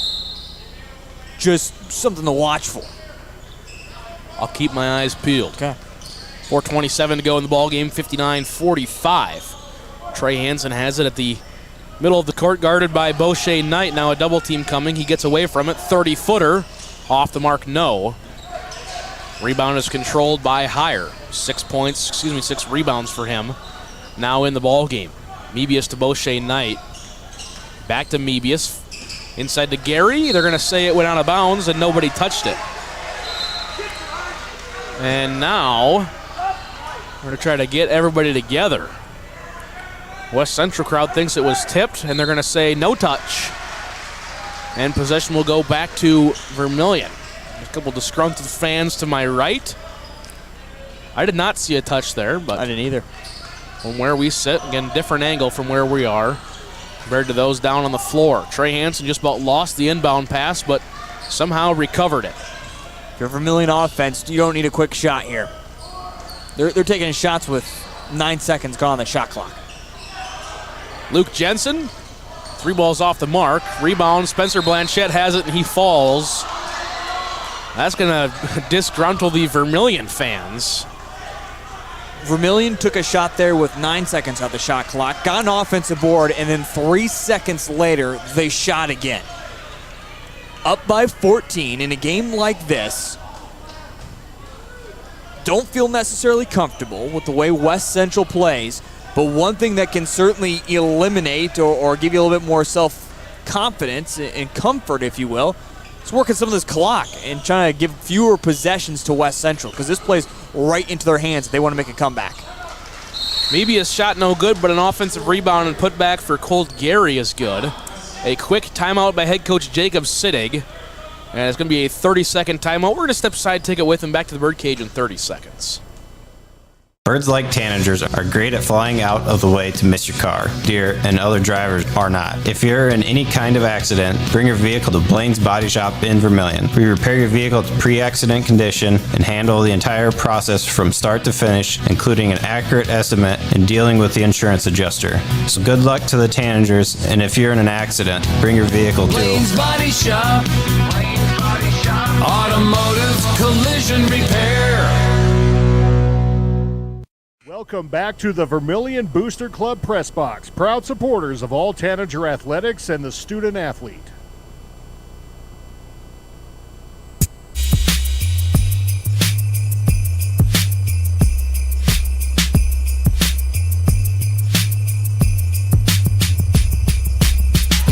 Welcome back to the Birdcage. Welcome Vermillion back High to School, the Vermillion, Vermillion South Booster Dakota. I'm Club Cole Press Larsch Box, alongside proud me, Heath supporters of all Nimke. Tanager Got you covered for not only this athletics and the game, student but athlete. also the next couple games does Heath Nimke before Spencer Bewley comes back from his Christmas vacation.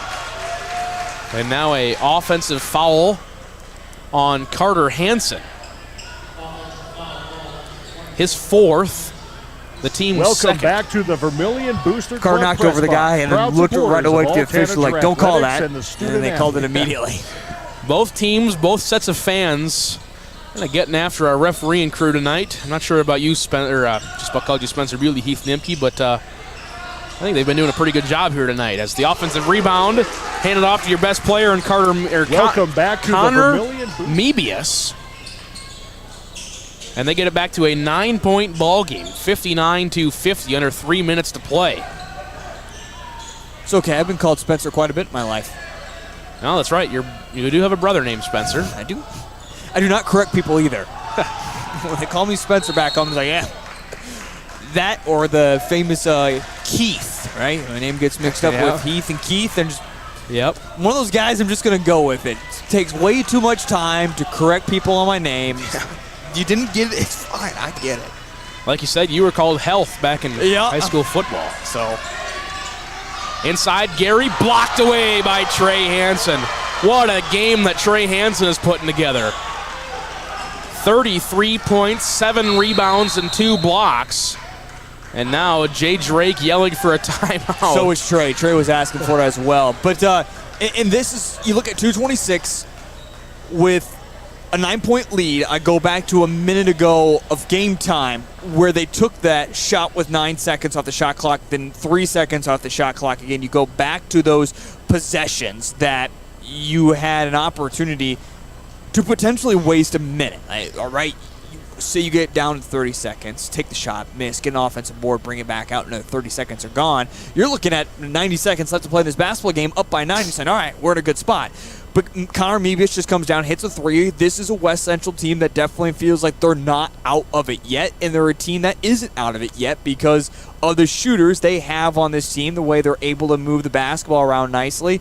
I know Coach Siddick is looking up, seeing that he has 1 timeout remaining, but with 2:26, this is still in that dangerous spot that you can either put this game away right now or you could still lose it very quickly. Especially, I was going to say, especially now that not only Vermillion's offense, but also seems like West Central offense playing a little bit reckless right now. Like, this is where you want to be playing your best basketball, kind of slow things down, get some good shots.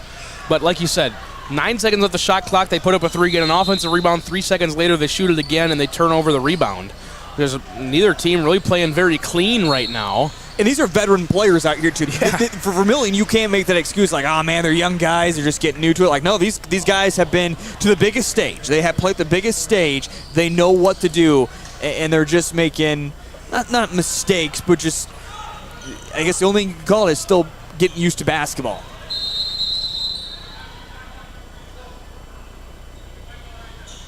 Inbound, shot clock didn't start immediately, so the official along the baseline saw it.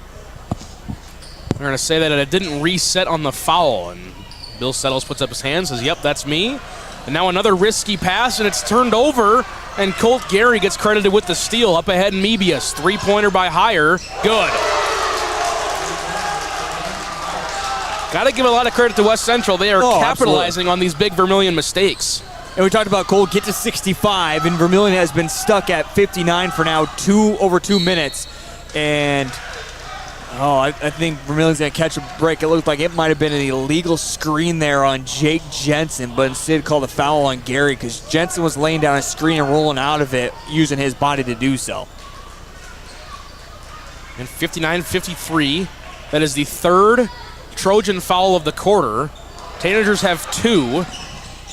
Tanagers have 2 timeouts. Trojans have 1. They have 10 seconds to get it across. Lob it all the way to Jensen, and he's out of bounds. That's got to be a bullet pass there by Carter Hansen. He lobbed it up in the air because he was in a hurry himself, but he's just got chucked out like a quarterback into the front court. Jensen was all by himself for an easy layup. 106 ticks to go here in the fourth quarter of play, 59-53. Mebius drives, finger roll, lay-in is good. A quiet 22 points for Connor Mebius. We have not seen him much this second half. He now has 7 points this quarter. Just like that, it's a 2-possession game, 59-56, 90 seconds to go. In a situation like this, Cole, go back to that play right there. If they bring full court press and you get an easy look underneath the hoop, now you're at that spot, take the bucket. You do still need points. If you're Vermillion, it looked like they might have had an opportunity there, but things closed down quickly by the West Central Trojans defense, but go back offensively. If you have an open look underneath the hoop, take it. Don't work the clock. Take the points right now. You need them. 5th foul on Colt Gary. He fouls out of the game with 9 points, 3 boards, an assist, and a steal. Now a pass that's intercepted by Will Cool. 1:13 to go. 3-pointer, Heyer, left corner. Yep, got it. Hayden Heyer, 14 points, and just like that is a 1-point game here in the Birdcage with 63 seconds to go. Trey Hansen trying to draw contact, and he does. And that'll send Trey Hansen to the free throw line. That's on Mebius, just his first. And team's 5th. Trey Hansen, 33 points here tonight. Need some big free throws. 12 for 13 are the Tanagers from the free throw line. Coming into today, Trey Hansen was 0 for 2. First one's off the mark. I was just going to say, you need them both. And this is a Vermillion team that backs against the wall. They're certainly bothered, if you will. Second free throw, good. 34 points for Trey Hansen, 56 seconds to play. O'Shea Knight brings it up. Jacob Siddig again has 1 timeout left. They're down 2. Mebius inside to Cool. Cool off the glass, no. O-board, put back, no. Carter Gross. They're going to say the rebound went off of Landon Cerny, and possession will stay with the West Central Trojans and a fresh shot clock. 43.1 on the game clock, 35 on the shot clock. Heyer lobs it into Mebius. Mebius, couple jabs, back to Heyer, left wing. Heyer guarded by Trey Hansen. Hand up to Cool, back to Mebius. Heyer, long 3, got it! Hayden Heyer, 17 points. And now the shot clock is off. At 1 point, this West Central team was down and out, and now they have a 1-point lead. And before the turnover, a timeout called by head coach Jay Drake. They're going to take a full timeout. We're going to keep it here, 61-60, 22.4 seconds to go here in quarter number 4. Both teams have 1 timeout. As you said, Cole, it was 59-44. Vermillion had a 15-point lead, and I made the smart remark, well, if you hit 5 threes in a row, you can tie it up, and this is a West Central Trojans team that can do that. They haven't done necessarily in that order, but this is a team that just did not get down. They did not get out, and it was, as you saw, just one bad pass after another. Vermillion got ahead of themselves, and this is what is going to separate Vermillion from getting out of this region. Having a chance at making it back to another state tournament is finishing a game. And we saw in these final 4 minutes, Vermillion has completely gone ice cold offensively, and just one mistake after another. And this is certainly a huge teaching lesson, win or lose, for the Vermillion Tanagers. Now the West Central fans, they're going to start getting up and they're going to start getting loud. 22.4 to go. One of these two teams going to move to 2-0 in the season again. This is exactly what we expected from this DAC 12 clash.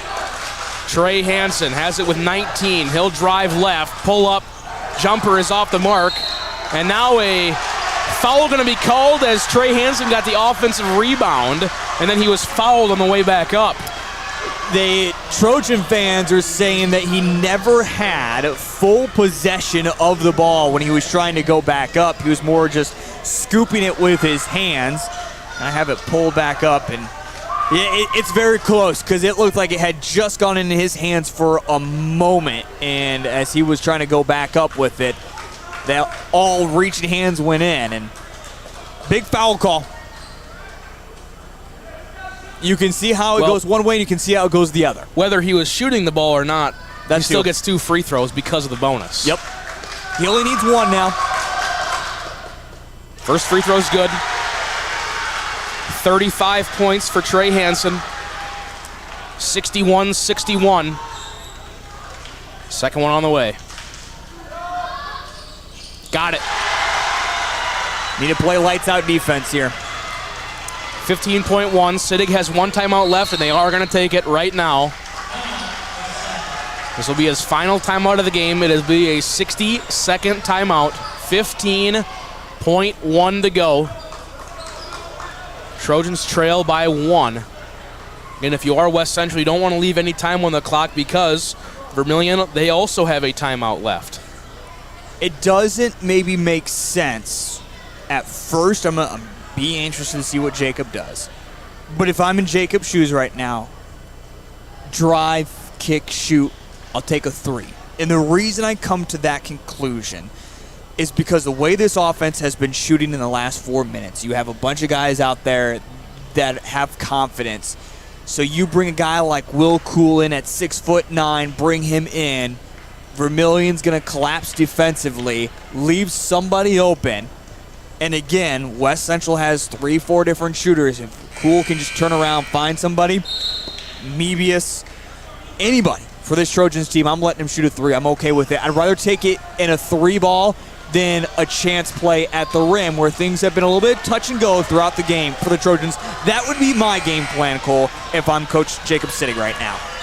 I like the game plan as well. I mean, I'm all on board for exactly what you just said. Now get the front court too. True. You got to get the ball in, and you got to get it past half court. And again, you have no timeouts. Vermillion faithful, they're on their feet. 15.1. Boucher Knight. He has it now with 12 in the backcourt. Guarded by Trey Hansen. He gets it up to Mebius. Mebius drives, and Mebius is fouled. Again, Tanagers have fouls to give. That's just their 3rd foul of the quarter. And that's what Jay wanted, too. He said, don't give them any open looks. Try to use as much clock as we possibly can. And then, give a foul and do whatever it takes to give a foul. That is on Carter Hansen. That'll be his 5th personal foul. So now they're going to get 30 seconds to make a change. They're trying to say that it was on Trey, and the near official isn't going to buy it. So now Gabe Larson will come in. You're probably going to see a similar situation here. Get it in, let him take a couple seconds off the clock, then foul. Again, they have 2 more to give. They get it in, higher, layup, blocked from behind by Trey Hansen. 5.5 to go. This is now, okay, man, if you're Jacob, you're shouting things out right now. we got lob play into Will Cool. We draw these up. This has got to be a lob play into Will Cool. They're trying to look around. They get it into the corner. Maybe a step through. He's going to be fouled, but it's on the floor. Foul before the shot. Going to be called on Landon Cerny. Spencer Blanchette. That's his second. Not in the bonus yet with 2.9 to go. Mebius will throw it in. 2.9, 1-point game. Lob into Cool. Kicks over to Higher. Fadeaway three. Got it! At the buzzer! The West Central Trojans! They get the buzzer beater! Down 59 to 44, and they get the win 64-62. Oh my goodness! Higher had been hitting one shot after another in this game, and it doesn't get any better than that when it comes to DAC 12 basketball. It just seemed like this Trojans team was written out of this game, that Vermillion was going to get a huge victory and cruise to it, and Vermillion just in the biggest of in the moments, they could not get it done, and great effort by this Trojans basketball team. Truly team effort. When Connor Mebius was doing everything that first half, it was everybody else that got it done in the second half. 64-62, your final score. The West Central Trojans come all the way back in the fourth quarter, and they get the win here inside the birdcage. And right now you can hear a pin drop as the Vermillion Tanager fans exit the birdcage. Again, 64-62, your final score. But don't tune away. We've got a big post-game show on the way. A couple interviews and post-game stats and analysis. That's all on the way next. You're watching Tanager basketball from Vermillion Tanagers Live Ticket TV. Hey, kid.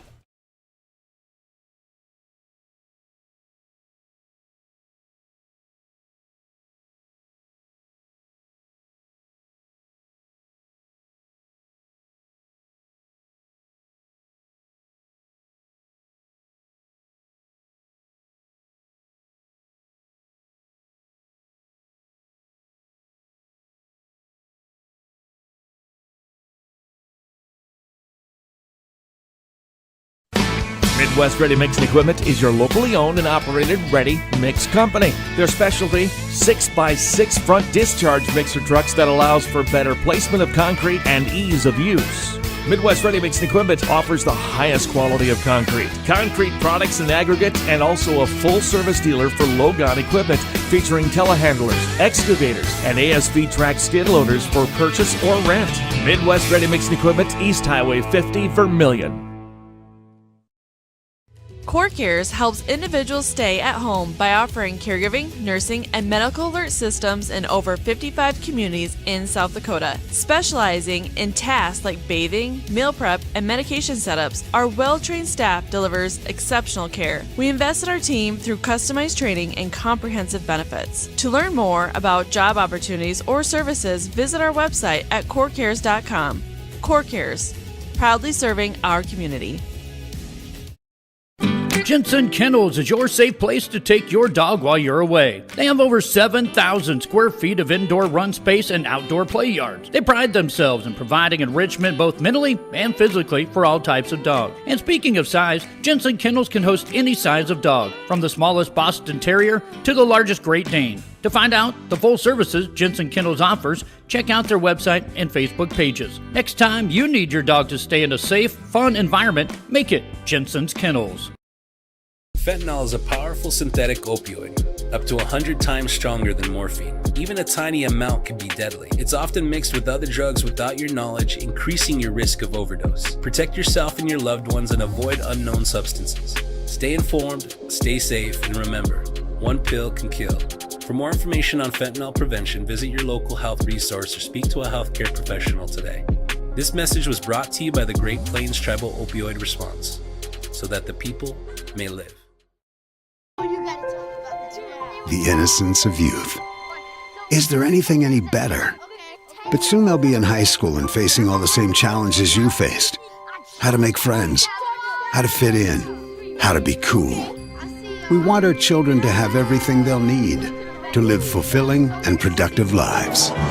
Make sure the kids in your family are among the more than 57,000 participants here in South Dakota who take part in high school sports or activities.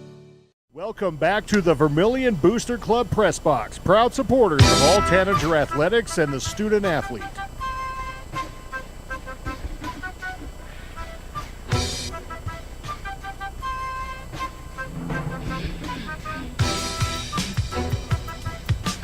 Welcome back to the Birdcage post-game show on Vermillion Tanagers live ticket TV. I'm Cole Larsch alongside me, the one and only Mr. Heath Nimke. Final score 64-62 in favor of the West Central Trojans. As we get you your halftime stats, post-game analysis. That's all right here on Vermillion Tanagers live and live ticket TV.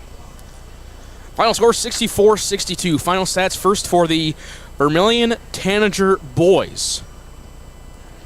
Leading scorer, Trey Hansen. 36 points, 6 rebounds for him in the contest. Also in double figures, Luke Jensen, 12 points. Carter Hansen, he fouled out late in that fourth quarter with 11 points. And Landon Cerny had 3. For their total of 62 points, they score 14 in the first, 21 in the second, 15 in the third, 10 in the fourth. For their total of 62 points, they'll drop to 1-1 on their season. For the Trojans of West Central, 64 points. Connor Mebius, 22 points, 3 boards, 3 assists. Hayden Heyer, 20 points, including 12 all from deep in that fourth quarter. If you look back to late in that third quarter, he had 15 points all in the second half from beyond the arc, and 6 rebounds for him. Colt Gary, he fouled out with 9 points. And then other scorers, Boshe Knight, he had 3. Carter Gross had 2. Luke Knight had 5. And Will Cool had 3. Again, in a game where against Del Rapids, Will Cool had 17 points. He comes in and he hits 1-3 here tonight. And that is how he ends his night. Just 3 points, 2 rebounds. They score 12 in the first, 20 in the second, 10 in the third, 22 points in the fourth quarter, including a lot of late clutch three-pointers from none other than Hayden Heyer. 64-62 your final. The West Central Trojans will move to 2-0 on the season. Vermillion will fall to 1-1 as I turn it over to my broadcast partner, producer, camera guy, statistician, color analyst, Heath Nimke. Heath, you've got the final stats in front of you. I mean, okay, taking a look at it, anything that's really sticking out to you other than the major deficit that West Central climbed their way out? Yeah, there's one huge stat that catches my eye. And that's the second half 3-point mark. West Central goes 7 of 13. To put that into perspective, if you're an NBA team and you're shooting about 50% from the 3-point line, maybe right about average, a little bit above average, but more expected because you're in the NBA. At the college level, if you're shooting anywhere between 45 to 35, it's a good night. High school, anywhere between about 25 to 30%, it's not a bad night. So you come out and shoot 53% in the second half. And grant they went 4 of 11 in that first half, but just a complete turnaround from them in that second half from downtown, especially late in this game. That's the huge stat that stands out to me. The one stat that's not on the stat sheet that stands out to me, the other one is the moxie that this West Central team had. They didn't get down on themselves. They continue to battle tough and give a lot of credit to what they were able to do. And for Vermillion, and I know you're going to hear this from Louie here in just a moment, this is a gut check. This is an early gut check. This is a very learning moment. Like, all right, this sucks, but now we get to build on what went wrong and how we can really move forward as coaching, as players, and what needs to make the step forward. Yes, this one's going to sting. This one sucks, but it's good to learn this lesson early instead of later in the year. Again, as we're now going to be joined here on the post-game show, assistant coach Lewis Budmeyer. And coach, you know, we kind of talked about it after the Sioux Falls Lutheran game. Obviously a good offensive game. You kind of look at this first half, it was similar. I mean, really close battle, but you guys are kind of coming through it. I mean, that first half, you guys are having a lot of things go well offensively. You're getting quite a few stops defensively. that really just mainly in the game plan and your scouting of West Central? We know going in, I mean, all credit to West Central. The coach had them ready to roll, came into our house and battled us, okay? First half-wise, obviously we were fine. We were fine offensively, but we always pride ourselves in this program on the defensive end, and I think it was 35-32 at half, 3-point ball game. 35 is great, but 32 is a problem. That's too many points for what we want with our kids. Big shout-out to Connor Mebius. That's a young kid. That's a good-looking kid, and he had a lot of gravity on our defense, and he was causing us problems. We couldn't keep him in front. He was super efficient that first half, and the frustrating part is we made the halftime adjustments, and defensively we came out great. We only gave up 10 points in the third quarter. All we ever ask the kids is to put ourselves in position to win, and we hope how we coach and how we teach these kids every day in practice, it can translate to finishing the game. But unfortunately, we came up short tonight, but all credit to West Central. I mean, anytime, like we talked last game, anytime it's a DAC-12 team, an I-29 battle, you know it's going to be a heck of a battle. It's going to come down to the wire, and it's who executes the best in the end. And unfortunately, it was not us tonight. All credit to West Central. They got the job done. Again, you talk about that last final stretch, up quite a bit there late in that fourth quarter. I believe what we had it up here, about 59-44, and then they just got lights out. I mean, how were you guys able to stop them, not only from just obviously making the shots, because there's nothing you can really do when they have hot shooters, but how are you guys able to limit those three-pointers earlier in the game? It's actually on the offensive end. So obviously you want to defend, you want to contest shots, but in that situation, we were up 15 with about, I think it was almost just under 5 minutes to go. If you do basketball math, they're going to run out of possessions if we take care of the basketball. Our offense fed into their rhythm our offense led to their rhythm on offense because we were having just live ball turnovers, getting in transition. We're mixed up on matchups, and they're getting wide open threes. Mebius had a heck of a game, and then Higher, I think he's sophomore kid, I think. But he came out, he was lights out at the end. He finished the game. He hit the dagger at the end, and he hit the game winner. And that was just mental lapses on us, too, on the defensive end. That's the frustrating part about this game. They made the plays, but we sure as heck made it easy on them just by our mental lapses. And in my opinion, it all started on the offensive end. We did not take care of the ball. We were up 15, and we're taking shots with 25 seconds on the shot clock. We're just throwing it to the other team, and with our leaders, too. So the best thing, beautiful thing about sports, I don't believe in failures. Everything's a learning experience. And the tough part is in our region, you never know. This might bump you from a 3 seat to a 4 seat. It might bump you from a 5 to a whatever the scenario is. Yep. You can say it's only second game and we got 17 more games. Well, in our conference, in our region, being the best in the state, you got to have urgency every single night to take care of business. And we had one there for the taking, and we just let it slip out of our hands. Again, final score 64-62, and we can kind of bring it back. One of the brighter spots, unfortunately, performance might get a little dampered by that ending there, but Trey Hansen, 36 points for him on the offensive end, but it just seemed like a couple times he went on the floor, he just couldn't miss. Mm-hmm. Trey had a heck of a game offensively.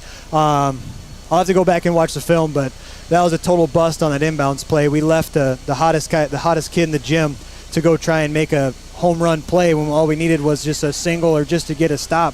I don't know who that was, but offensively we were fine all night. We were fine until that last 4-minute stretch. We told the guys in the locker room, you played Tanager basketball for over 3.5 quarters, and that 1.5 quarter, that's the difference between winning and losing in the DAC-12 when you're playing good opponents night in and night out. But offensively we were good. Defensively we need to be better. Just fix that final stretch in the end, and then just keep competing. And depending on how you look at it, either lucky or unlucky for you guys, you got a little bit of a break. You don't play next time until Saturday.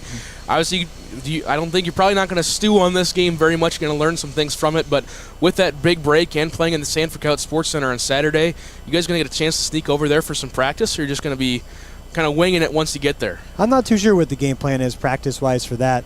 I know practice-wise, I don't know if we need a basketball the next couple days because we got to guard some people. We'll give the basketballs to our JV guys and tell them to play offense because we just got to get in a stance and be better defensively. But that's the beauty of sports too, and like we talked about, yes, urgency, it's only second game, but you have one coming up on Saturday. Have an MVP team, a team we haven't played, at least in my 4 years. I don't know the last time They have a pretty historic. They had some state tournament runs like back in the late like teens. So it's been a good basketball program, great opportunity, and we get to play in the Yotes house. And I mean, the Yotes have been nothing but success as of late. So hopefully we can keep the trend going. Yeah, again, Saturday take on my alma mater, the Mount Vernon Plankton I didn't Titans. know that. So, learn something new every day. Yeah, 4 o'clock on Saturday. Well, Coach, best of luck to you rest of the week for practice, and we'll talk to you Saturday. Sounds good. Thanks, guys.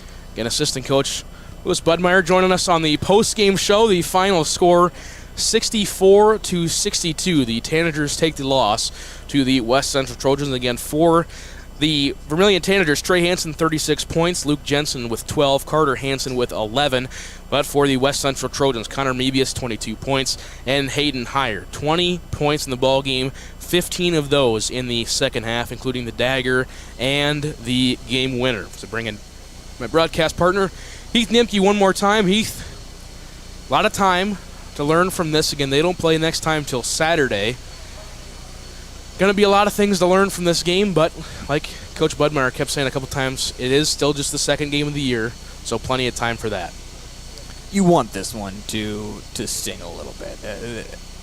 I'm happy that there isn't a quick turnaround for this Vermillion boys team because, and Budmeyer alluded to it too, practice tomorrow is not going to be fun. It's going to be a very brutal practice. And these are some of the biggest moments that you learn from as a group and moving forward.